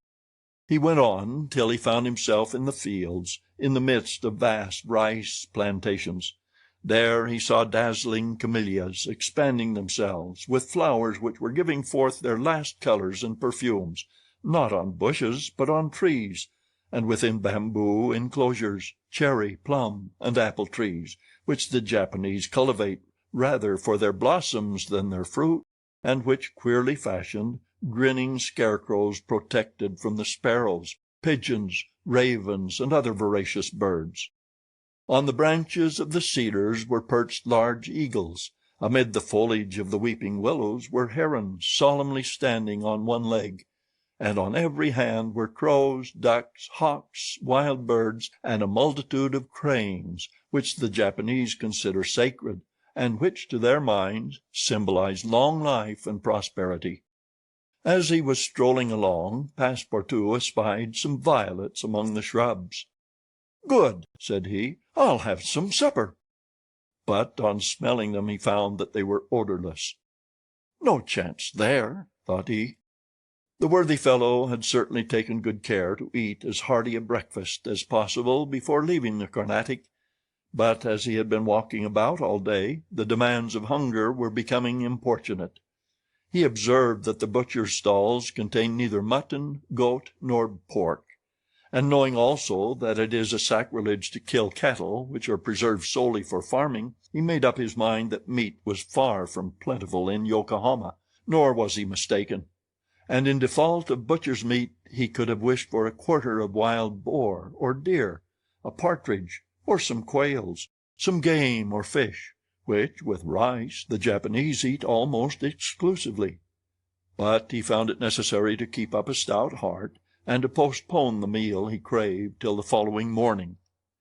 Night came, and Passepartout re-entered the native quarter, where he wandered through the streets lit by varicolored lanterns, looking on at the dancers who were executing skillful steps and boundings, and the astrologers who stood in the open air with their telescopes. Then he came to the harbor, which was lit up by the resin torches of the fishermen, who were fishing from their boats. The streets at last became quiet, and the patrol, the officers of which in their splendid costumes, and surrounded by their suites, Passepartout thought seemed like ambassadors, succeeded the bustling crowd. Each time a company passed, Passepartout chuckled, and said to himself, "Good, another Japanese embassy departing for Europe." Chapter 23, in which Passepartout's nose becomes outrageously long. The next morning poor jaded, famished Passepartout said to himself that he must get something to eat at all hazards, and the sooner he did so the better. He might indeed sell his watch, but he would have starved first. Now or never he must use the strong if not melodious voice which nature had bestowed upon him, He knew several French and English songs, and resolved to try them upon the Japanese, who must be lovers of music, since they were forever pounding on their cymbals, tam-tams, and tambourines, and could not but appreciate European talent. It was perhaps rather early in the morning to get up a concert, and the audience, prematurely aroused from their slumbers, might not possibly pay their entertainer with coin bearing the Mikado's features. Passepartout therefore decided to wait several hours, and as he was sauntering along, it occurred to him that he would seem rather too well dressed for a wandering artist. The idea struck him to change his garments for clothes more in harmony with his project, by which he might also get a little money to satisfy the immediate cravings of hunger. The resolution taken, it remained to carry it out. It was only after a long search that Passepartout discovered a native dealer in old clothes, to whom he applied for an exchange. The man liked the European costume, and ere long Passepartout issued from his shop, accoutred in an old Japanese coat and a sort of one-sided turban, faded with long use. A few small pieces of silver, moreover, jingled in his pocket. "Good," thought he, "I will imagine I am at the carnival." His first care, after being thus Japanesed, was to enter a tea-house of modest appearance, and upon half a bird and a little rice, to breakfast like a man for whom dinner was as yet a problem to be solved. "Now," thought he, when he had eaten heartily, "I must use my head. I can't sell this costume again for one still more Japanese. I must consider how to leave this country of the sun, of which I shall not retain the most delightful of memories, as quickly as possible." It occurred to him to visit the steamers which were about to leave for America. He would offer himself as a cook or servant in payment of his passage and meals. Once at San Francisco, he would find some means of going on. The difficulty was how to traverse the 4,700 miles of the Pacific which lay between Japan and the New World. Passepartout was not the man to let an idea go begging, and directed his steps towards the docks. But as he approached them, his project, which at first had seemed so simple, began to grow more and more formidable to his mind. What need would they have of a cook or servant on an American steamer, and what confidence would they put in him dressed as he was? What references could he give? As he was reflecting in this wise, his eyes fell upon an immense placard which a sort of clown was carrying through the streets. This placard, which was in English, read as follows: "Acrobatic Japanese Troupe, Honorable William Batulcar, Proprietor. Last representations prior to their departure to the United States of the Long Noses, Long Noses. Under the direct patronage of the god Tingao. Great attraction." "The United States!" said Passepartout. "That's just what I want." He followed the clown, and soon found himself once more in the Japanese quarter. A quarter of an hour later he stopped before a large cabin, adorned with several clusters of streamers, the exterior walls of which were designed to represent, in violent colors and without perspective, a company of jugglers. This was the Honorable William Batulcar's establishment. That gentleman was a sort of Barnum, the director of a troupe of mountebanks, jugglers, clowns, acrobats, equilibrists, and gymnasts, who, according to the placard, was giving his last performances before leaving the Empire of the Sun for the States of the Union. Passepartout entered and asked for Mr. Batulcar, who straightway appeared in person. "What do you want?" said he to Passepartout, whom he at first took for a native. "Would you like a servant, sir?" asked Passepartout. "A servant?" cried Mr. Batulcar, caressing the thick gray beard which hung from his chin. "I already have two who are obedient and faithful, have never left me, and serve me for their nourishment, and here they are," added he, holding out his two robust arms, furrowed with veins as large as the strings of a bass viol. "So can I be of no use to you?" "None." "The devil! I should like to cross the Pacific with you." "Ah," said the Honorable Mr. Batulcar, "you're no more a Japanese than I am a monkey. Who are you dressed up in that way?" "A man dresses as he can." "That's true. You're a Frenchman, aren't you?" "Yes, a Parisian of Paris." "Then you ought to know how to make grimaces."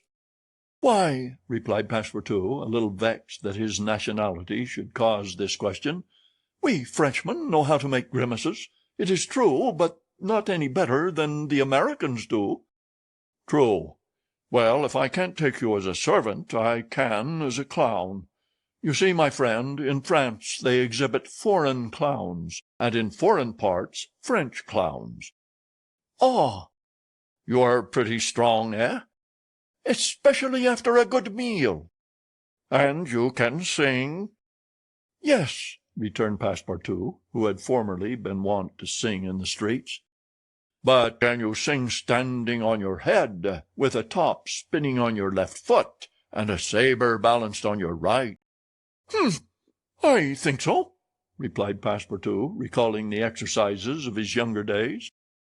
"Well, that's enough," said the Honorable William Batulcar.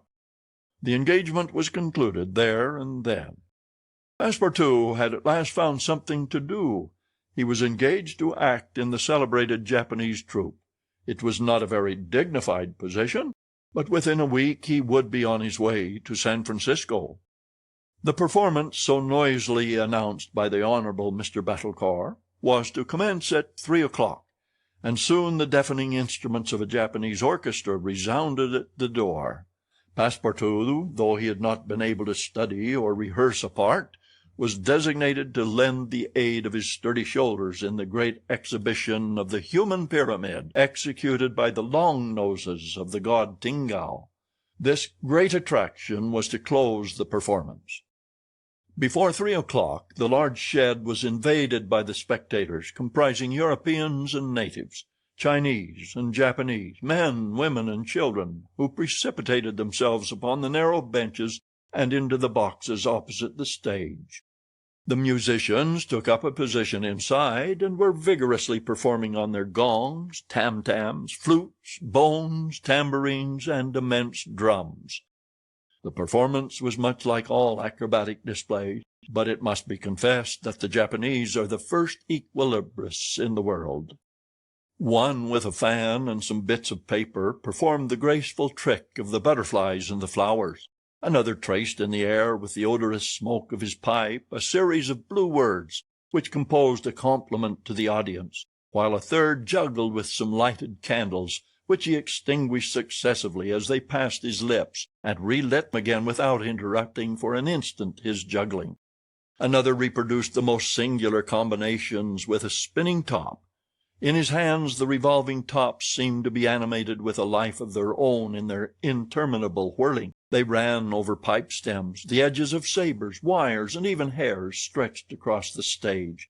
They turned around on the edges of large glasses, crossed bamboo ladders, dispersed into all the corners, and produced strange musical effects by the combination of their various pitches of tone. The jugglers tossed them in the air, threw them like shuttlecocks with wooden battledores, and yet they kept on spinning. They put them into their pockets and took them out, still whirling as before. It is useless to describe the astonishing performances of the acrobats and gymnasts. The turning on ladders, poles, balls, barrels, and so on, was executed with wonderful precision. But the principal attraction was the exhibition of the long noses, a show to which Europe is as yet a stranger. The long noses form a peculiar company under the direct patronage of the god Tingao. Attired after the fashion of the Middle Ages, they bore upon their shoulders a splendid pair of wings. But what especially distinguished them was the long noses which were fastened to their faces, and the uses which they made of them. These noses were made of bamboo, and were 5, 6, and even 10 feet long, some straight, others curved, some ribboned, and some having imitation warts upon them. It was upon these appendages, fixed tightly on their real noses, that they performed their gymnastic exercises. A dozen of these sectaries of Tingao lay flat upon their backs, while others, dressed to represent lightning rods, came and frolicked on their noses, jumping from one to another, and performing the most skillful leapings and somersaults. As a last scene, a human pyramid had been announced, in which 50 long noses were to represent the car of Juggernaut. But instead of forming a pyramid by mounting each other's shoulders, the artists were to group themselves on top of the noses. It happened that the performer who had hitherto formed the base of the car had quitted the troupe, and as to fill this part only strength and adroitness were necessary, Passepartout had been chosen to take his place. The poor fellow really felt sad when, melancholy reminiscence of his youth, he donned his costume, adorned with varicolored wings, and fastened to his natural feature a false nose 6 feet long. But he cheered up when he thought that this nose was winning him something to eat. He went upon the stage and took his place beside the rest who were to compose the best of the car of Juggernaut. They all stretched themselves on the floor, their noses pointing to the ceiling. A second group of artists disposed themselves on these long appendages, then a third above these, then a fourth, until a human monument reaching to the very cornices of the theater soon arose on top of the noses. This elicited loud applause, in the midst of which the orchestra was just striking up a deafening air, when the pyramid tottered, the balance was lost, one of the lower noses vanished from the pyramid, and the human monument was shattered like a castle built of cards. It was Passepartout's fault. Abandoning his position, clearing the footlights without the aid of his wings, and clambering up to the right-hand gallery, he fell at the feet of one of the spectators, crying, "Ah, my master! My master!" "You here?" "Myself." "Very well. Then let us go to the steamer, young man." Mr. Fogg, Aouda, and Passepartout passed through the lobby of the theater to the outside, where they encountered the Honorable Mr. Battlecar, furious with rage. He demanded damages for the breakage of the pyramid, and Phileas Fogg appeased him by giving him a handful of banknotes. At 6:30, the very hour of departure, Mr. Fogg and Aouda, followed by Passepartout, who in his hurry had retained his wings and nose 6 feet long, stepped upon the American steamer. Chapter 24, during which Mr. Fogg and party crossed the Pacific Ocean. What happened when the pilot boat came in sight of Shanghai will be easily guessed. The signals made by the Tankadere had been seen by the captain of the Yokohama steamer, who, espying the flag at half-mast, had directed his course towards the little craft.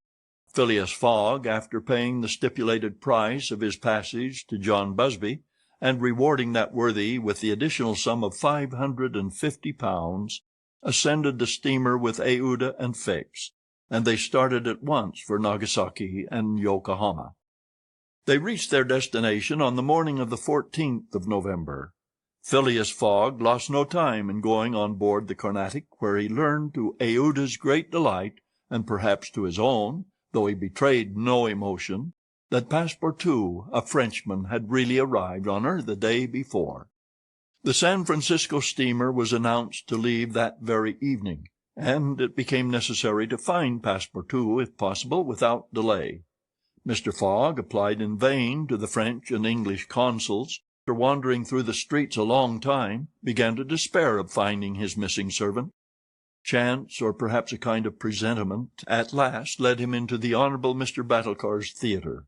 He certainly would not have recognized Passepartout in the eccentric mountebank's costume, but the latter, lying on his back, perceived his master in the gallery.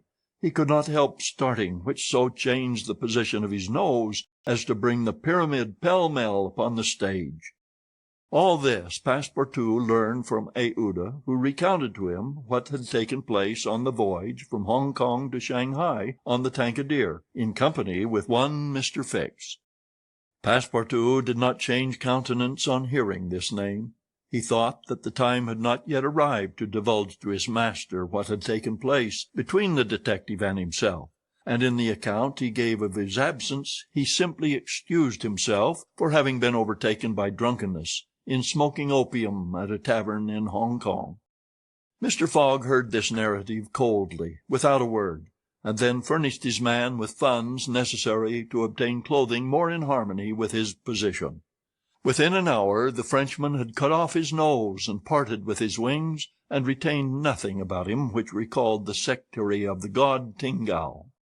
The steamer which was about to depart from Yokohama to San Francisco belonged to the Pacific Mail Steamship Company, and was named the General Grant.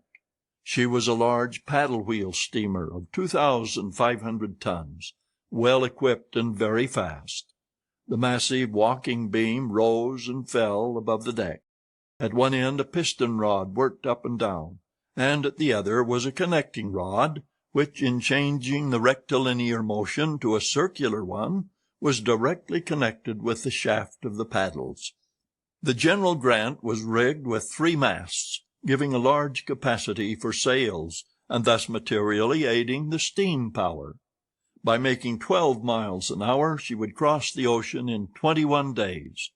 Phileas Fogg was therefore justified in hoping that he would reach San Francisco by the 2nd of December, New York by the 11th, and London on the 20th, thus gaining several hours on the fatal date of the 21st of December. There was a full complement of passengers on board, among them English, many Americans, a large number of coolies on their way to California, and several East Indian officers who were spending their vacation in making the tour of the world. Nothing of moment happened on the voyage. The steamer, sustained on its large paddles, rolled but little, and the Pacific almost justified its name. Mr. Fogg was as calm and taciturn as ever. His young companion felt herself more and more attached to him by other ties than gratitude. His silent but generous nature impressed her more than she thought, and it was almost unconsciously that she yielded to emotions which did not seem to have the least effect upon her protector. Aouda took the keenest interest in his plans, and became impatient at any incident which seemed likely to retard his journey. She often chatted with Passepartout, who did not fail to perceive the state of the lady's heart, and being the most faithful of domestics, he never exhausted his eulogies of Phileas Fogg's honesty, generosity, and devotion. He took pains to calm Aouda's doubts of a successful termination of the journey, telling her that the most difficult part of it had passed, that now they were beyond the fantastic countries of Japan and China, and were fairly on their way to civilized places again. A railway train from San Francisco to New York, and a transatlantic steamer from New York to Liverpool, would doubtless bring them to the end of this impossible journey round the world within the period agreed upon. On the 9th day after leaving Yokohama, Phileas Fogg had traversed exactly 1/2 of the terrestrial globe. The General Grant passed on the 23rd of November the 180th meridian, and was at the very antipodes of London. Mr. Fogg had, it is true, exhausted 52 of the 80 days in which he was to complete the tour, and there were only 28 left.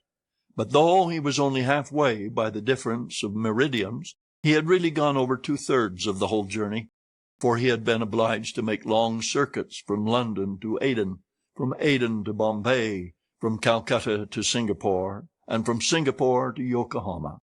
Could he have followed without deviation the 50th parallel, which is that of London, the whole distance would have only been about 12,000 miles, whereas he would be forced by the irregular methods of locomotion to traverse 26,000, of which he had, on the 23rd of November, accomplished 17,500.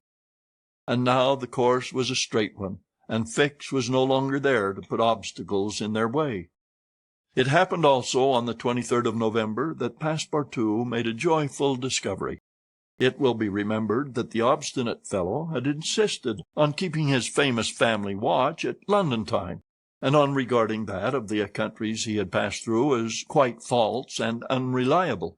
Now, on this day, though he had not changed the hands, he found that his watch exactly agreed with the ship's chronometers. His triumph was hilarious. He would have liked to know what Fix would say if he were aboard. "The rogue told me a lot of stories," repeated Passepartout, "about the meridians, the sun, and the moon. Moon, indeed! Moonshine, more likely. If one listened to that sort of people, a pretty sort of time one would keep. I was sure that the sun would some day regulate itself by my watch." Passepartout was ignorant that if the face of his watch had been divided into 24 hours, like the Italian clocks, he would have had no reason for exultation, for the hands of his watch would then, instead of as now indicating 9 o'clock in the morning, indicate 9 o'clock in the evening, that is, the 21st hour after midnight, precisely the difference between London time and that of the 180th meridian. But if Fix had been able to explain this purely physical effect, Passepartout would not have admitted, even if he had comprehended it. Moreover, if the detective had been on board at that moment, Passepartout would have joined issue with him on a quite different subject, and in an entirely different manner. Where was Fix at that moment? He was actually on board the General Grant. On reaching Yokohama, the detective, leaving Mr. Fogg, whom he expected to meet again during the day, had repaired at once to the English consulate, where he at last found the warrant of arrest. It had followed him from Bombay, and had come by the Carnatic, on which steamer he himself was supposed to be. Fix's disappointment may be imagined when he reflected that the warrant was now useless. Mr. Fogg had left English ground, and it was now necessary to procure his extradition. "Well," thought Fix, after a moment of anger, "my warrant is not good here, but it will be in England. The rogue evidently intends to return to his own country, thinking he has thrown the police off his track. Good, I will follow him across the Atlantic. As for the money, heaven grant there may be some left. But the fellow has already spent in travelling, rewards, trials, bail, elephants, and all sorts of charges, more than £5,000. Yet, after all, the bank is rich." His course decided on, he went on board the General Grant, and was there when Mr. Fogg and Aouda arrived. To his utter amazement, he recognized Passepartout, despite his theatrical disguise. He quickly concealed himself in his cabin, to avoid an awkward explanation, and hoped, thanks to the number of passengers, to remain unperceived by Mr. Fogg's servant. On that very day, however, he met Passepartout face to face on the forward deck.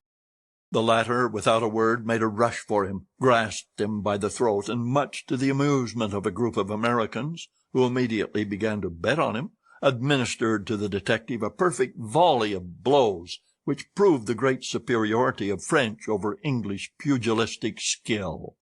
When Passepartout had finished, he found himself relieved and comforted. Fix got up in a somewhat rumpled condition, and looking at his adversary, coldly said, "Have you done?" "For this time, yes." "Then let me have a word with you." "But "In your master's interests." Passepartout seemed to be vanquished by Fix's coolness, for he quietly followed him, and they sat down aside from the rest of the passengers. "You have given me a thrashing," said Fix. "Good, I expected it. Now listen to me. Up to this time I have been Mr. Fogg's adversary. I am now in his game." "Aha!" cried Passepartout. "You are convinced he is an honest man?" "No," replied Fix coldly. "I think him a rascal. Shh! Don't budge, and let me speak. As long as Mr. Fogg was on English ground, it was for my interest to detain him there until my warrant of arrest arrived. I did everything I could to keep him back. I sent the Bombay priests after him. I got you intoxicated at Hong Kong. I separated you from him, and I made him miss the Yokohama steamer." Passepartout listened with closed fists. "Now," resumed Fix, "Mr. Fogg seems to be going back to England. Well, I will follow him there. But hereafter I will do as much to keep obstacles out of his way as I have done up to this time to put them in his path. I've changed my game, you see, and simply because it was for my interest to change it. Your interest is the same as mine, for it is only in England that you will ascertain whether you are in the service of a criminal or an honest man." Passepartout listened very attentively to Fix, and was convinced that he spoke with entire good faith. "Are we friends?" asked the detective. "Friends? No," replied Passepartout, "but allies, perhaps. At the least sign of treason, however, I'll twist your neck for you." "Agreed," said the detective quietly. 11 days later, on the 3rd of December, the General Grant entered the bay of the Golden Gate and reached San Francisco. Mr. Fogg had neither gained nor lost a single day. Chapter 25, in which a slight glimpse is had of San Francisco. It was 7 in the morning when Mr. Fogg, Aouda, and Passepartout set foot upon the American continent, if this name can be given to the floating quay upon which they disembarked. These quays, rising and falling with the tide, thus facilitate the loading and unloading of vessels.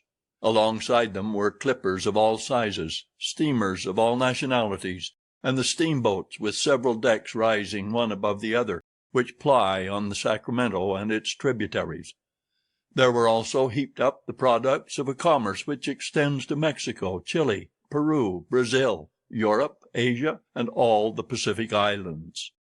Passepartout, in his joy on reaching at last the American continent, thought he would manifest it by executing a perilous vault in fine style, but tumbling upon some worm-eaten planks, he fell through them. Put out of countenance by the manner in which he thus set foot upon the New World, he uttered a loud cry which so frightened the innumerable cormorants and pelicans that are always perched upon these movable quays that they flew noisily away. Mr. Fogg, on reaching shore, proceeded to find out at what hour the first train left for New York, and learned that this was at 6 o'clock p.m. He had, therefore, an entire day to spend in the Californian capital. Taking a carriage at a charge of $3, he and Aouda entered it, while Passepartout mounted the box beside the driver, and they set out for the International Hotel.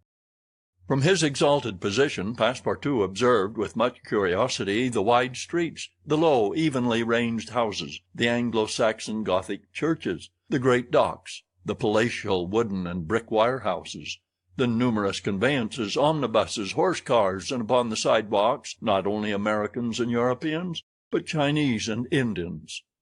Passepartout was surprised at all he saw. San Francisco was no longer the legendary city of 1849, a city of banditti, assassins, and incendiaries, who had flocked hither in crowds in pursuit of plunder, a paradise of outlaws where they gambled with gold dust, a revolver in one hand and a bowie knife in the other. It was now a great commercial emporium. The lofty tower of its city hall overlooked the whole panorama of the streets and avenues which cut each other at right angles, and in the midst of which appeared pleasant verdant squares, while beyond appeared the Chinese quarter, seemingly imported from the Celestial Empire in a toy box. Sombreros and red shirts and plumed Indians were rarely to be seen, but there were silk hats and black coats everywhere worn by a multitude of nervously active, gentlemanly-looking men. Some of the streets, especially Montgomery Street, which is to San Francisco what Regent Street is to London, the Boulevard des Italiens to Paris, and Broadway to New York, were lined with splendid and spacious stores, which exposed in their windows the products of the entire world. When Passepartout reached the International Hotel, it did not seem to him as if he had left England at all. The ground floor of the hotel was occupied by a large bar, a sort of restaurant freely open to all passers-by, who might partake of dried beef, oyster soup, biscuits, and cheese without taking out their purses. Payment was made only for the ale, porter, or sherry which was drunk. This seemed very American to Passepartout. The hotel refreshment rooms were comfortable, and Mr. Fogg and Aouda, installing themselves at a table, were abundantly served on diminutive plates by negroes of darkest hue. After breakfast, Mr. Fogg, accompanied by Aouda, started for the English consulate to have his passport viséd. As he was going out, he met Passepartout, who asked him if it would not be well, before taking the train, to purchase some dozens of Enfield rifles and Colt's revolvers. He had been listening to stories of attacks upon the trains by the Sioux and Pawnees. Mr. Fogg thought it a useless precaution, but told him to do as he thought best, and went on to the consulate. He had not proceeded 200 steps, however, when, by the greatest chance in the world, he met Fix. The detective seemed wholly taken by surprise. What! Had Mr. Fogg and himself crossed the Pacific together, and not met on the steamer? At least Fix felt honored to behold once more the gentleman to whom he owed so much, and as his business recalled him to Europe, he should be delighted to continue the journey in such pleasant company. Mr. Fogg replied that the honor would be his, and the detective, who was determined not to lose sight of him, begged permission to accompany them in their walk about San Francisco, a request which Mr. Fogg readily granted. They soon found themselves in Montgomery Street, where a great crowd was collected. The sidewalks, street, horse-car rails, the shop doors, the windows of the houses, and even the roofs were full of people. Men were going about carrying large posters, and flags and streamers were floating in the wind, while loud cries were heard on every hand. "Hurrah for Cammerfield!" "Hurrah for Mandaboy!" It was a political meeting, at least so Fix conjectured, who said to Mr. Fogg, "Perhaps we had better not mingle with the crowd. There may be danger in it." "Yes," returned Mr. Fogg, "and blows, even if they are political, are still blows." Fix smiled at this remark, and, in order to be able to see without being jostled about, the party took a position on the top of a flight of steps situated at the upper end of Montgomery Street. Opposite them, on the other side of the street, between a coal wharf and a petroleum warehouse, a large platform had been erected in the open air, towards which the current of the crowd seemed to be directed. For what purpose was this meeting? What was the occasion of this excited assemblage? Phileas Fogg could not imagine. Was it to nominate some high official, a governor or member of Congress? It was not improbable, so agitated was the multitude before them. Just at this moment there was an unusual stir in the human mass. All the hands were raised in the air. Some, tightly closed, seemed to disappear suddenly in the midst of the cries, an energetic way, no doubt, of casting a vote. The crowd swayed back. The banners and flags wavered, disappeared an instant, then reappeared in tatters. The undulations of the human surge reached the steps, while all the heads floundered on the surface like a sea agitated by a squall. Many of the black hats disappeared, and the greater part of the crowd seemed to have diminished in height. "It is evidently a meeting," said Fix, "and its object must be an exciting one. I should not wonder if it were about the Alabama, despite the fact that the question is settled." "Perhaps," replied Mr. Fogg simply. "At least there are two champions in presence of each other, the Honorable Mr. Cammerfield and the Honorable Mr. Mandaboy." Aouda, leaning upon Mr. Fogg's arm, observed the tumultuous scene with surprise, while Fix asked the man near him what the cause of it all was. Before the man could reply, a fresh agitation arose. Hurrahs and excited shouts were heard. The staffs of the banners began to be used as offensive weapons, and fists flew about in every direction. Thumps were exchanged from the tops of the carriages and omnibuses which had been blocked up in the crowd. Boots and shoes went whirling through the air, and Mr. Fogg thought he even heard the crack of revolvers mingling in the din. The rout approaching the stairway and flowed over the lower step. One of the parties had evidently been repulsed, but the mere lookers-on could not tell whether Mandaboy or Cammerfield had gained the upper hand. "It would be prudent for us to retire," said Fix, who was anxious that Mr. Fogg should not receive any injury, at least until they got back to London. "If there is any question about England in all this, and we were recognized, I fear it would go hard with us." "An English subject," began Mr. Fogg. He did not finish his sentence, for a terrific hubbub now arose on the terrace behind the flight of steps where they stood, and there were frantic shouts of "Hurrah for Mandaboy! Hip, hip, hurrah!" It was a band of voters coming to the rescue of their allies, and taking the Cammerfield forces in flank. Mr. Fogg, Aouda, and Fix found themselves between two fires. It was too late to escape. The torrent of men armed with loaded canes and sticks was irresistible. Phileas Fogg and Fix were roughly hustled in their attempts to protect their fair companion. The former, as cool as ever, tried to defend himself with the weapons which nature has placed at the end of every Englishman's arm, but in vain.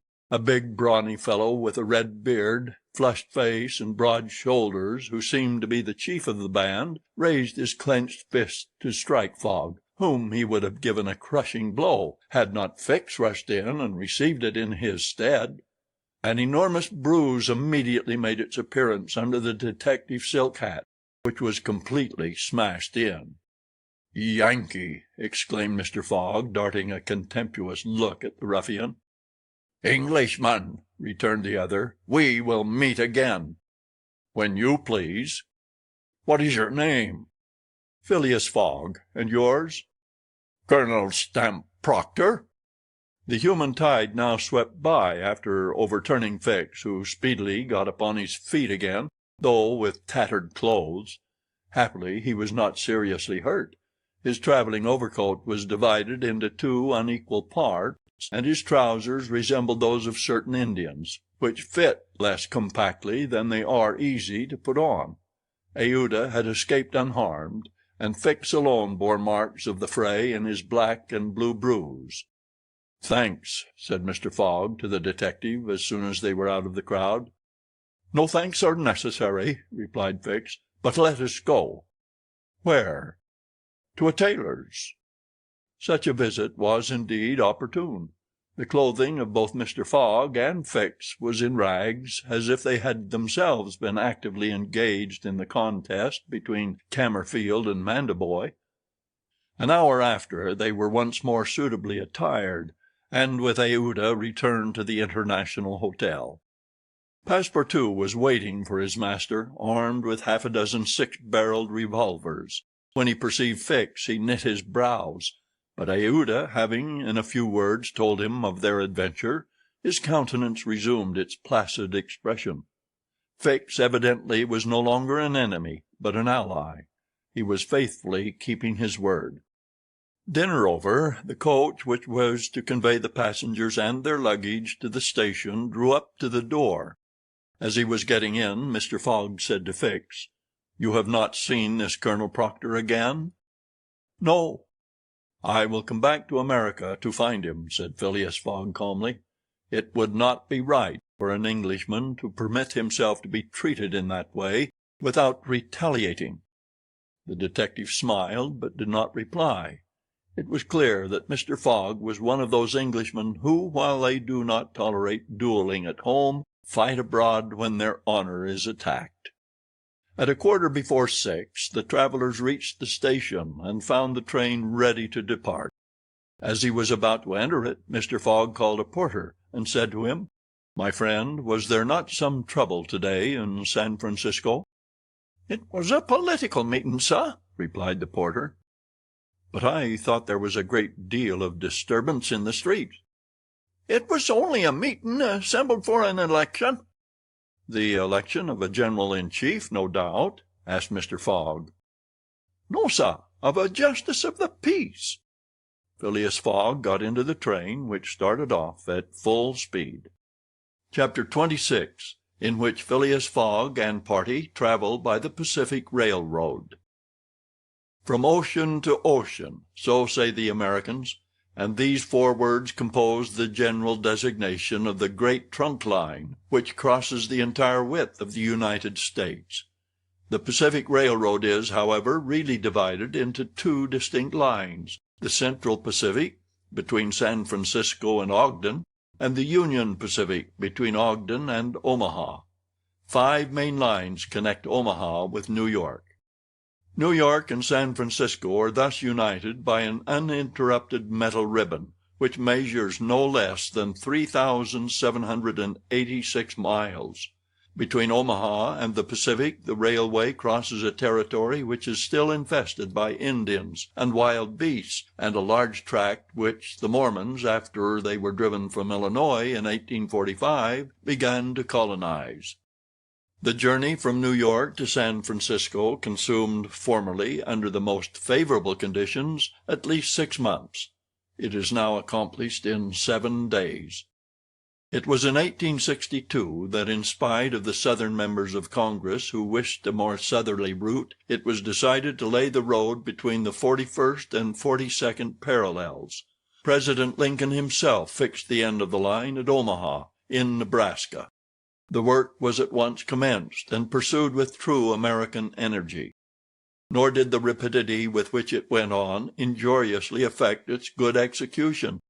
The road grew on the prairies a mile and a half a day. A locomotive running on the rails laid down the evening before brought the rails to be laid on the morrow, and advanced upon them as fast as they were put in position. The Pacific Railroad is joined by several branches in Iowa, Kansas, Colorado, and Oregon. On leaving Omaha, it passes along the left bank of the Platte River as far as the junction of its northern branch, follows its southern branch, crosses the Laramie Territory and the Wasatch Mountains, turns the Great Salt Lake, and reaches Salt Lake City, the Mormon capital, plunges into the Tooele Valley, across the American desert, Cedar and Humboldt Mountains, the Sierra Nevada, and descends via Sacramento to the Pacific, its grade, even on the Rocky Mountains, never exceeding 112 feet to the mile. Such was the road to be traversed in 7 days, which would enable Phileas Fogg, at least, so he hoped, to take the Atlantic steamer at New York on the 11th for Liverpool. The car which he occupied was a sort of long omnibus on 8 wheels, and with no compartments in the interior.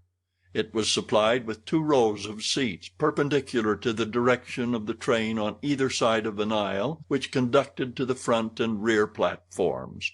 These platforms were found throughout the train, and the passengers were able to pass from one end of the train to the other. It was supplied with saloon cars, balcony cars, restaurants, and smoking cars. Theater cars alone were wanting, and they will have these some day. Book and news dealers, sellers of edibles, drinkables, and cigars, who seemed to have plenty of customers, were continually circulating in the aisles. The train left Oakland station at 6 o'clock. It was already night, cold and cheerless, the heavens being overcast with clouds which seemed to threaten snow. The train did not proceed rapidly. Counting the stoppages, it did not run more than 20 miles an hour, which was a sufficient speed, however, to enable it to reach Omaha within its designated time. There was but little conversation in the car, and soon many of the passengers were overcome with sleep.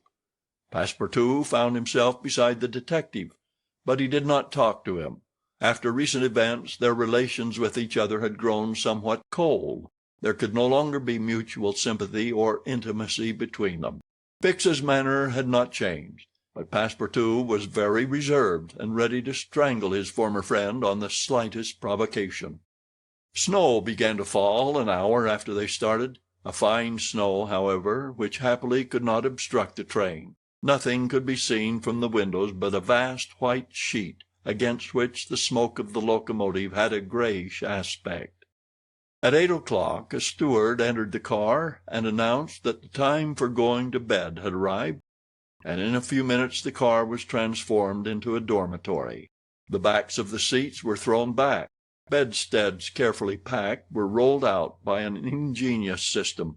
Berths were suddenly improvised, and each traveler had soon at his disposition a comfortable bed, protected from curious eyes by thick curtains. The sheets were clean and the pillows soft. It only remained to go to bed and sleep, which everybody did, while the train sped on across the state of California. The country between San Francisco and Sacramento is not very hilly. The Central Pacific, taking Sacramento for its starting point, extends eastward to meet the road from Omaha. The line from San Francisco to Sacramento runs in a northeasterly direction along the American River, which empties into San Pablo Bay. The 120 miles between these cities were accomplished in 6 hours, and towards midnight, while fast asleep, the travelers passed through Sacramento, so that they saw nothing of that important place, the seat of the state government, with its fine quays, its broad streets, its noble hotels, squares, and churches. The train, on leaving Sacramento, passing the Junction, Rocklin, Auburn, and Colfax, entered the range of the Sierra Nevada. Cisco was reached at 7 in the morning, and an hour later the dormitory was transformed into an ordinary car, and the travelers could observe the picturesque beauties of the mountain region through which they were steaming. The railway track wound in and out among the passes, now approaching the mountain sides, now suspended over precipices, avoiding abrupt angles by bold curves, plunging into narrow defiles which seemed to have no outlet. The locomotive, its great funnel emitting a weird light, with its sharp bell and its cowcatcher extended like a spur, mingled its shrieks and bellowings with the noise of torrents and cascades, and twined its smoke among the branches of the gigantic pines. There were few or no bridges or tunnels on the route. The railway turned around the sides of the mountains, and did not attempt to violate nature by taking the shortest cut from one point to another. The train entered the state of Nevada through the Carson Valley about 9 o'clock, going always northeasterly, and at midday reached Reno, where there was a delay of 20 minutes for breakfast. From this point the road running along Humboldt River passed northward for several miles by its banks. Then it turned eastward and kept by the river until it reached the Humboldt Range, nearly at the extreme eastern limit of Nevada. Having breakfasted, Mr. Fogg and his companions resumed their places in the car, and observed the varied landscape which unfolded itself as they passed along the vast prairies, the mountains lining the horizon, and the creeks with their frothy, foaming streams. Sometimes a great herd of buffaloes, massing together in the distance, seemed like a movable dam. These innumerable multitudes of ruminating beasts often form an insurmountable obstacle to the passage of the trains. Thousands of them have been seen passing over the track for hours together in compact ranks. The locomotive is then forced to stop and wait till the road is once more clear. This happened, indeed, to the train in which Mr. Fogg was traveling.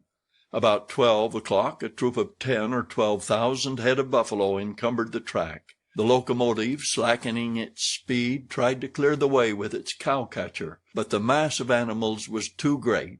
The buffaloes marched along with a tranquil gait, uttering now and then deafening bellowings. There was no use of interrupting them, for, having taken a particular direction, nothing can moderate and change their course. It is a torrent of living flesh which no dam could contain. The travelers gazed on this curious spectacle from the platforms, but Phileas Fogg, who had the most reason of all to be in a hurry, remained in his seat and waited philosophically until it should please the buffaloes to get out of the way. Passepartout was furious at the delay they occasioned, and longed to discharge his arsenal of revolvers upon them. "What a country!" cried he. "Mere cattle stop the trains and go by in a procession, just as if they were not impeding travel. Parbleu! I should like to know if Mr. Fogg foresaw this mishap in his programme. And here's an engineer who doesn't dare to run the locomotive into this herd of beasts." The engineer did not try to overcome the obstacle, and he was wise. He would have crushed the first buffaloes, no doubt, with the cowcatcher, but the locomotive, however powerful, would soon have been checked. The train would inevitably have been thrown off the track, and would then have been helpless. The best course was to wait patiently and regain the lost time by greater speed when the obstacle was removed. The procession of buffaloes lasted 3 full hours, and it was night before the track was clear. The last ranks of the herd were now passing over the rails, while the first had already disappeared below the southern horizon. It was 8 o'clock when the train passed through the defiles of the Humboldt Range, and 9:30 when it penetrated Utah, the region of the Great Salt Lake, the singular colony of the Mormons. Chapter 27, in which Passepartout undergoes, at a speed of 20 miles an hour, a course of Mormon history. During the night of the 5th of December, the train ran southeasterly for about 50 miles, then rose an equal distance in a northeasterly direction towards the Great Salt Lake. Passepartout, about 9 o'clock, went out upon the platform to take the air. The weather was cold, the heavens gray, but it was not snowing. The sun's disk, enlarged by the mist, seemed an enormous ring of gold, and Passepartout was amusing himself by calculating its value in pounds sterling, when he was diverted from this interesting study by a strange-looking personage who made his appearance on the platform.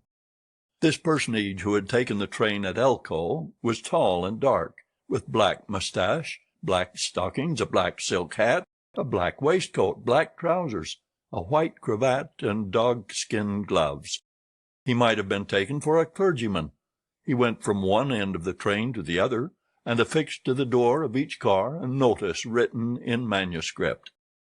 Passepartout approached and read one of these notices, which stated that Elder William Hitch, Mormon missionary, taking advantage of his presence on train number 48, would deliver a lecture on Mormonism in car number 117 from 11 to 12 o'clock, and that he invited all who were desirous of being instructed concerning the mysteries of the religion of the Latter-day Saints to attend. "I'll go," said Passepartout to himself. He knew nothing of Mormonism except the custom of polygamy, which is its foundation. The news quickly spread through the train, which contained about 100 passengers, 30 of whom, at most, attracted by the notice, ensconced themselves in car number 117. Passepartout took one of the front seats. Neither Mr. Fogg nor Fix cared to attend. At the appointed hour, Elder William Hitch rose, and in an irritated voice, as if he had already been contradicted, said, "I'll tell you that Joe Smith is a martyr, that his brother Hiram is a martyr, and that the persecutions of the United States government against the prophets will also make a martyr of Brigham Young.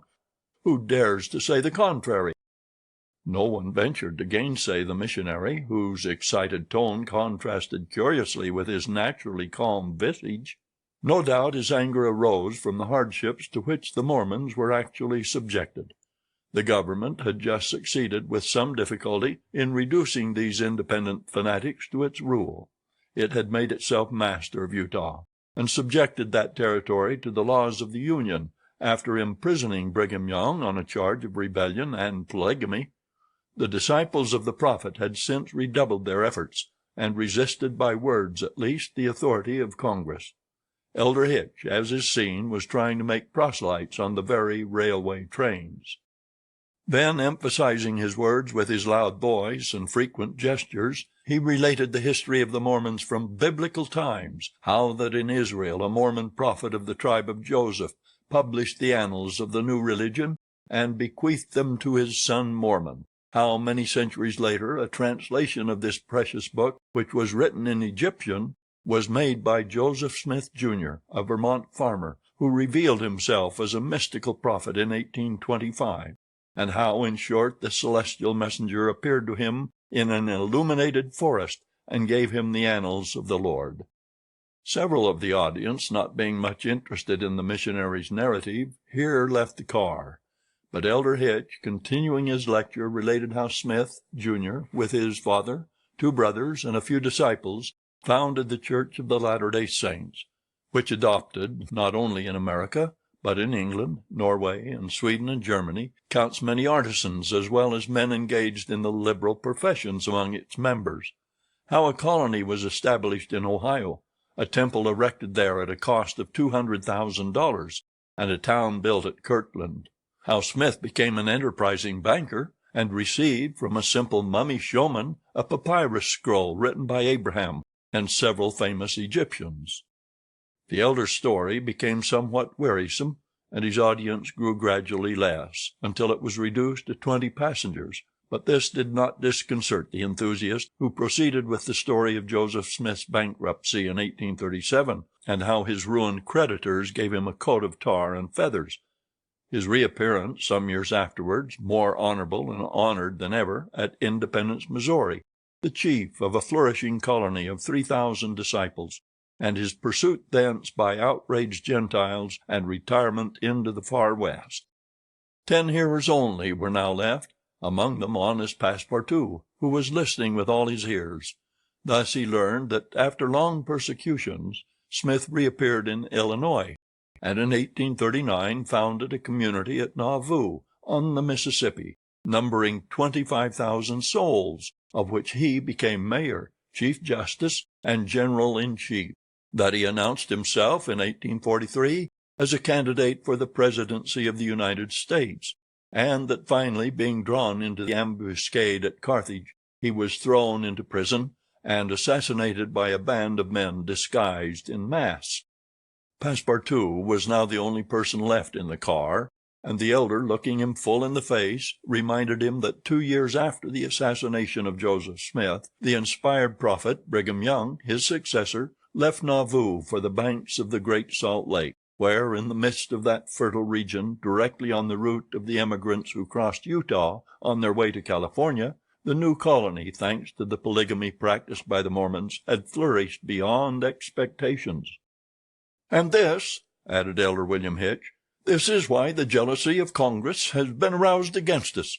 Why have the soldiers of the Union invaded the soil of Utah? Why has Brigham Young, our chief, been imprisoned in contempt of all justice? Shall we yield to force? Never! Driven from Vermont, driven from Illinois, driven from Ohio, driven from Missouri, driven from Utah, we shall yet find some independent territory on which to plant our tents. And you, my brother," continued the elder, fixing his angry eyes upon his single auditor, "will you not plant yours there too, under the shadow of our flag?"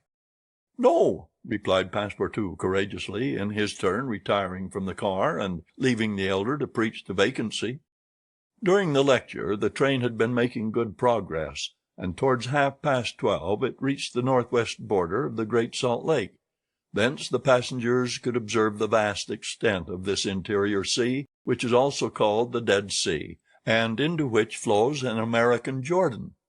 It is a picturesque expanse, framed in lofty crags in large strata, encrusted with white salt, a superb sheet of water which was formerly of larger extent than now, its shores having encroached with the lapse of time, and thus at once reduced its breadth and increased its depth. The Salt Lake, 70 miles long and 35 wide, is situated 3 miles 800 feet above the sea.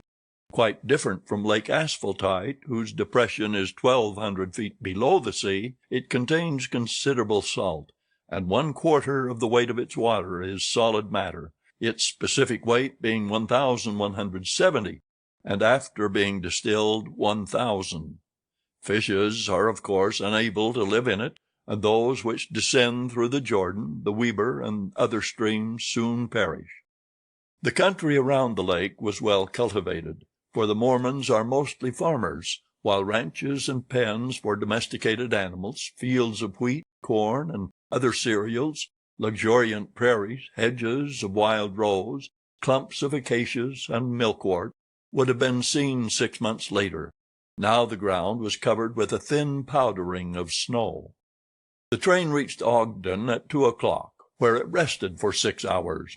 Mr. Fogg and his party had time to pay a visit to Salt Lake City, connected with Ogden by a branch road, and they spent 2 hours in this strikingly American town, built on the pattern of other cities of the Union, like a checkerboard, with the somber sadness of right angles, as Victor Hugo expresses it. The founder of the City of the Saints could not escape from the taste for symmetry which distinguishes the Anglo-Saxons.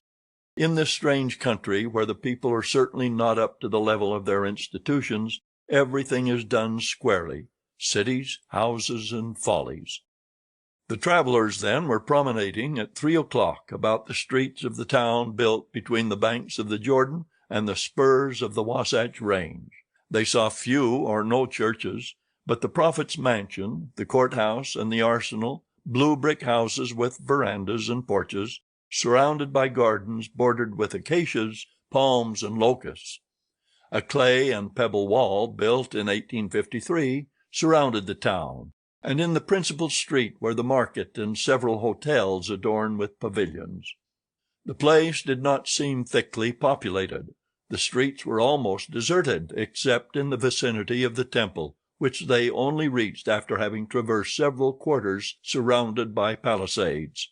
There were many women, which was easily accounted for by the peculiar institution of the Mormons, but it must not be supposed that all the Mormons are polygamous. They are free to marry or not, as they please, but it is worth noting that it is mainly the female citizens of Utah who are anxious to marry, as, according to the Mormon religion, Maiden ladies are not admitted to the possession of its highest joys. These poor creatures seemed to be neither well off nor happy. Some, the more well-to-do, no doubt, wore short, open, black silk dresses under a hood or modest shawl. Others were habited in Indian fashion. Passepartout could not behold without a certain fright these women, charged in groups with conferring happiness on a single Mormon. His common sense pitied above all the husband. It seemed to him a terrible thing to have to guide so many wives at once across the vicissitudes of life, and to conduct them, as it were, in a body to the Mormon paradise, with the prospect of seeing them in the company of the glorious Smith, who doubtless was the chief ornament of that delightful place to all eternity. He felt decidedly repelled from such a vocation, and he imagined, perhaps he was mistaken, that the fair ones of Salt Lake City cast rather alarming glances on his person. Happily his stay there was but brief. At 4 the party found themselves again at the station, took their places in the train, and the whistle sounded for starting. Just at the moment, however, that the locomotive wheels began to move, cries of "Stop! Stop!" were heard. Trains, like time and tide, stopped for no one. The gentleman who uttered the cries was evidently a belated Mormon. He was breathless with running. Happily for him, the station had neither gates nor barriers. He rushed along the track, jumped on the rear platform of the train, and fell exhausted into one of the seats. Passepartout, who had been anxiously watching this amateur gymnast, approached him with lively interest, and learned that he had taken flight after an unpleasant domestic scene. When the Mormon had recovered his breath, Passepartout ventured to ask him politely how many wives he had, for from the manner in which he had decamped it might be thought that he had 20 at least. "One, sir," replied the Mormon, raising his arms heavenward. "One, and that was enough." Chapter 28, in which Passepartout does not succeed in making anybody listen to reason. The train, on leaving Great Salt Lake at Ogden, passed northward for an hour as far as Weber River, having completed nearly 900 miles from San Francisco. From this point it took an easterly direction towards the jagged Wasatch Mountains. It was in the section included between this range and the Rocky Mountains that the American engineers found the most formidable difficulties in laying the road, and that the government granted a subsidy of $48,000 per mile, instead of $16,000 allowed for the work done on the plains. But the engineers, instead of violating nature, avoided its difficulties by winding around instead of penetrating the rocks. One tunnel only, 14,000 feet in length, was pierced in order to arrive at the Great Basin. The track up to this time had reached its highest elevation at the Great Salt Lake. From this point it described a long curve descending towards Bitter Creek Valley, to rise again to the dividing ridge of the waters between the Atlantic and the Pacific. There were many creeks in this mountainous region, and it was necessary to cross Muddy Creek, Green Creek, and others upon culverts.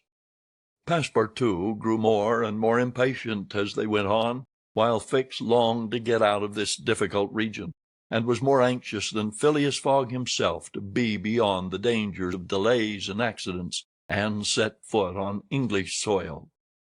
At 10 o'clock at night the train stopped at Fort Bridger Station, and 20 minutes later entered Wyoming territory, following the valley of Bitter Creek throughout. The next day, 7 December, they stopped for a quarter of an hour at Green River Station. Snow had fallen abundantly during the night, but being mixed with rain it had half melted, and did not interrupt their progress.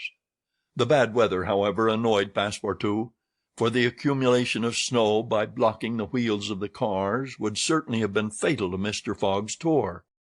"What an idea!" he said to himself. "Why did my master make this journey in winter? Couldn't he have waited for the good season to increase his chances?" While the worthy Frenchman was absorbed in the state of the sky and the depression of the temperature, Aouda was experiencing fears from a totally different cause. Several passengers had got off at Green River, and were walking up and down the platforms, and among these Aouda recognized Colonel Stamp Proctor, the same who had so grossly insulted Phileas Fogg at the San Francisco meeting.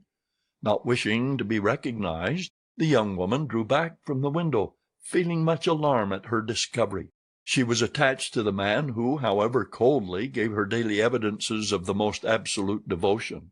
She did not comprehend, perhaps, the depth of the sentiment with which her protector inspired her, which she called gratitude, but which, though she was unconscious of it, was really more than that. Her heart sank within her when she recognized the man whom Mr. Fogg desired, sooner or later, to call to account for his conduct. Chance alone, it was clear, had brought Colonel Proctor on this train, but there he was, and it was necessary at all hazards that Phileas Fogg should not perceive his adversary. Aouda seized a moment when Mr. Fogg was asleep to tell Fix and Passepartout whom she had seen. "That Proctor on this train?" cried Fix. "Well, reassure yourself, madam. Before he settles with Mr. Fogg, he has got to deal with me. It seems to me that I was the more insulted of the two. And besides," added Passepartout, "I'll take charge of him, colonel as he is." "Mr. Fix," resumed Aouda, "Mr. Fogg will allow no one to avenge him. He said that he would come back to America to find this man. Should he perceive Colonel Proctor, we could not prevent a collision which might have terrible results. He must not see him." "You are right, madam," replied Fix. "A meeting between them might ruin all. Whether he were victorious or beaten, Mr. Fogg would be delayed, and—" "And," added Passepartout, "that would play the game of the gentlemen of the Reform Club. In 4 days we shall be in New York. Well, if my master does not leave this car during those 4 days, we may hope that chance will not bring him face to face with this confounded American. We must, if possible, prevent his stirring out of it." The conversation dropped. Mr. Fogg had just woke up, and was looking out of the window. Soon after, Passepartout, without being heard by his master or Aouda, whispered to the detective, "Would you really fight for him?" "I would do anything," replied Fix in a tone which betrayed determined will, "to get him back living to Europe." Passepartout felt something like a shudder shoot through his frame, but his confidence in his master remained unbroken. Was there any means of detaining Mr. Fogg in the car, to avoid a meeting between him and the colonel? It ought not to be a difficult task, since that gentleman was naturally sedentary and little curious. The detective at least seemed to have found a way, for after a few moments he said to Mr. Fogg, "These are long and slow hours, sir, that we are passing on the railway." "Yes," replied Mr. Fogg, "but they pass." "You were in the habit of playing whist," resumed Fix, "on the steamers." "Yes, but it would be difficult to do so here. I have neither cards nor partners." "Oh, but we can easily buy some cards, for they are sold on all the American trains. And as for partners, if madam plays—" "Certainly, sir," Aouda quickly replied. "I understand whist. It is part of an English education. I myself have some pretensions to playing a good game. Well, here are 3 of us, and a dummy." "As you please, sir," replied Phileas Fogg, heartily glad to resume his favorite pastime even on the railway. Passepartout was dispatched in search of the steward, and soon returned with 2 packs of cards, some pins, counters, and a shelf covered with cloth. The game commenced. Aouda understood whist sufficiently well, and even received some compliments on her playing from Mr. Fogg. As for the detective, he was simply an adept, and worthy of being matched against his present opponent. "Now," thought Passepartout, "we've got him. He won't budge." At 11 in the morning the train had reached the dividing ridge of the waters at Bridger Pass, 7,524 feet above the level of the sea, one of the highest points attained by the track in crossing the Rocky Mountains. After going about 200 miles, the travelers at last found themselves on one of those vast plains which extend to the Atlantic, and which nature has made so propitious for laying the iron road. On the declivity of the Atlantic basin, the first streams, branches of the North Platte River, already appeared. The whole northern and eastern horizon was bounded by the immense semicircular curtain which is formed by the southern portion of the Rocky Mountains, the highest being Laramie Peak. Between this and the railway extended vast plains, plentifully irrigated. On the right rose the lower spurs of the mountainous mass which extends southward to the sources of the Arkansas River, one of the great tributaries of the Missouri. At 12:30 the travelers caught sight for an instant of Fort Halleck, which commands that section, and in a few more hours the Rocky Mountains were crossed. There was reason to hope, then, that no accident would mark the journey through this difficult country. The snow had ceased falling, and the air became crisp and cold. Large birds, frightened by the locomotive, rose and flew off in the distance.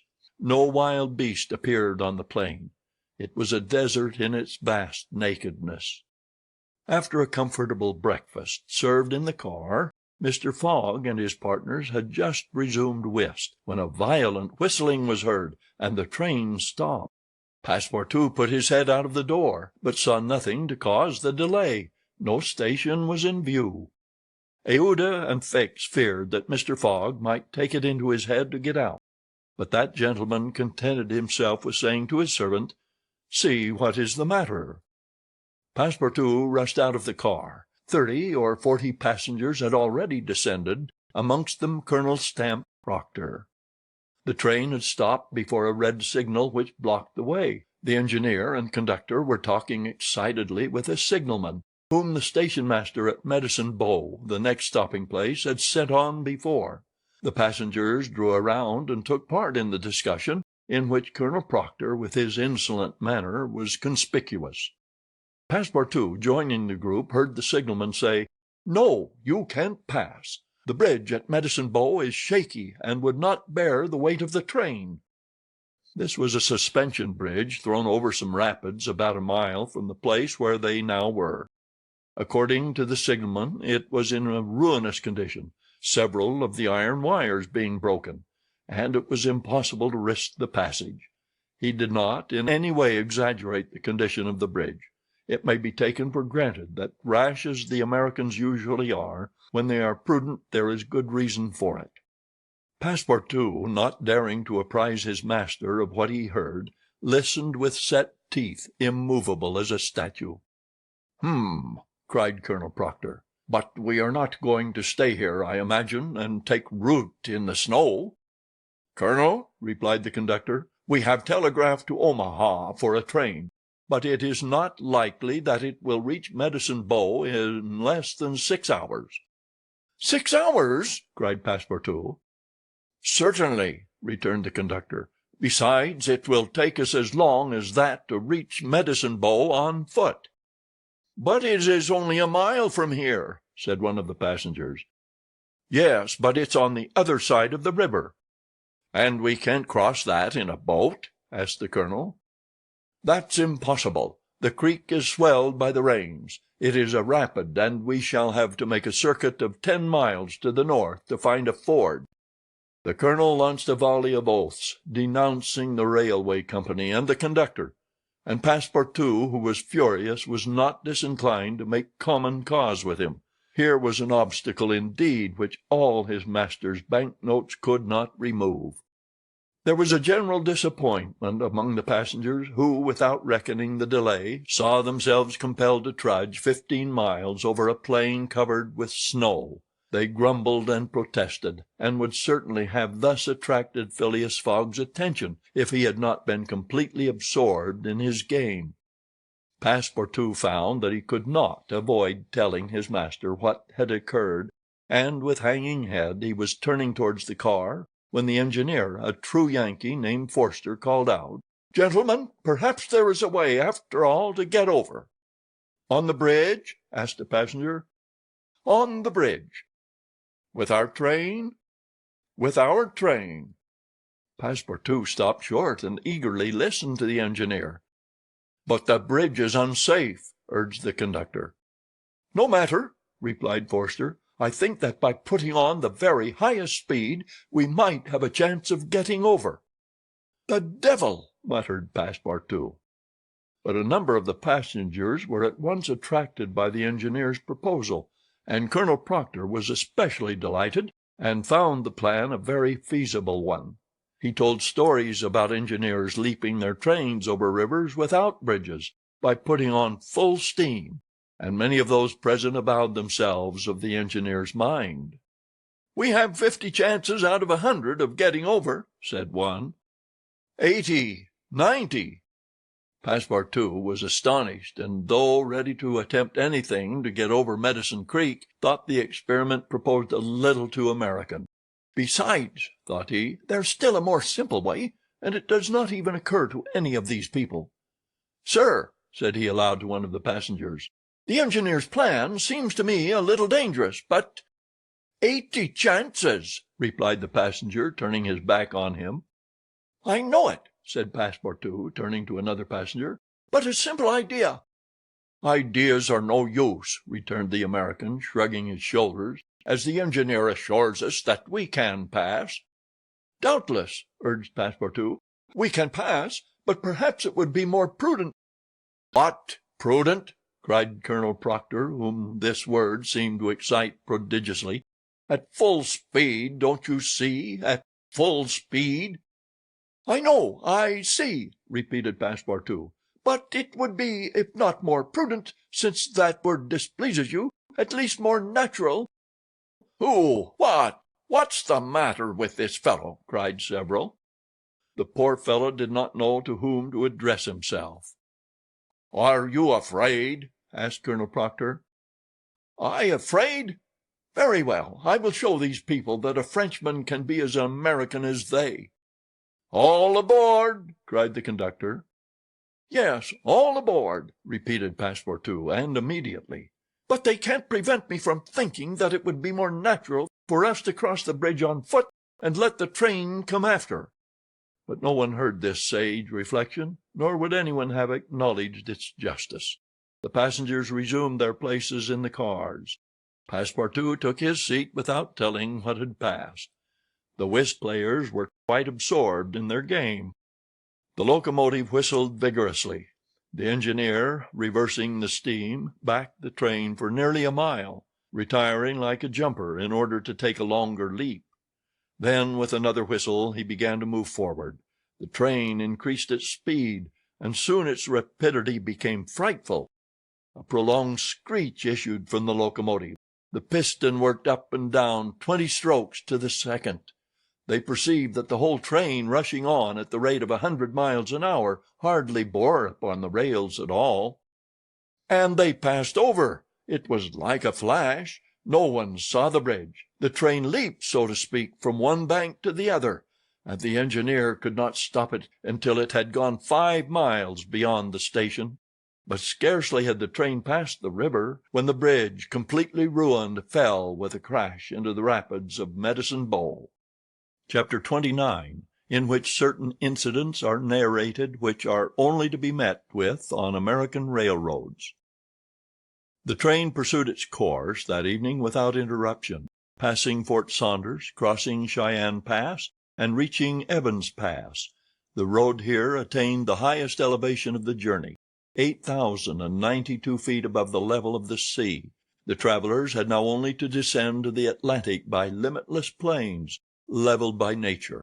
A branch of the Grand Trunk led off southward to Denver, the capital of Colorado. The country round about is rich in gold and silver, and more than 50,000 inhabitants are already settled there.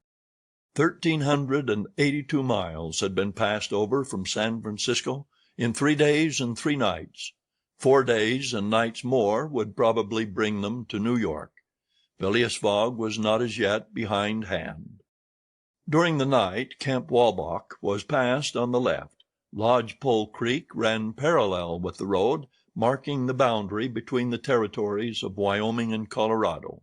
They entered Nebraska at 11, passed near Sedgwick, and touched at Julesburg on the southern branch of the Platte River.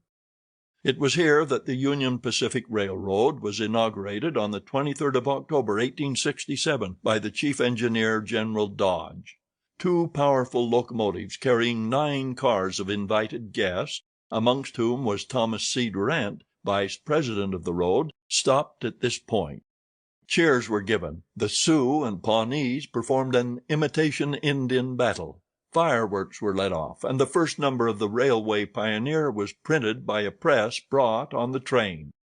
Thus was celebrated the inauguration of this great railroad, a mighty instrument of progress and civilization, thrown across the desert and destined to link together cities and towns which do not yet exist. The whistle of the locomotive, more powerful than Amphion's lyre, was about to bid them rise from American soil. Fort McPherson was left behind at 8 in the morning, and 357 miles had yet to be traversed before reaching Omaha. The road followed the capricious windings of the southern branch of the Platte River on its left bank. At 9 the train stopped at the important town of North Platte, built between the two arms of the river, which rejoin each other around it and form a single artery, a large tributary whose waters empty into the Missouri a little above Omaha. The 101st meridian was passed. Mr. Fogg and his partners had resumed their game. No one, not even the dummy, complained of the length of the trip. Fix had begun by winning several guineas, which he seemed likely to lose, but he showed himself a not less eager whist player than Mr. Fogg. During the morning chance distinctly favored that gentleman. Trumps and honors were showered upon his hands. Once, having resolved on a bold stroke, he was on the point of playing a spade, when a voice behind him said, "I should play a diamond." Mr. Fogg, Euda, and Fix raised their heads and beheld Colonel Proctor. Stamp Proctor and Phileas Fogg recognized each other at once. "Ah, it's you, is it, Englishman?" cried the colonel. "It's you who are going to play a spade."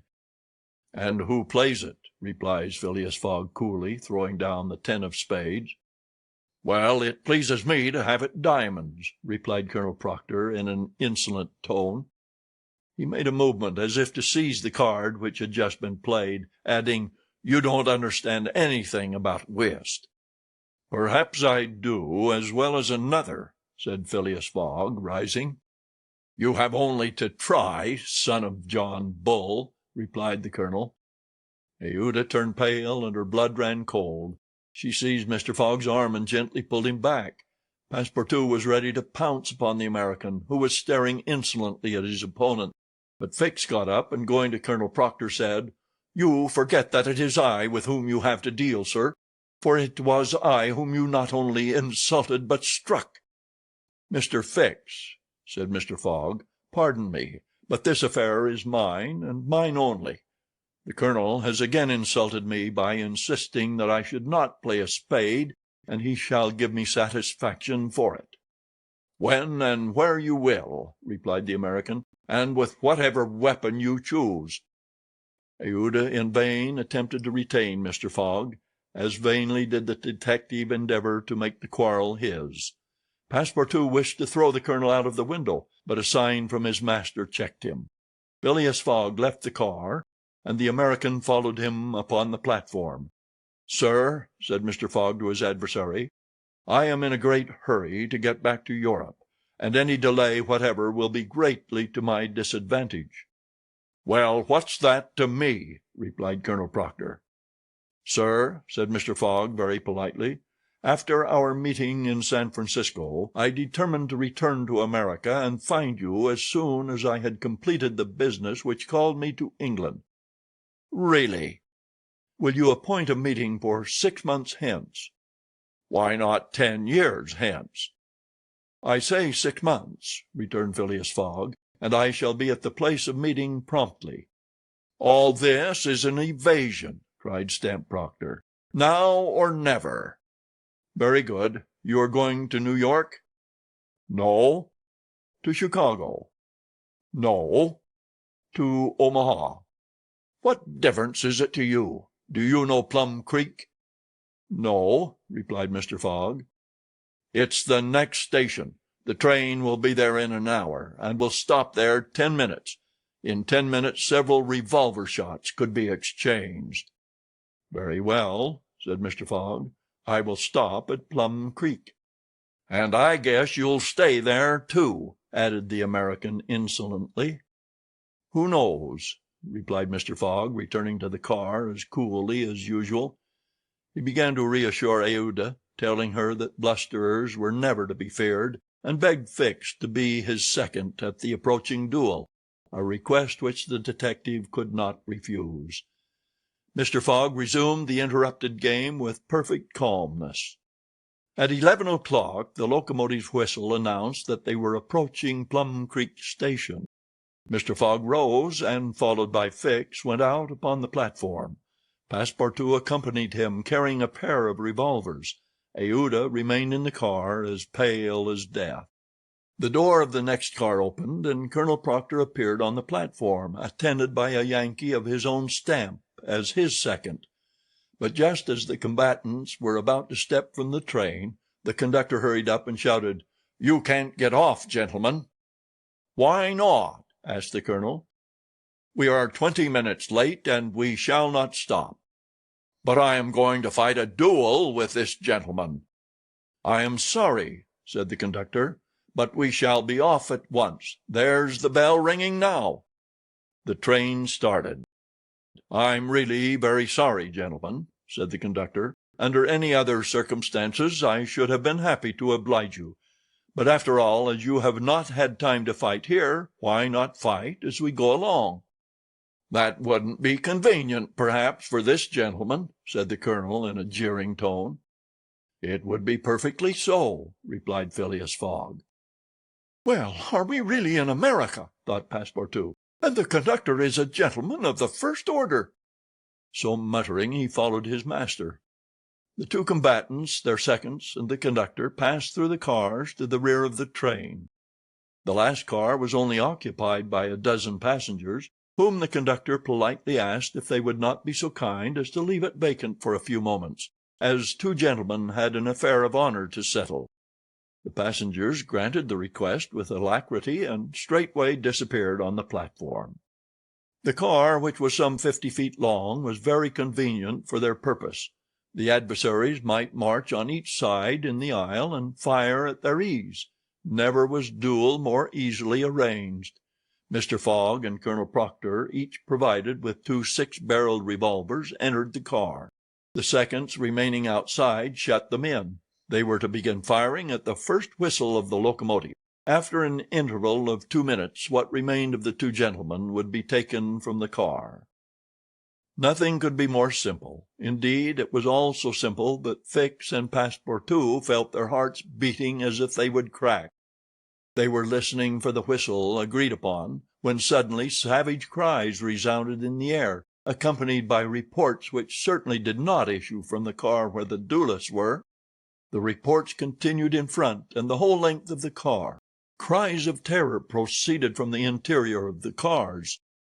Colonel Proctor and Mr. Fogg, revolvers in hand, hastily quitted their prison, and rushed forward where the noise was most clamorous. They then perceived that the train was attacked by a band of Sioux. This was not the first attempt of these daring Indians, for more than once they had waylaid trains on the road. 100 of them had, according to their habit, jumped upon the steps without stopping the train, with the ease of a clown mounting a horse at full gallop. The Sioux were armed with guns, from which came the reports, to which the passengers, who were almost all armed, responded by revolver shots. The Indians had first mounted the engine, and half stunned the engineer and stoker with blows from their muskets. A Sioux chief, wishing to stop the train but not knowing how to work the regulator, had opened wide instead of closing the steam valve, and the locomotive was plunging forward with terrific velocity. The Sioux had at the same time invaded the cars, skipping like enraged monkeys over the roofs, thrusting open the doors and fighting hand to hand with the passengers. Penetrating the baggage car, they pillaged it, throwing the trunks out of the train. The cries and shots were constant. The travelers defended themselves bravely. Some of the cars were barricaded and sustained a siege, like moving forts, carried along at a speed of 100 miles an hour. Aouda behaved courageously from the first. She defended herself like a true heroine with a revolver, which she shot through the broken windows whenever a savage made his appearance. 20 Sioux had fallen mortally wounded to the ground, and the wheels crushed those who fell upon the rails as if they had been worms. Several passengers, shot or stunned, lay on the seats. It was necessary to put an end to the struggle, which had lasted for 10 minutes, and which would result in the triumph of the Sioux if the train was not stopped. Fort Kearny station, where there was a garrison, was only 2 miles distant. That once passed, the Sioux would be masters of the train between Fort Kearny and the station beyond. The conductor was fighting beside Mr. Fogg when he was shot and fell. At the same moment he cried, "Unless the train is stopped in 5 minutes, we are lost."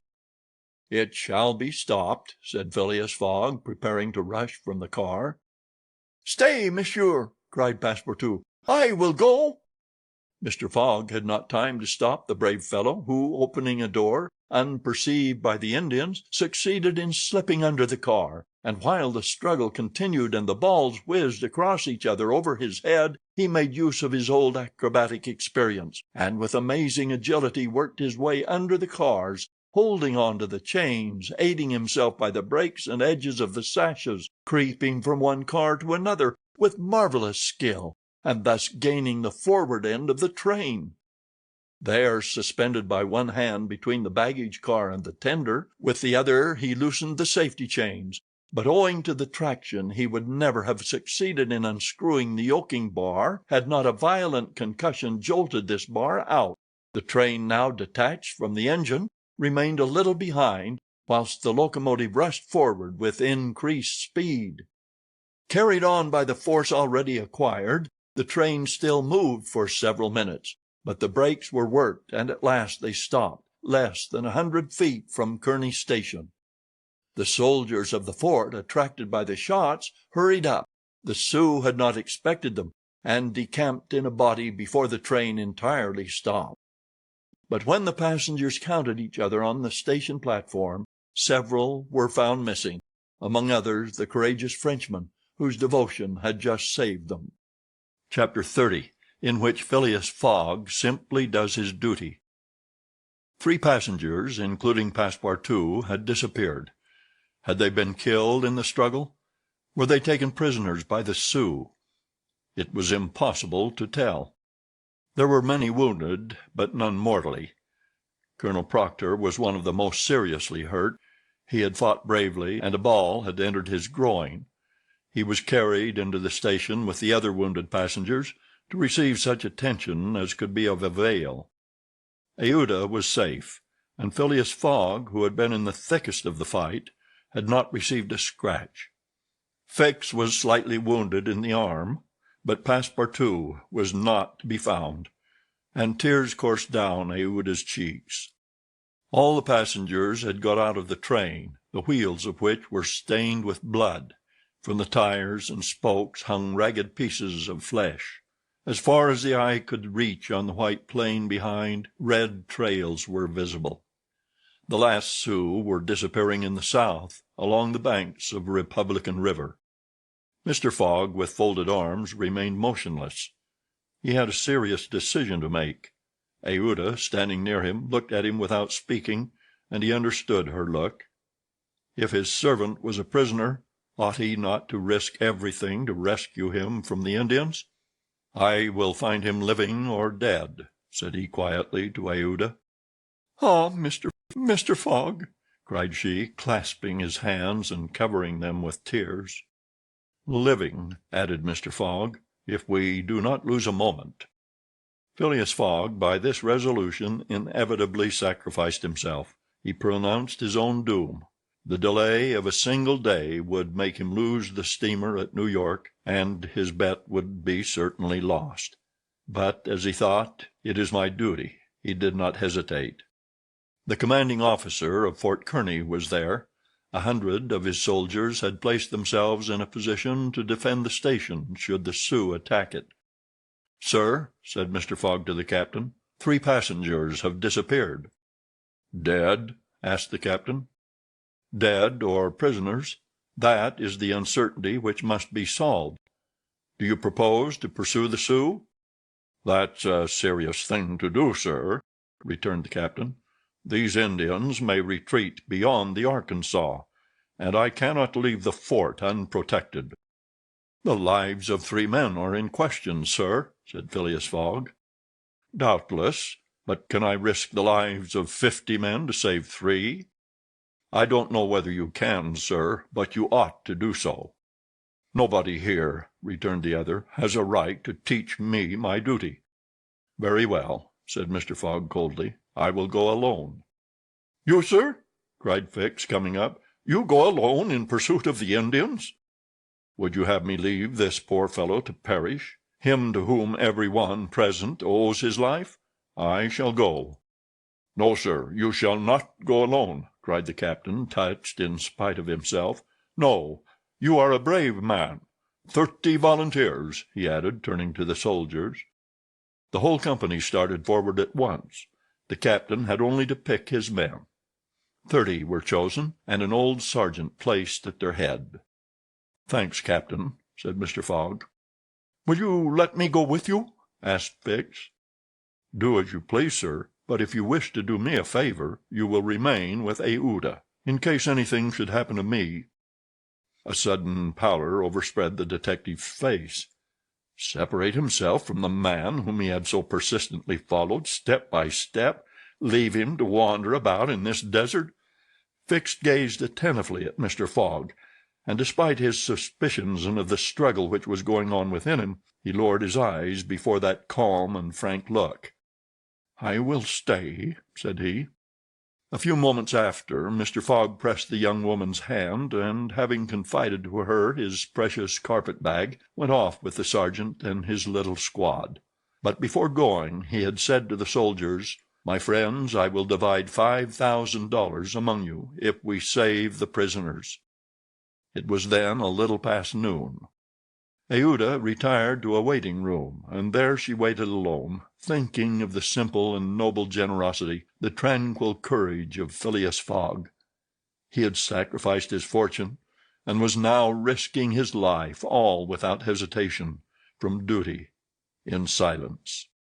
Fix did not have the same thoughts, and could scarcely conceal his agitation. He walked feverishly up and down the platform, but soon resumed his outward composure. He now saw the folly of which he had been guilty in letting Fogg go alone. What! This man whom he had just followed around the world was permitted now to separate himself from him? He began to accuse and abuse himself, and, as if he were director of police, administered to himself a sound lecture for his greenness. "I have been an idiot," he thought, "and this man will see it. He is gone, and won't come back. But how is it that I, Fix, who have in my pocket a warrant for his arrest, have been so fascinated by him? Decidedly I am nothing but an ass." So reasoned the detective, while the hours crept by all too slowly. He did not know what to do. Sometimes he was tempted to tell Aouda all, but he could not doubt how the young woman would receive his confidences. What course should he take?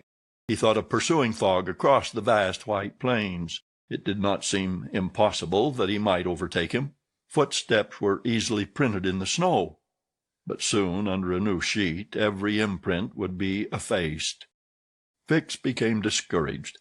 He felt a sort of insurmountable longing to abandon the game altogether. He could now leave Fort Kearny station and pursue his journey homeward in peace. Towards 2 o'clock in the afternoon, while it was snowing hard, long whistles were heard approaching from the east. A great shadow, preceded by a wild light, slowly advanced, appearing still larger through the mist, which gave it a fantastic aspect. No train was expected from the east, neither had there been time for the succor asked for by telegraph to arrive. The train from Omaha to San Francisco was not due till the next day. The mystery was soon explained. The locomotive, which was slowly approaching with deafening whistles, was that which, having been detached from the train, had continued its route with such terrific rapidity, carrying off the unconscious engineer and stoker. It had run several miles, when, the fire becoming low for want of fuel, the steam had slackened, and it had finally stopped an hour after, some 20 miles beyond Fort Kearny. Neither the engineer nor the stoker was dead, and, after remaining for some time in their swoon, had come to themselves. The train had then stopped. The engineer, when he found himself in the desert and the locomotive without cars, understood what had happened. He could not imagine how the locomotive had become separated from the train, but he did not doubt that the train left behind was in distress. He did not hesitate what to do.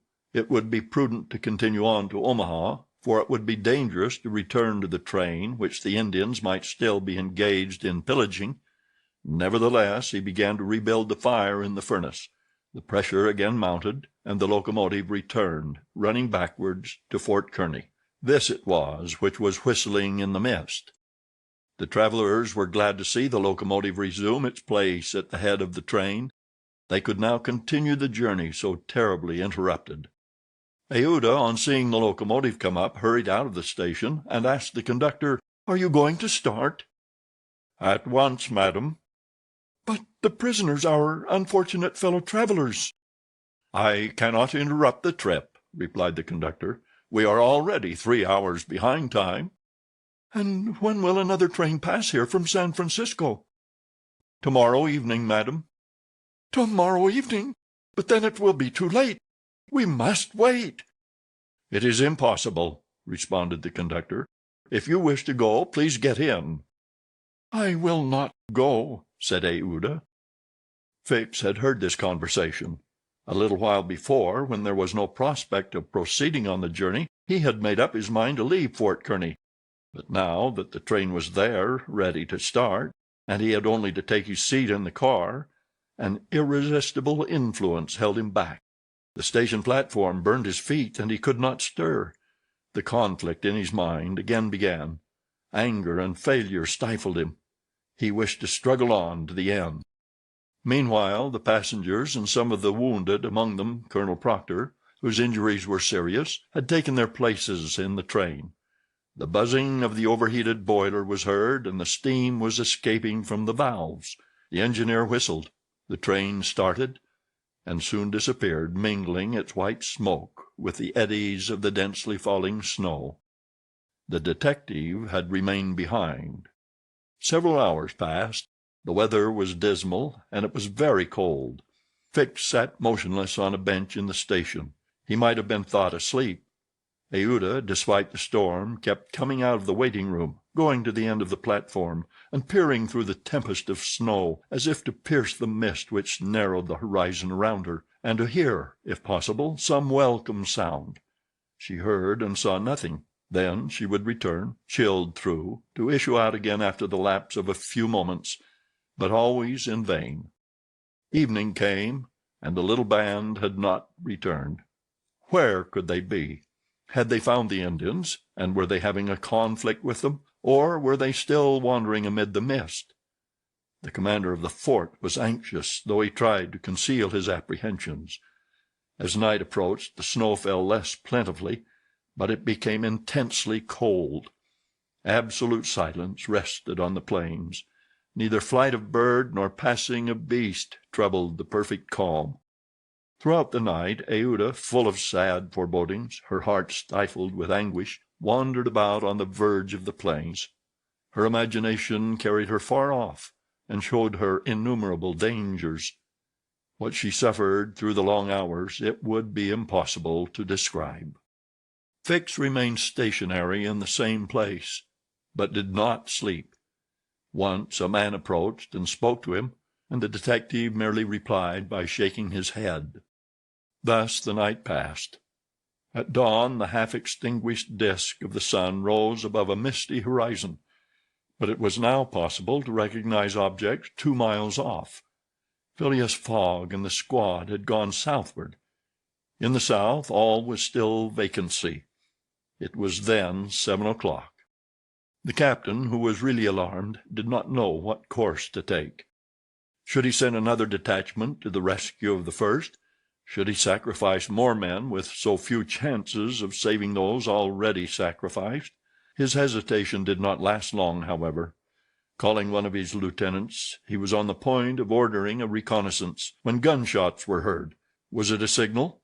The soldiers rushed out of the fort. and half a mile off they perceived a little band returning in good order.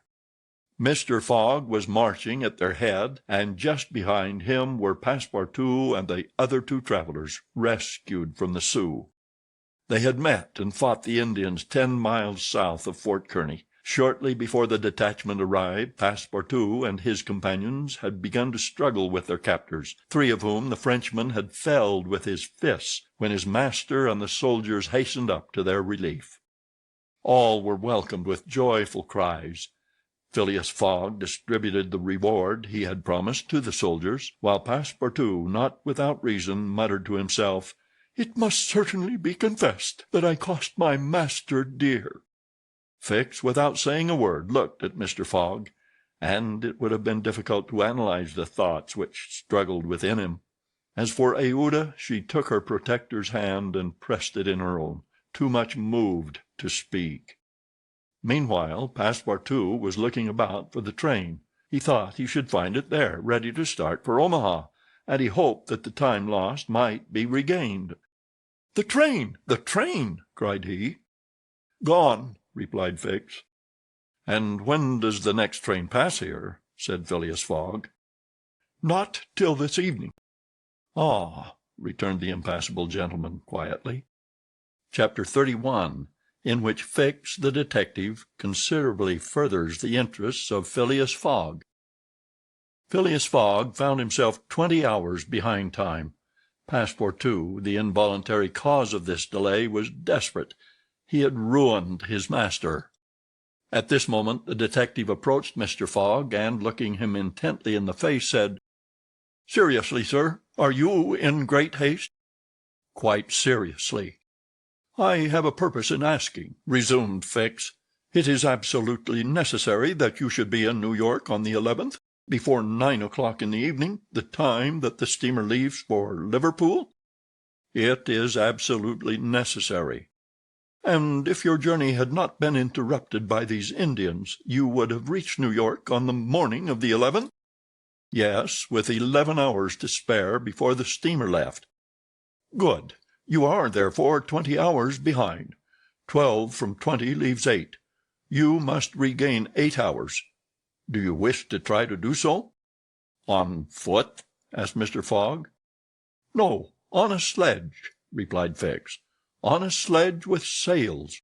A man has proposed such a method to me." It was the man who had spoken to Fix during the night, and whose offer he had refused. Phileas Fogg did not reply at once, but Fix having pointed out the man, who was walking up and down in front of the station, Mr. Fogg went up to him. An instant after, Mr. Fogg and the American, whose name was Mudge, entered a hut built just below the fort. There Mr. Fogg examined a curious vehicle, a kind of frame on 2 long beams, a little raised in front like the runners of a sledge, and upon which there was room for 5 or 6 persons. A high mast was fixed on the frame, held firmly by metallic lashings, to which was attached a large brigantine sail. This mast held an iron stay upon which to hoist a jib sail. Behind, a sort of rudder served to guide the vehicle. It was, in short, a sledge rigged like a sloop. During the winter, when the trains are blocked up by the snow, these sledges make extremely rapid journeys across the frozen plains from one station to another. Provided with more sails than a cutter, and with the wind behind them, they slip over the surface of the prairies with a speed equal, if not superior, to that of the express trains. Mr. Fogg readily made a bargain with the owner of this land craft. The wind was favorable, being fresh and blowing from the west. The snow had hardened, and Mudge was very confident of being able to transport Mr. Fogg in a few hours to Omaha. Thence the trains eastward run frequently to Chicago and New York. It was not impossible that the lost time might yet be recovered, and such an opportunity was not to be rejected. Not wishing to expose Aouda to the discomforts of traveling in the open air, Mr. Fogg proposed to leave her with Passepartout at Fort Kearny, the servant taking upon himself to escort her to Europe by a better route and under more favorable conditions. But Aouda refused to separate from Mr. Fogg. and Passepartout was delighted with her decision, for nothing could induce him to leave his master while Fix was with him. It would be difficult to guess the detective's thoughts. Was this conviction shaken by Phileas Fogg's return, or did he still regard him as an exceedingly shrewd rascal, who, his journey around the world completed, would think himself absolutely safe in England? Perhaps Fix's opinion of Phileas Fogg was somewhat modified, but he was nevertheless resolved to do his duty, and to hasten the return of the whole party to England as much as possible. At 8 o'clock the sledge was ready to start. The passengers took their places on it and wrapped themselves up closely in their traveling cloaks. The two great sails were hoisted, and under the pressure of the wind the sledge slid over the hardened snow with a velocity of 40 miles an hour. The distance between Fort Kearny and Omaha, as the birds fly, is at most 200 miles. If the wind held good, the distance might be traversed in 5 hours. If no accident happened, the sledge might reach Omaha by 1 o'clock. What a journey! The travelers, huddled close together, could not speak for the cold, intensified by the rapidity at which they were going. The sledge sped on as lightly as a boat over the waves. When the breeze came skimming the earth, the sledge seemed to be lifted off the ground by its sails. Mudge, who was at the rudder, kept in a straight line, and by a turn of his hand checked the lurches which the vehicle had a tendency to make. All the sails were up, and the jib was so arranged as not to screen the brigantine. A topmast was hoisted, and another jib, held out to the wind, added its force to the other sails. Although the speed could not be exactly estimated, the sledge could not be going at less than 40 miles an hour. "If nothing breaks," said Mudge, "we shall get there." Mr. Fogg had made it for Mudge's interest to reach Omaha within the time agreed on by the offer of a handsome reward. The prairie, across which the sledge was moving in a straight line, was as flat as a sea. It seemed like a vast frozen lake. The railroad which ran through this section ascended from the southwest to the northwest by Great Island, Columbus, an important Nebraska town, Schuyler, and Fremont to Omaha. It followed throughout the right bank of the Platte River. The sledge, shortening this route, took a chord of the arc described by the railway. Mudge was not afraid of being stopped by the Platte River, because it was frozen. The road, then, was quite clear of obstacles, and Phileas Fogg had but two things to fear: an accident to the sledge, and a change or calm in the wind. But the breeze, far from lessening its force, blew as if to bend the mast, which, however, the metallic lashings held firmly. These lashings, like the chords of a stringed instrument, resounded as if vibrated by a violin bow.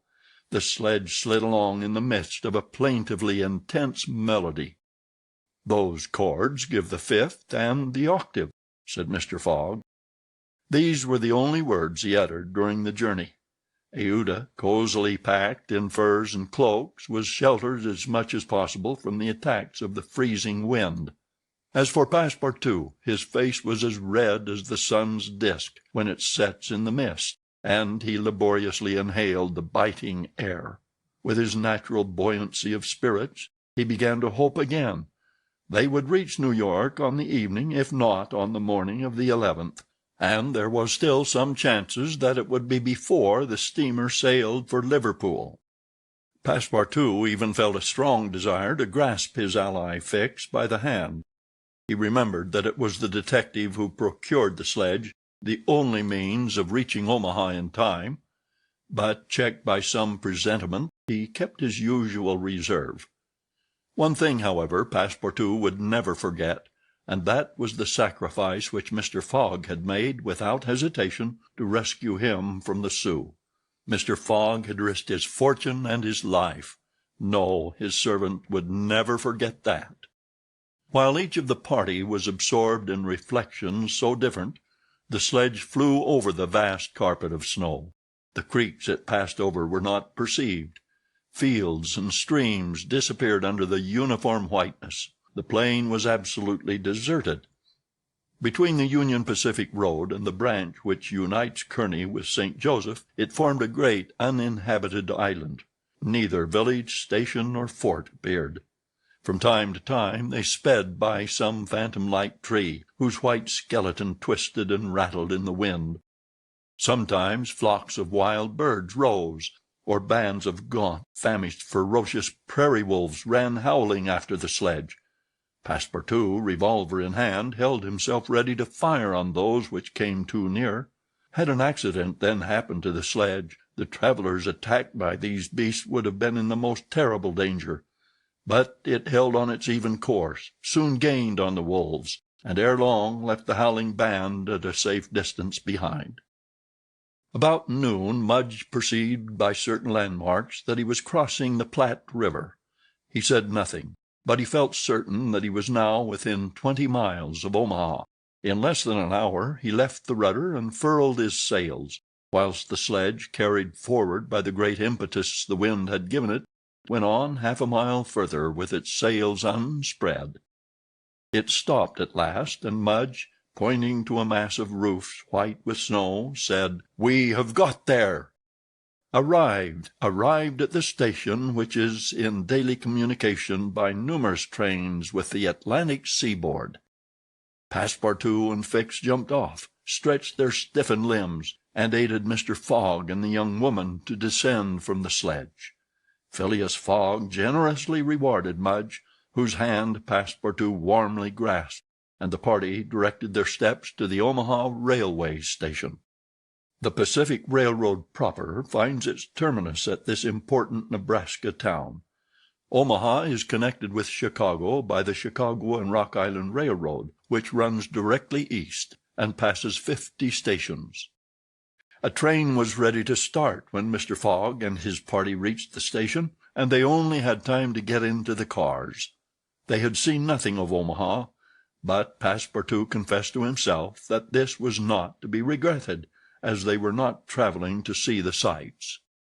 The train passed rapidly across the state of Iowa, by Council Bluffs, Des Moines, and Iowa City. During the night it crossed the Mississippi at Davenport, and by Rock Island entered Illinois. The next day, which was the 10th, at 4 o'clock in the evening, it reached Chicago, already risen from its ruins and more proudly seated than ever on the borders of its beautiful Lake Michigan. 900 miles separated Chicago from New York, but trains are not wanting at Chicago. Mr. Fogg passed at once from one to the other, and the locomotive of the Pittsburgh, Fort Wayne, and Chicago Railway left at full speed, as if it fully comprehended that that gentleman had no time to lose. It traversed Indiana, Ohio, Pennsylvania, and New Jersey like a flash, rushing through towns with antique names, some of which had streets and car tracks, but as yet no houses. At last the Hudson came into view, and at 11:15 in the evening of the 11th, the train stopped in the station on the right bank of the river, before the very pier of the Cunard line. The China for Liverpool had started 3/4 of an hour before. Chapter 32, in which Phileas Fogg engages in a direct struggle with bad fortune. The China, in leaving, seemed to have carried off Phileas Fogg's last hope. None of the other steamers were able to serve his projects. The Perrier of the French Transatlantic Company, whose admirable steamers are equal to any in speed and comfort, did not leave until the 14th. The Hamburg boats did not go directly to Liverpool or London, but to Havre, and the additional trip from Havre to Southampton would render Phileas Fogg's last efforts of no avail. The Inman steamer did not depart till the next day, and could not cross the Atlantic in time to save the wager. Mr. Fogg learned all this in consulting his Bradshaw, which gave him the daily movements of the transatlantic steamers. Passepartout was crushed. It overwhelmed him to lose the boat by 3/4 of an hour. It was his fault, for instead of helping his master he had not ceased putting obstacles in his path, and when he recalled all the incidents of the tour, when he counted up the sums expended in pure loss and on his own account, When he thought that the immense stake added to the heavy charges of this useless journey would completely ruin Mr. Fogg, he overwhelmed himself with bitter self-accusations. Mr. Fogg, however, did not reproach him, and on leaving the Cunard pier only said, "We will consult about what is best tomorrow. Come." The party crossed the Hudson in the Jersey City ferry boat, and drove in a carriage to the St. Nicholas Hotel on Broadway. Rooms were engaged, and the night passed briefly to Phileas Fogg, who slept profoundly, but very long to Aouda and the others, whose agitation did not permit them to rest. The next day was the 12th of December. From 7 in the morning of the 12th to a quarter before 9 in the evening of the 21st, there were 9 days, 13 hours, and 45 minutes. If Phileas Fogg had left in the China, one of the fastest steamers on the Atlantic, he would have reached Liverpool and then London within the period agreed upon. Mr. Fogg left the hotel alone after giving Passepartout instructions to await his return and inform Aouda to be ready at an instant's notice. He proceeded to the banks of the Hudson, and looked about among the vessels moored or anchored in the river, for any that were about to depart. Several had departure signals, and were preparing to put to sea at morning tide, for in this immense and admirable port there is not one day in 100 that vessels do not set out for every quarter of the globe. But they were mostly sailing vessels, of which, of course, Phileas Fogg could make no use. He seemed about to give up all hope, when he espied, anchored at the battery, a cable's length off at most, a trading vessel, with a screw well shaped, whose funnel, puffing a cloud of smoke, indicated that she was getting ready for departure. Phileas Fogg hailed a boat, got into it, and soon found himself on board the Henrietta, iron-hulled, wood-built above. He ascended to the deck, and asked for the captain, who forthwith presented himself. He was a man of 50, a sort of sea-wolf, with big eyes, a complexion of oxidized copper, red hair and thick neck, and a growling voice. "The captain?" asked Mr. Fogg. "I am the captain." "I am Phileas Fogg of London." "And I am Andrew Speedy of Cardiff." "You are going to put to sea?" "In an hour." "You are bound for—" "Bordeaux." "And your cargo?" "No freight. Going in ballast." "Have you any passengers?" "No passengers. Never had passengers. Too much in the way." "Is your vessel a swift one?" "Between 11 and 12 knots. The Henrietta, well known." "Will you carry me and 3 other persons to Liverpool?" "To Liverpool? Why not to China?" "I said Liverpool." "No." "No?" "No, I am setting out for Bordeaux, and shall go to Bordeaux." "Money is no object?" "None." The captain spoke in a tone which did not admit of a reply. "But the owners of the Henrietta," resumed Phileas Fogg. "The owners are myself," replied the captain. "The vessel belongs to me." "I will freight it for you." "No." "I will buy it of you." "No." Phileas Fogg did not betray the least disappointment, but the situation was a grave one. It was not at New York as at Hong Kong, nor with the captain of the Henrietta as with the captain of the Tankadere. Up to this time money had smoothed away every obstacle. Now money failed. Still, some means must be found to cross the Atlantic on a boat, unless by balloon, which would have been venturesome, besides not being capable of being put in practice. It seemed that Phileas Fogg had an idea, for he said to the captain, "Well, will you carry me to Bordeaux?" "No, not if you paid me $200. "I offer you 2,000. "A piece?" "A piece." "And there are 4 of you?" "4." Captain Speedy began to scratch his head. There were $8,000 to gain without changing his route, for which it was well worth conquering the repugnance he had for all kinds of passengers. Besides, passengers at $2,000 are no longer passengers, but valuable merchandise." "I start at 9 o'clock," said Captain Speedy, simply. "Are you and your party ready?" "We will be on board at 9 o'clock," replied no less simply Mr. Fogg. It was 8:30. To disembark from the Henrietta, jump into a hack, hurry to the St. Nicholas, and return with Aouda, Passepartout, and even the inseparable Fix, was the work of a brief time, and was performed by Mr. Fogg with the coolness which never abandoned him. They were on board when the Henrietta was ready to weigh anchor. When Passepartout heard what this last voyage was going to cost, he uttered a prolonged "Oh! oh! oh!" which extended throughout his vocal gamut. As for Fix, he said to himself that the Bank of England would certainly not come out of this affair well indemnified. When they reached England, even if Mr. Fogg did not throw some handfuls of bank bills into the sea, more than £7,000 would have been spent.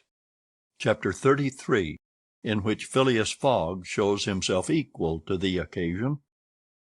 An hour after, the Henrietta passed the lighthouse which marks the entrance of the Hudson, turned the point of Sandy Hook, and put to sea.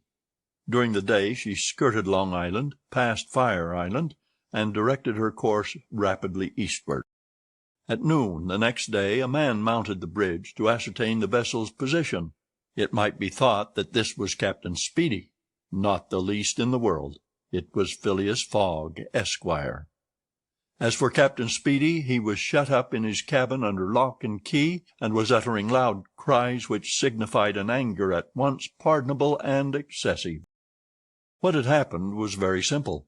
Phileas Fogg wished to go to Liverpool, but the captain would not carry him there.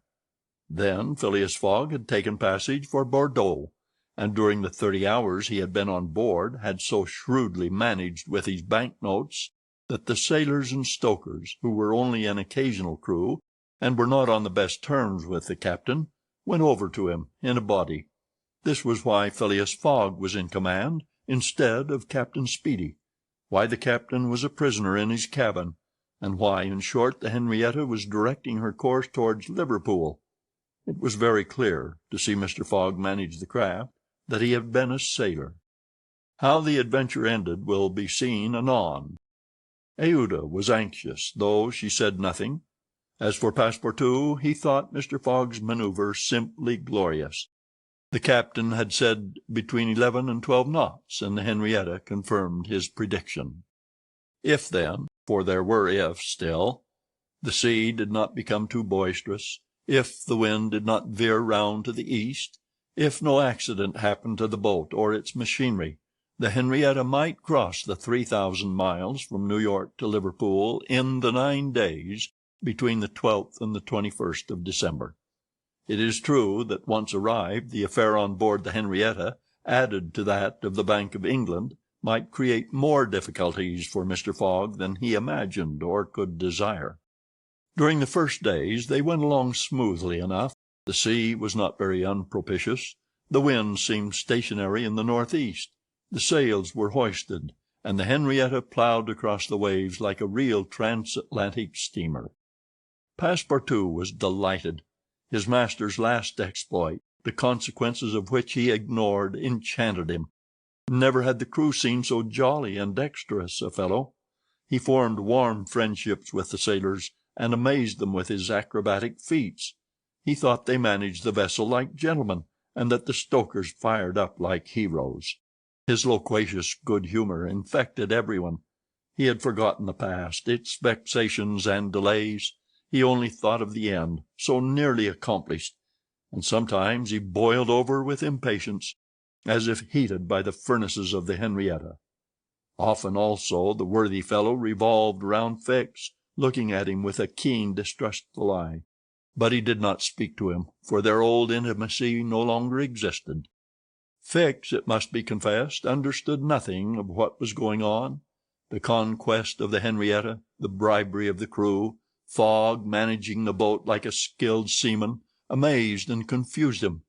He did not know what to think, for, after all, a man who began by stealing 55,000 pounds might end by stealing a vessel, and Fix was not unnaturally inclined to conclude that the Henrietta, under Fogg's command, was not going to Liverpool at all, but to some part of the world where the robber, turned into a pirate, would quietly put himself in safety. The conjecture was at least a plausible one, and the detective began to seriously regret that he had embarked on the affair. As for Captain Speedy, he continued to howl and growl in his cabin, and Passepartout, whose duty it was to carry him his meals, courageous as he was, took the greatest precautions. Mr. Fogg did not seem even to know that there was a captain on board. On the 13th they passed the edge of the banks of Newfoundland, a dangerous locality. During the winter, especially, there were frequent fogs and heavy gales of wind. Ever since the evening before, the barometer, suddenly falling, had indicated an approaching change in the atmosphere, and during the night the temperature varied, the cold became sharper, and the wind veered to the southeast. This was a misfortune. Mr. Fogg, in order not to deviate from his course, furled his sails and increased the force of the steam, but the vessel's speed slackened, owing to the state of the sea, the long waves of which broke against the stern. She pitched violently, and this retarded her progress. The breeze, little by little, swelled into a tempest, and it was to be feared that the Henrietta might not be able to maintain herself upright on the waves. Passepartout's visage darkened with the skies, and for 2 days the poor fellow experienced constant fright. But Phileas Fogg was a bold mariner, and knew how to maintain headway against the sea, and he kept on his course without even decreasing his steam. The Henrietta, when she could not rise above the waves, crossed them, swamping her deck, but passing safely. Sometimes the screw rose out of the water, beating its protruding end, when a mountain of water raised the stern above the waves, but the craft always kept straight ahead. The wind, however, did not grow as boisterous as might have been feared. It was not one of those tempests which burst and rush on with a speed of 90 miles an hour. It continued fresh, but unhappily it remained obstinately in the southeast, rendering the sails useless. The 16th of December was the 75th day since Phileas Fogg's departure from London, and the Henrietta had not yet been seriously delayed. Half of the voyage was almost accomplished, and the worst localities had been passed. In summer success would have been well nigh certain. In winter they were at the mercy of the bad season. Passepartout said nothing, but he cherished hope in secret, and comforted himself with the reflection that if the wind failed them, they might still count on the steam. On this day the engineer came on deck, went up to Mr. Fogg, and began to speak earnestly with him. Without knowing why it was a presentiment, perhaps, Passepartout became vaguely uneasy. He would have given one of his ears to hear with the other what the engineer was saying. He finally managed to catch a few words, and was sure he heard his master say, "You are certain of what you tell me?" "Certain, sir," replied the engineer. "You must remember that since we started we have kept up hot fires in all our furnaces, and though we had coal enough to go on short steam from New York to Bordeaux, we haven't enough to go with all steam from New York to Liverpool." "I will consider," replied Mr. Fogg. Passepartout understood it all. He was seized with mortal anxiety. The coal was giving out. "Ah, if my master can get over that," muttered he, "he'll be a famous man." He could not help imparting to Fix what he had overheard. "Then you believe that we really are going to Liverpool?" "Of course." "Ass," replied the detective, shrugging his shoulders and turning on his heel.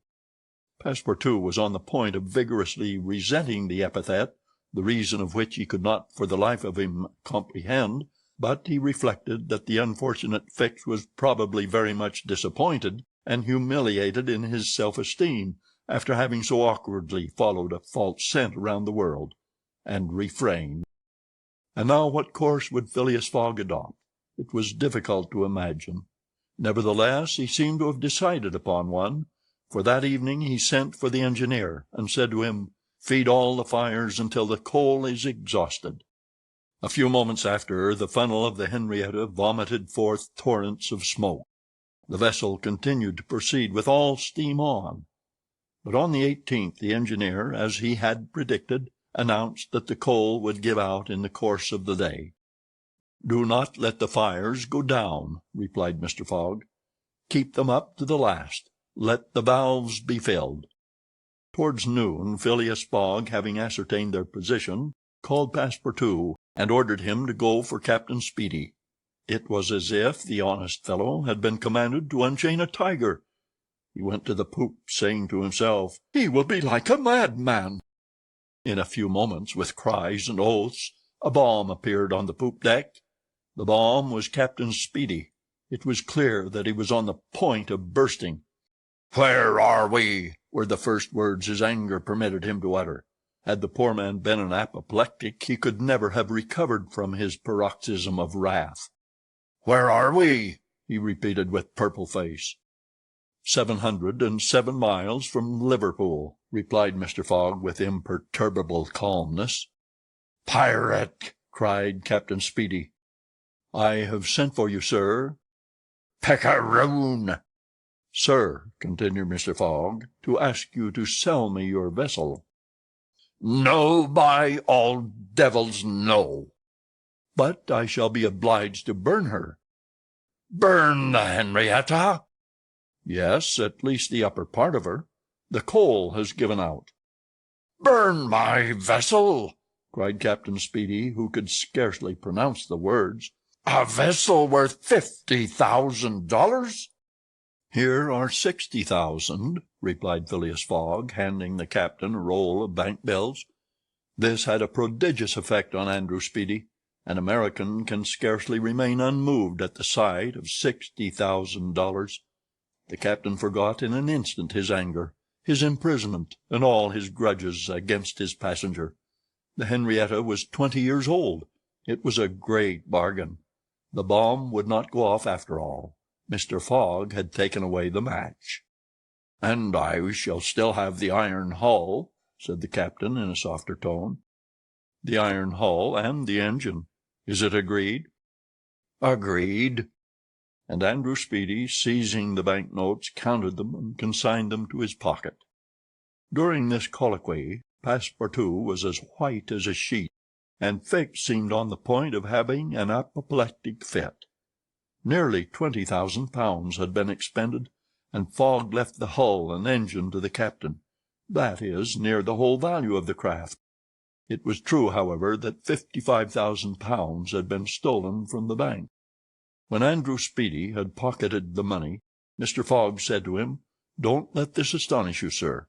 You must know that I shall lose £20,000 unless I arrive in London by a quarter before 9 on the evening of the 21st of December. I missed the steamer at New York, and as you refused to take me to Liverpool—" "And I did well," cried Andrew Speedy, "for I have gained at least $40,000 by it." He added more sedately, "Do you know one thing, Captain Fogg? Captain Fogg, you've got something of the Yankee about you." And having paid his passenger what he considered a high compliment, he was going away, when Mr. Fogg said, "The vessel now belongs to me?" "Certainly, from the keel to the truck of the mass. All the wood, that is." "Very well. Have the interior seats, bunks, and frames pulled down, and burn them."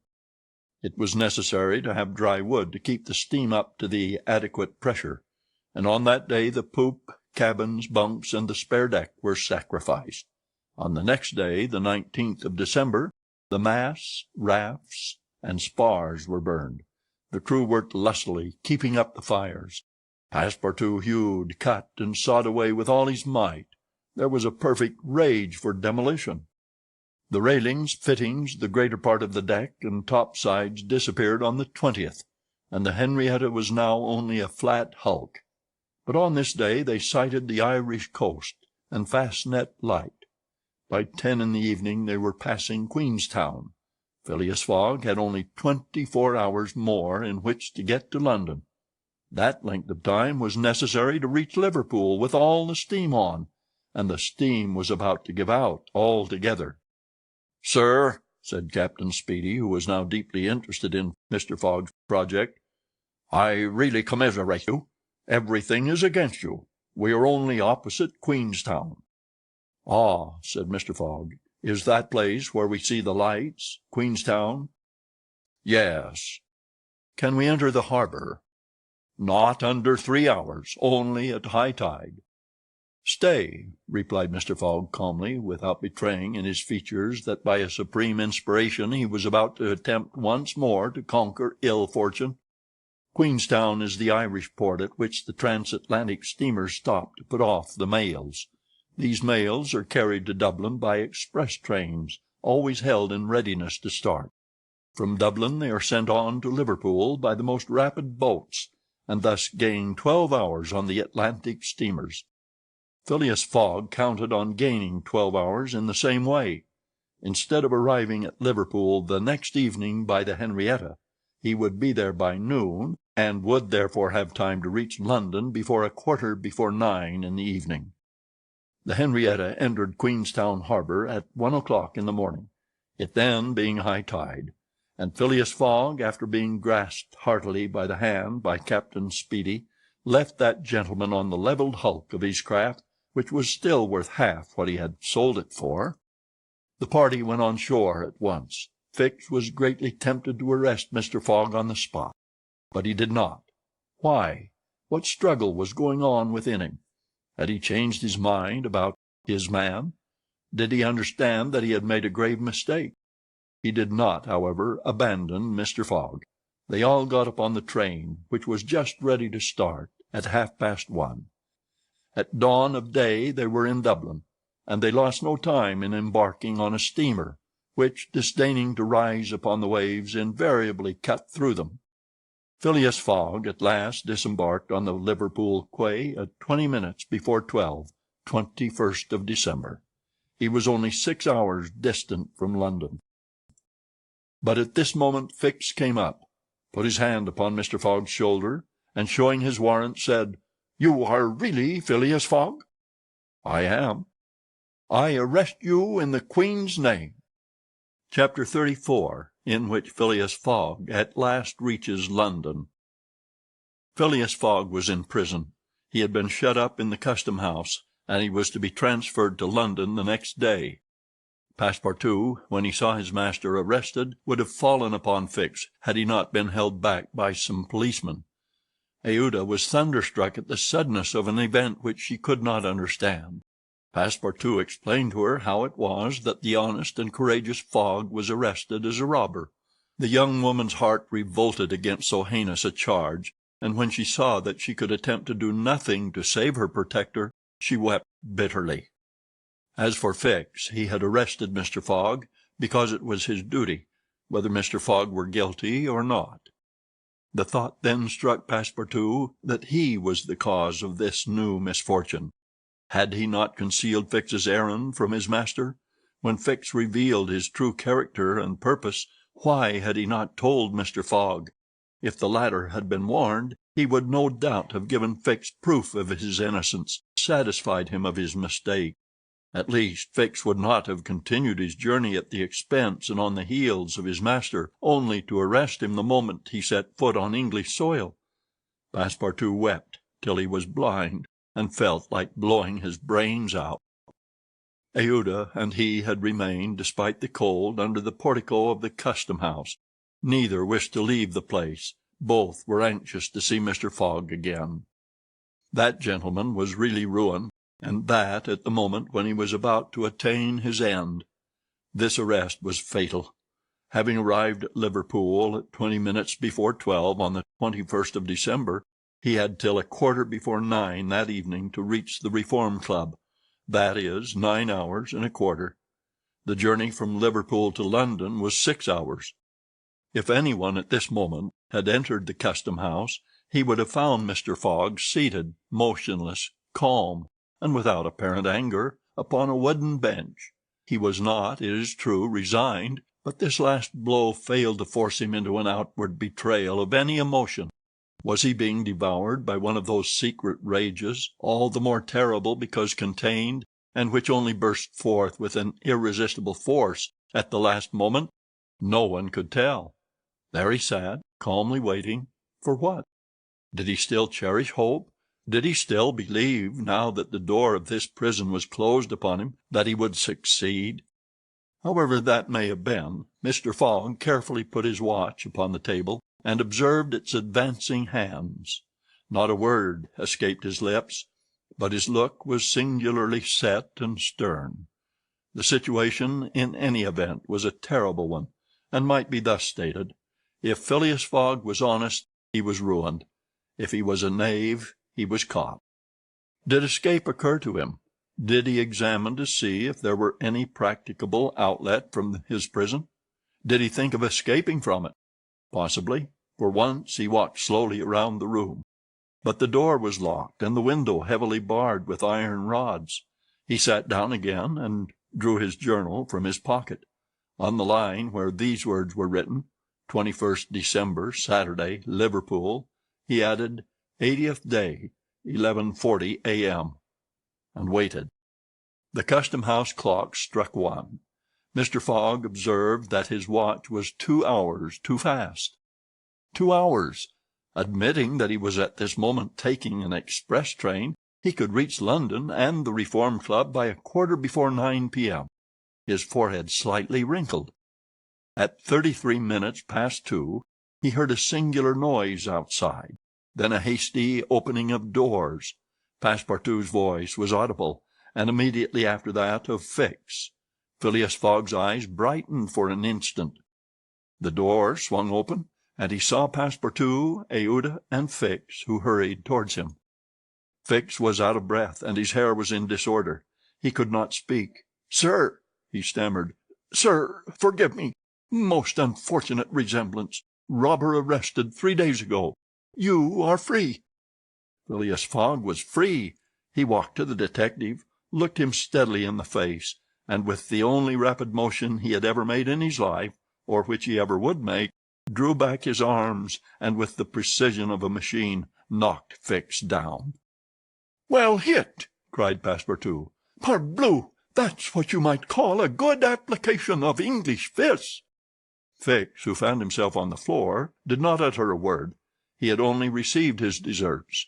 Mr. Fogg, Aouda, and Passepartout left the custom-house without delay, got into a cab, and in a few moments descended at the station. Phileas Fogg asked if there was an express train about to leave for London. It was 40 minutes past 2. The express train had left 35 minutes before. Phileas Fogg then ordered a special train. There were several rapid locomotives on hand, but the railway arrangements did not permit the special train to leave until 3 o'clock. At that hour, Phileas Fogg, having stimulated the engineer by the offer of a generous reward, at last set out towards London with Aouda and his faithful servant. It was necessary to make the journey in 5 hours and a half, and this would have been easy on a clear road throughout, but there were forced delays, and when Mr. Fogg stepped from the train at the terminus, all the clocks in London were striking 10 minutes before 9. Having made the tour of the world, he was behindhand 5 minutes. He had lost the wager. Chapter 35, in which Phileas Fogg does not have to repeat his orders to Passepartout twice. The dwellers in Savile Row would have been surprised the next day if they had been told that Phileas Fogg had returned home. His doors and windows were still closed. No appearance of change was visible. After leaving the station, Mr. Fogg gave Passepartout instructions to purchase some provisions, and quietly went to his domicile. He bore his misfortune with his habitual tranquillity. Ruined, and by the blundering of the detective. After having steadily traversed that long journey, overcome 100 obstacles, braved many dangers, and still found time to do some good on his way, to fail near the goal by a sudden event which he could not have foreseen, and against which he was unarmed. It was terrible. But a few pounds were left of the large sum he had carried with him. There only remained of his fortune the £20,000 deposited at Baring's, and this amount he owed to his friends of the Reform Club. So great had been the expense of his tour, that even had he won, it would not have enriched him, and it is probable that he had not sought to enrich himself, being a man who rather laid wagers for honor's sake than for the stake proposed. But this wager totally ruined him. Mr. Fogg's course, however, was fully decided upon. He knew what remained for him to do. A room in the house in Savile Row was set apart for Aouda, who was overwhelmed with grief at her protector's misfortune. From the words which Mr. Fogg dropped, she saw that he was meditating some serious project. Knowing that Englishmen governed by a fixed idea sometimes resort to the desperate expedient of suicide, Passepartout kept a narrow watch upon his master, though he carefully concealed the appearance of so doing. First of all, the worthy fellow had gone up to his room, and had extinguished the gas burner, which had been burning for 80 days. He had found in the letter-box a bill from the gas company, and he thought it more than time to put a stop to this expense, which he had been doomed to bear. The night passed. Mr. Fogg went to bed. But did he sleep? Aouda did not once close her eyes. Passepartout watched all night, like a faithful dog, at his master's door. Mr. Fogg called him in the morning, and told him to get Aouda's breakfast, and a cup of tea and a chop for himself. He desired Aouda to excuse him from breakfast and dinner, as his time would be absorbed all day in putting his affairs to rights. In the evening he would ask permission to have a few moments' conversation with the young lady. Passepartout, having received his orders, had nothing to do but obey them. He looked at his imperturbable master, and could scarcely bring his mind to leave him. His heart was full, and his conscience tortured by remorse, for he accused himself more bitterly than ever of being the cause of the irretrievable disaster.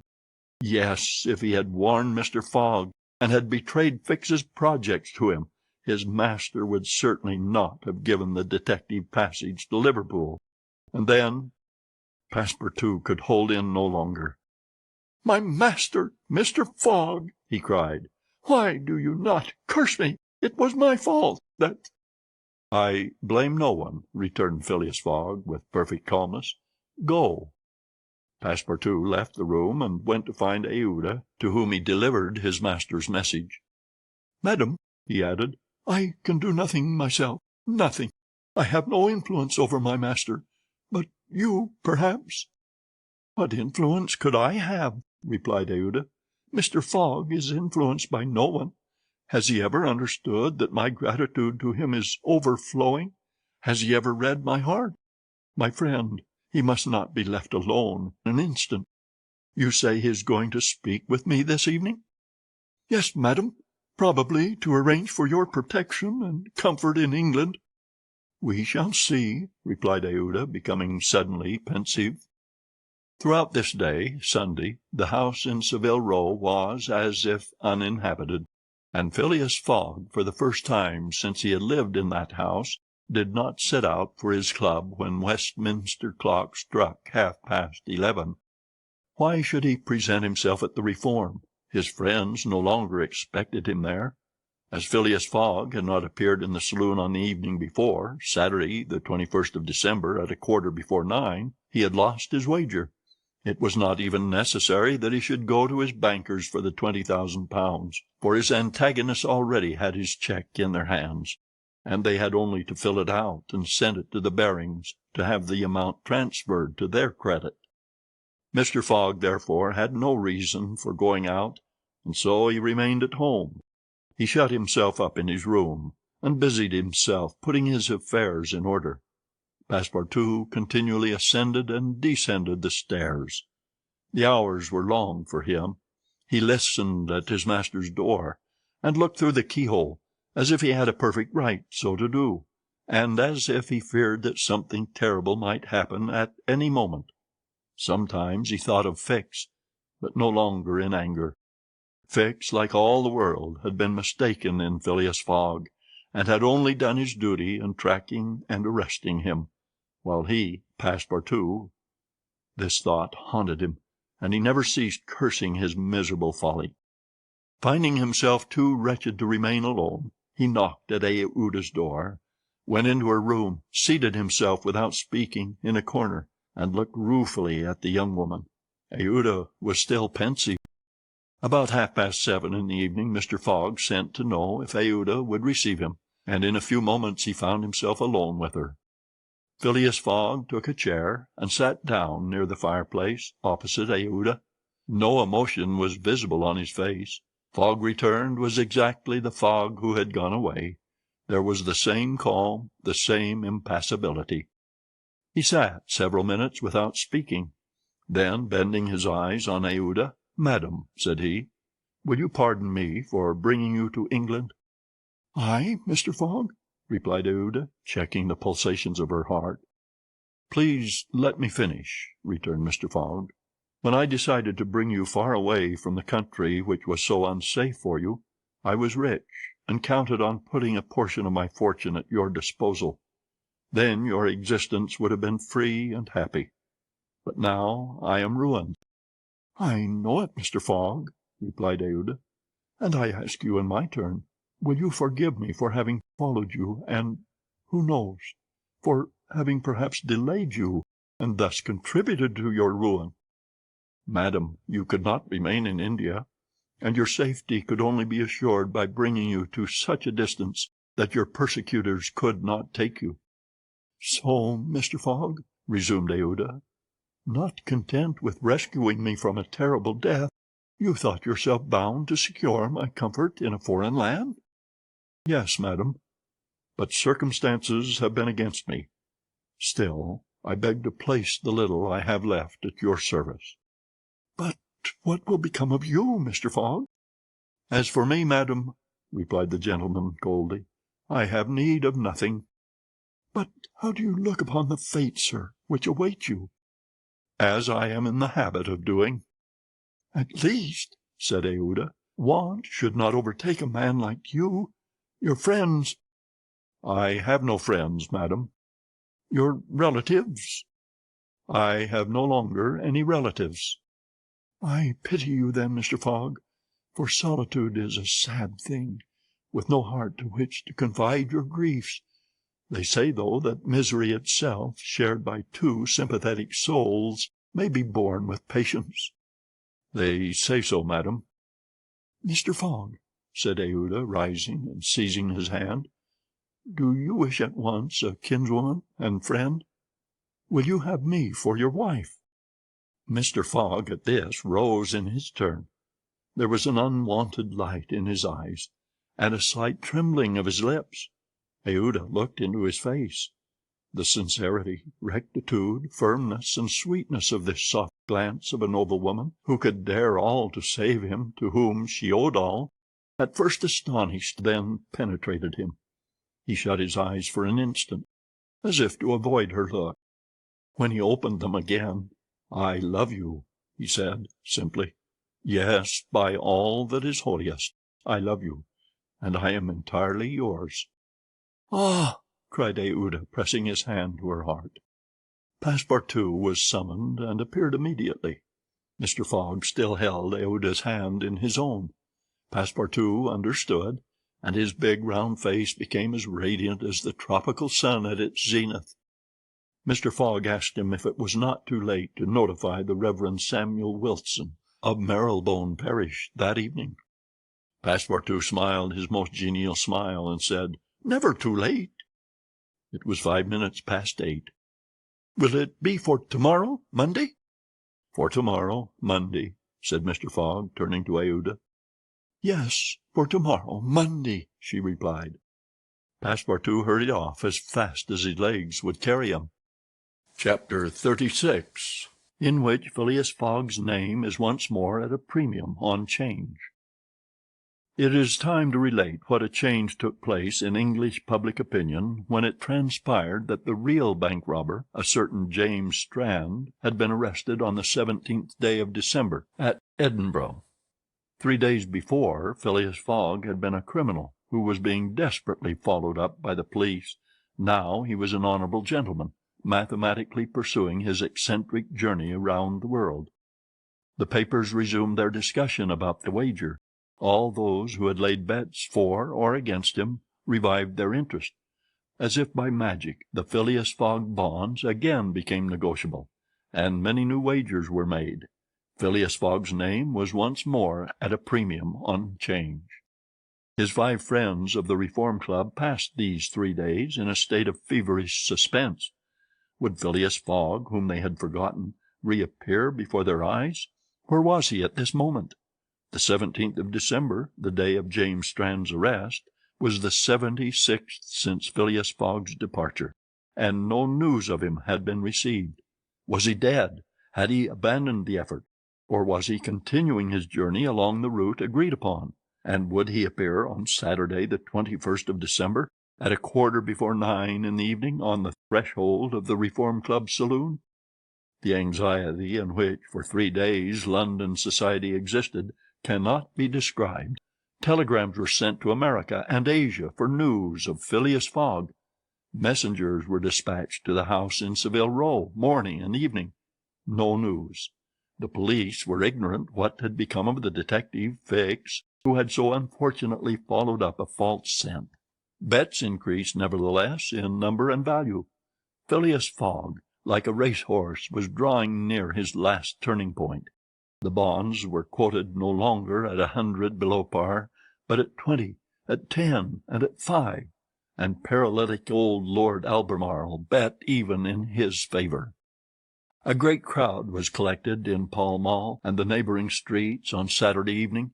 It seemed like a multitude of brokers permanently established around the Reform Club. Circulation was impeded, and everywhere disputes, discussions, and financial transactions were going on. The police had great difficulty in keeping back the crowd, and as the hour when Phileas Fogg was due approached, the excitement rose to its highest pitch. The 5 antagonists of Phileas Fogg had met in the great saloon of the club. John Sullivan and Samuel Fallentin, the bankers, Andrew Stuart, the engineer, Gauthier Ralph, the director of the Bank of England, and Thomas Flanagan, the brewer, one and all waited anxiously. When the clock indicated 20 minutes past 8, Andrew Stuart got up, saying, "Gentlemen, in 20 minutes the time agreed upon between Mr. Fogg and ourselves will have expired." "What time did the last train arrive from Liverpool?" asked Thomas Flanagan. "At 23 minutes past 7, replied Gauthier Ralph, "and the next does not arrive till 10 minutes after 12. "Well, gentlemen," resumed Andrew Stuart, "if Phileas Fogg had come in the 7:23 train, he would have got here by this time. We can, therefore, regard the bet as won." "Wait, don't let us be too hasty," replied Samuel Fallentin. "You know that Mr. Fogg is very eccentric. His punctuality is well known. He never arrives too soon or too late, and I should not be surprised if he appeared before us at the last minute." "Why," said Andrew Stuart nervously, "if I should see him, I should not believe it was he." "The fact is," resumed Thomas Flanagan, "Mr. Fogg's project was absurdly foolish.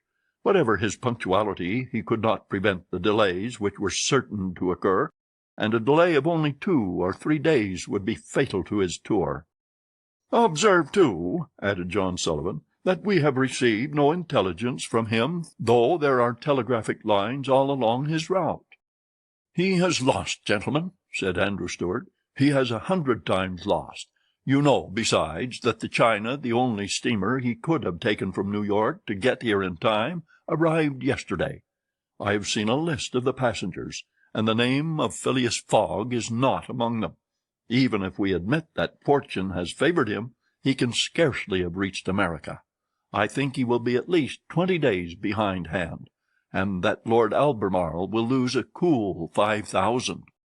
"It is clear," replied Gauthier Ralph, "and we have nothing to do but to present Mr. Fogg's cheque at Baring's tomorrow."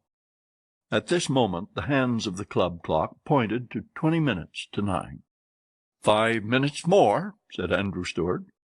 The 5 gentlemen looked at each other. Their anxiety was becoming intense, but not wishing to betray it, they readily assented to Mr. Fallentin's proposal of a rubber. "I wouldn't give up my 4,000 of the bet," said Andrew Stuart, as he took his seat, "for 3,999. The clock indicated 18 minutes to 9. The players took up their cards, but could not keep their eyes off the clock. Certainly, however secure they felt, minutes had never seemed so long to them. 17 minutes to 9, said Thomas Flanagan, as he cut the cards which Ralph handed to him. Then there was a moment of silence. The great saloon was perfectly quiet, but the murmurs of the crowd outside were heard, with now and then a shrill cry. The pendulum beat the seconds, which each player eagerly counted as he listened, with mathematical regularity. 16 minutes to 9, said John Sullivan, in a voice which betrayed his emotion. 1 minute more, and the wager would be won. Andrew Stuart and his partners suspended their game. They left their cards and counted the seconds. At the 40th second, nothing. At the 50th, still nothing.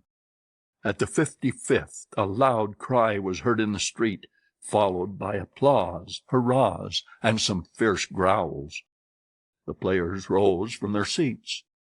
At the 57th second, the door of the saloon opened, and the pendulum had not beat the 60th second when Phileas Fogg appeared, followed by an excited crowd who had forced their way through the club doors, and in his calm voice said, "Here I am, gentlemen." Chapter 37, in which it is shown that Phileas Fogg gained nothing by his tour around the world, unless it were happiness. Yes, Phileas Fogg in person. The reader will remember that at 5 minutes past 8 in the evening, about 25 hours after the arrival of the travellers in London, Passepartout had been sent by his master to engage the services of the Reverend Samuel Wilson in a certain marriage ceremony which was to take place the next day. Passepartout went on his errand enchanted. He soon reached the clergyman's house, but found him not at home. Passepartout waited a good 20 minutes, and when he left the reverend gentleman it was 35 minutes past 8. But in what a state he was! With his hair in disorder, and without his hat, he ran along the street as never man was seen to run before, overturning passers-by, rushing over the sidewalk like a waterspout.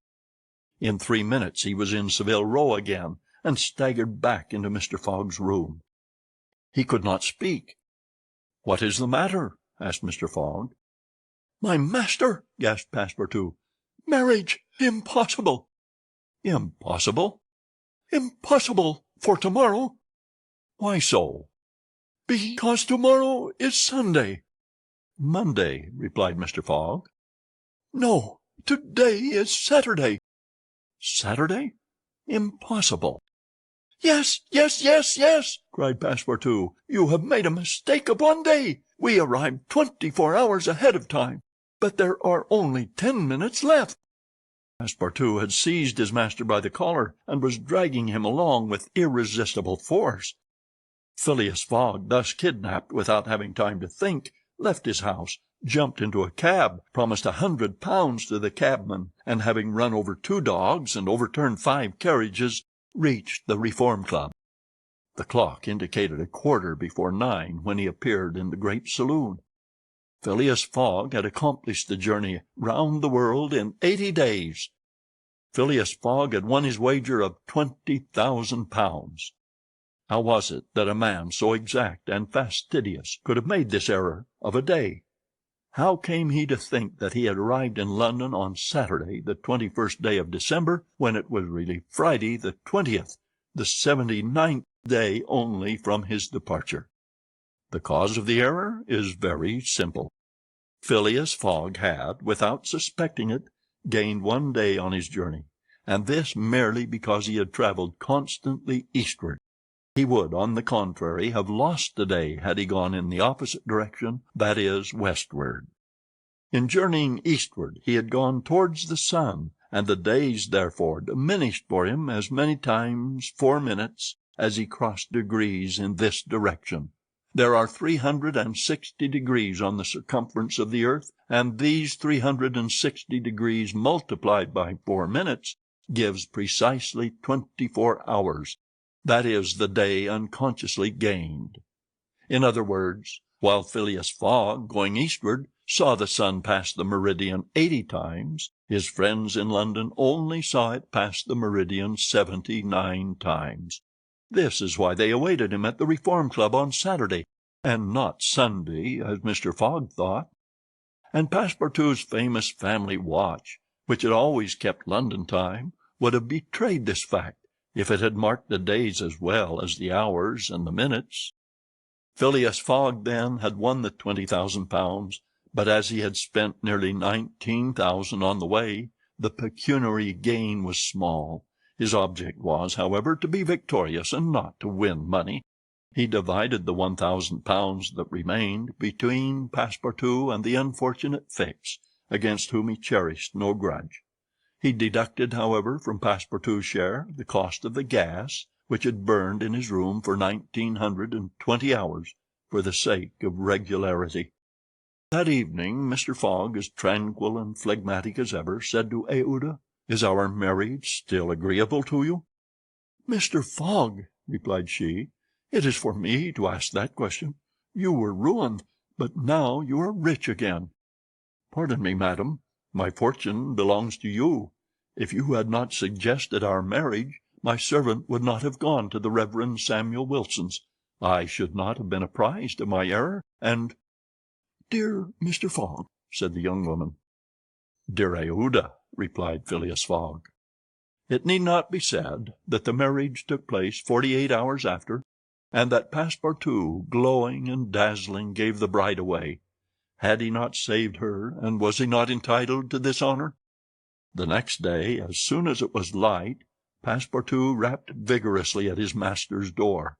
Mr. Fogg opened it, and asked, "What's the matter, Passepartout?" "What is it, sir? Why, I've just this instant found out—" "What?" "That we might have made the tour of the world in only 78 days." "No doubt," returned Mr. Fogg, "by not crossing India. But if I had not crossed India, I should not have saved Aouda. She would not have been my wife, and—" Mr. Fogg quietly shut the door. Phileas Fogg had won his wager, and had made his journey around the world in 80 days. To do this he had employed every means of conveyance—steamers, railways, carriages, yachts, trading vessels, sledges, elephants.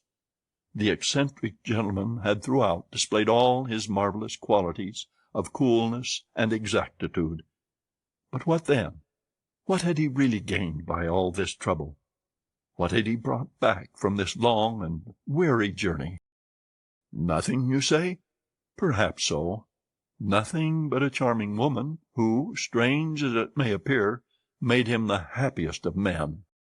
Truly, would you not for less than that make the tour round the world?